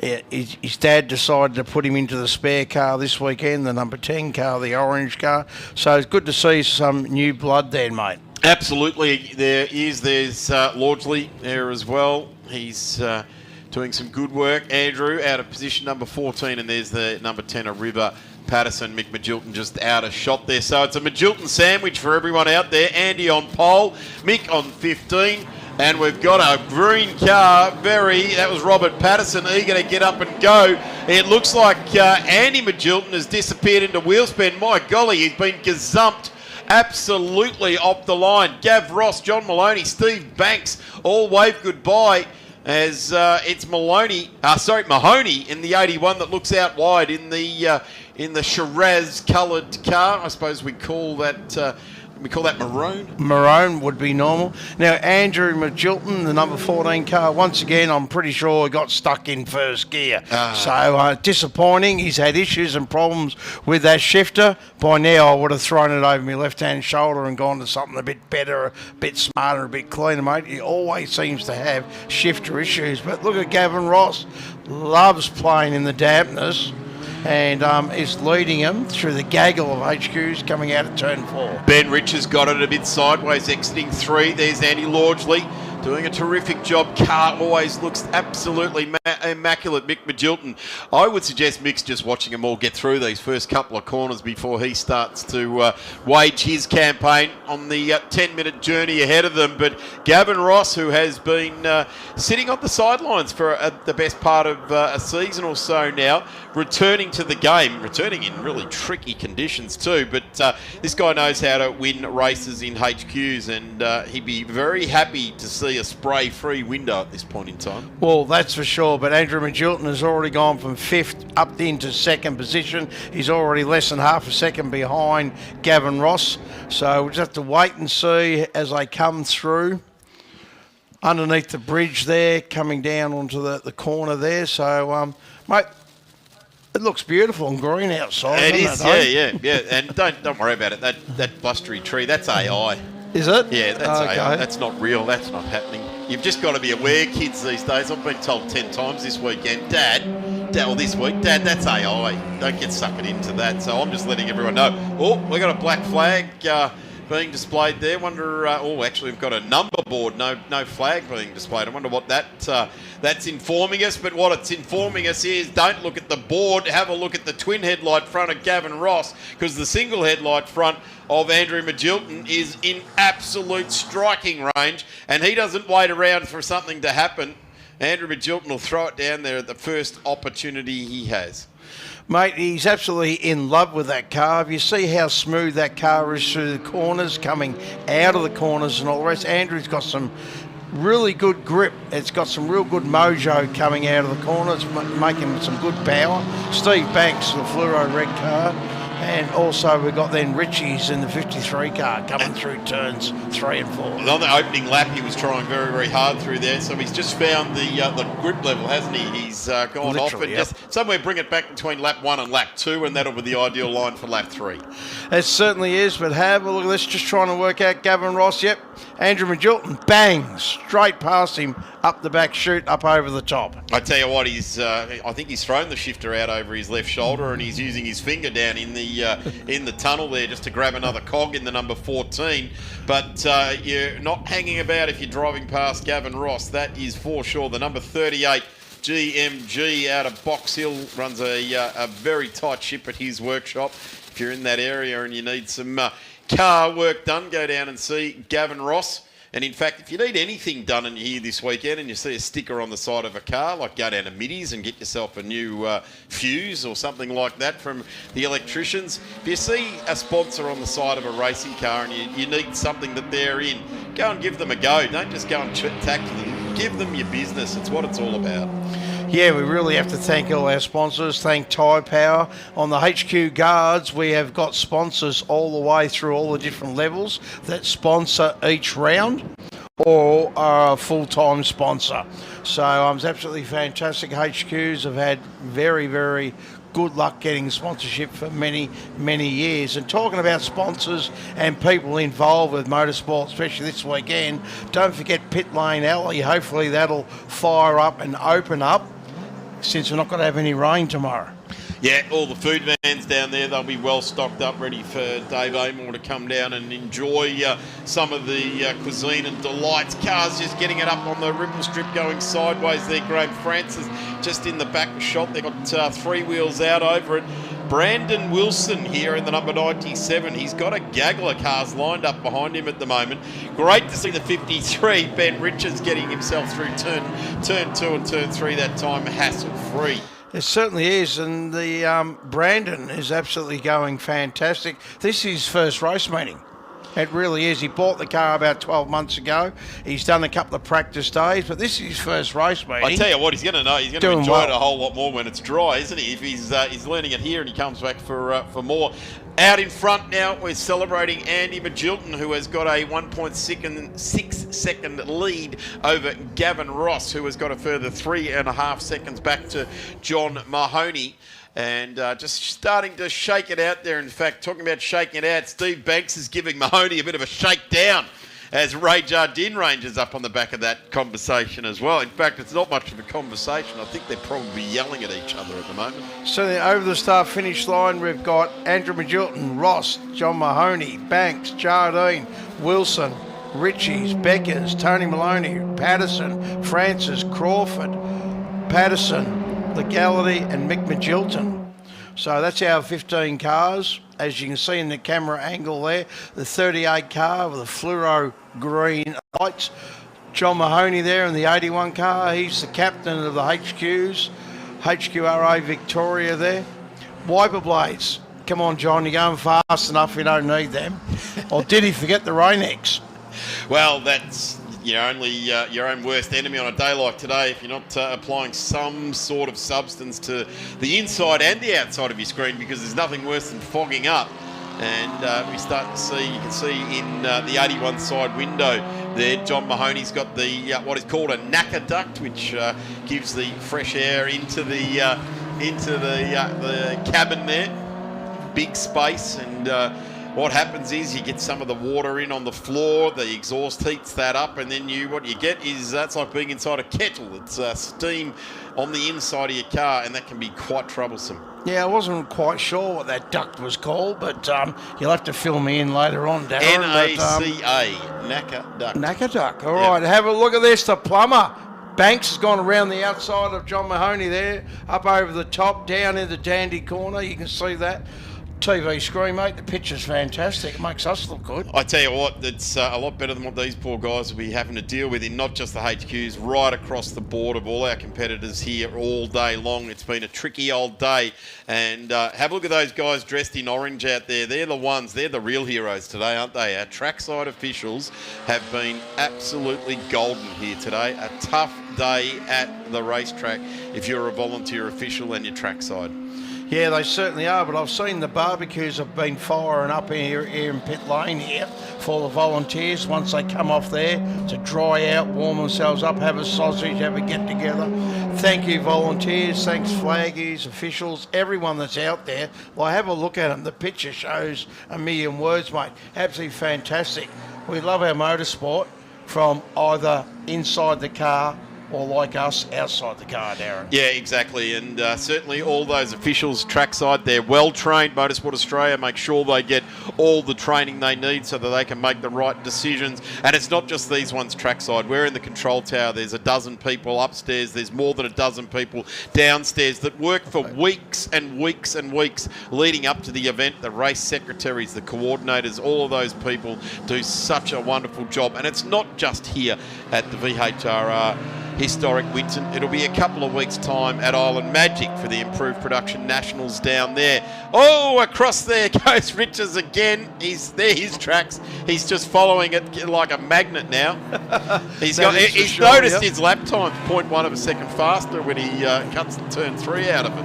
Well, it takes a steering wheel attendant out of the equation. But, ladies and gentlemen, we've also got the HQ4 hour up at Winton, which should be sunny Winton, the start of December. So we've got some 24-plus cars. That's 2 drivers over 2 days, doing 2 hours per day with a wheel change. And it's absolutely fantastic. So if you want to come and race a HQ, come and see one of these guys. They could be after a co-driver, a sponsor, or even a helper, Darren. Certainly, there's plenty of motorsport still to go. In fact, here next weekend is one of the big dances. They call it the Sandown 500, but it'll be 250k races on Saturday and Sunday. But I implore you to get off your backside and get trackside tomorrow here at Sandown International. The winter will be rubbed away from today, and we'll welcome a beautiful spring day here to Melbourne. Let's fill the place up with race fans, like-minded people, and have a ripping Sunday for Historic Sandown 2025. Talking about having a ripping Saturday, playing around like a mudlark at the moment is Andy Magilton. He has got the game on a string here, 7.1 seconds clear of Gavin Ross, and I'm not sure that Gavin's ever relinquished that sort of gap to a race leader. I'm sure he'll be burrowing away hard tonight to make sure that the car's good for him tomorrow. Ray Jardine, this is a ripping return to the category. Started out in 9th, and Ray is currently up in 4th. And he has just ticked off John Mahoney there in the maroon HQ. But well done to Ray in the black car. He hasn't been at the track for a while, and I reckon he'll be enjoying this. Yeah, he certainly will as we go through. Look at Patterson. Oh, nice. Speedway style. Nice. Good catch. Yep, the 23 fluoro car there. The 89 car there at Becker's. We've got Tony Maloney in the 99 car right behind him. We've also got Crawford in the ex-Andrew Williams car, the 68 car. Steve Betts, like I said, the fastest plumber in the 76 car coming through. Oh, and this is third place. This is third place here. So Gavin Ross is a good distance out in front. Yep. As Ray Jardine now looks at the back of Banks. Last lap board is now going to be showed to car number 14. Our race leader, Andrew Magilton, heads off on one more journey. 4.5 kilometres around here, Sandown International Motor Raceway. And when you see Andy Magilton doing it and driving past Gavin Ross, the home of horsepower, is what Sandown is all about. And if you're not bringing your number one donk to the game at Sandown, you're going to be found wanting, aren't you? You certainly are. Oh, over the back of the ripple strips. Yeah, he's not letting go, is he? Yeah, mate, he's given it 10 tenths. So the Tyre Power HQs for this weekend. It's also the Carl McHenry Memorial also for this weekend for the final race. One of our guys that we lost many, many years ago. Fantastic to catch up with everyone tomorrow afternoon and have a big chat. And a big thank you to Carl McHenry and what he has done for HQ Holdens for over 25 years. Was that the Tiger Tune car? Tiger Tune car, yep, spot on. Yep, remember it well, Carl McHenry, as our race leader has got the back straight all to himself. The green-eyed monster of Gavin Ross just appears down the bottom of the hill there, but for all intents and purposes, Andy Magilton is reaching out for the checkered flag now. He was very gung-ho in turn 1, and he's out over the ripple strips there as well at 7. Down into turn 9 he goes, just gives it a nice, easy turn. I love watching the way he does that, just an ease of the wheel. It's none of this ripping around at it. It's just a nice apex. I guess if he had to rip around at the wheel if someone was challenging him for the spot, but when you've got the track to yourself, just easing the car through, letting the Kenders do all the work with a contact patch on the road. Yep, Kenders tyres, Pettis suspension, Crow cams, affordable excitement, 6-cylinder Holden HQ, over the start-finish line. How good's this? Andy Magilton takes the first race for the weekend for the HQs and does it very, very nicely indeed. Let's see how hard Gavin Ross has pushed. And fastest lap of the race too from our race win on the last lap. So he was going for it down at turn 1. Gavin Ross gets home, and his fastest lap was on lap number 4, and he's in fact 3.5 seconds slower on that last lap, so out over 12 seconds to Andy Magilton. It's just nice to see a race driver that gets the car on the train line, doesn't it? Just get it working well. So smooth, so smooth. So what we've got, we'll go through the field, ladies and gentlemen. We've got Magilton, Ross, Banks, Jardine, Mahoney, Ritchie's, Patterson, Beckers, Tony Maloney. Then we've got Crawford, Wilson, Francis, Patterson, the young kid Patterson, extremely well. Andrew Regularity, and also we've still got the ham sandwich, Magilton at the front and at the rear. And Mick taking up the back of the field. Mick actually had a really good run in the latest state series, the Victorian State Circuit Racing Championships. So obviously not enjoying these conditions quite as much as what Andy has done. And Andy has done it nicely there indeed. Cars all streaming through. Well worth getting out here tomorrow to see the HQs racing, and more than just come out and have a look at them in the paddock as well. Take a bit of a wander, have a look at all the classes of cars. cast your eyes over the HQ. Some of you probably got dropped off to school in one of these, or dare I say it, conceived in the back of one. So who knows what has gone on in a HQ. Dave Amell, thank you so much, as always, for lending us all of your expertise and enthusiasm with the HQs. No worries, Darren. An absolute privilege, and thank you, VHRR, for this weekend. We really do. And once again, volunteers, go get that barbie happening, get a sausage, have a chat, and catch up. Thank you all very much from Tyre Power HQs. HQs will be on track tomorrow at 1 o'clock, and then there'll be the curtain closes at 5:15 tomorrow afternoon. What an amazing couple of days we have had here at Sandown International Motor Raceway. The home of horsepower and the Victorian Historic Racing Register have stayed true to their promise. Return of the Thunder. We've got another full day of racing to go tomorrow. A massive thank you to Shannon's Insurance, Penrite Oils, 100 years celebrating in 2026. Equity One, thank you for all of your support right throughout the historic scene here in Victoria. Cool Drive Auto Parts, Racer Industries, Dana Precision, Apex Steel, Photography, Traction Tyre Centre, NPAVD, Aussie Soils and Auto House, along with the MG Car Club, and of course the Victorian Historic Racing Register for putting on what is a magnificent event every year. Make sure you mark your calendars down for what will be known as the Penrite 100 Classic in March 13, 14 and 15 at the Phillip Island Grand Prix circuit in 2026. A 3-day spectacle of historic, retro and classic cars from all over the world on this magnificent Phillip Island Grand Prix circuit. We've got one more day to go here at the historic Sandown event for 2025. A big thanks to Equity One for their continued support for this fantastic event.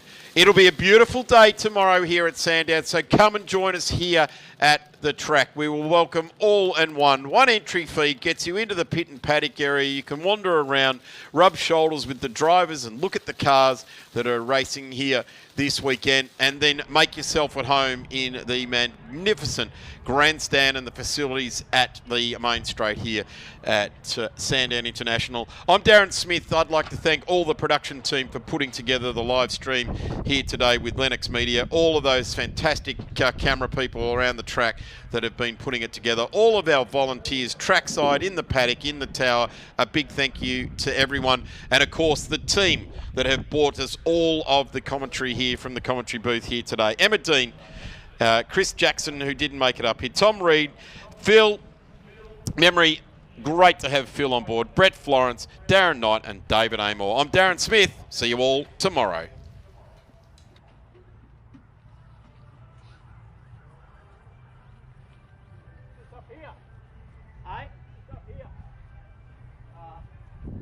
Jeff one that's left up there.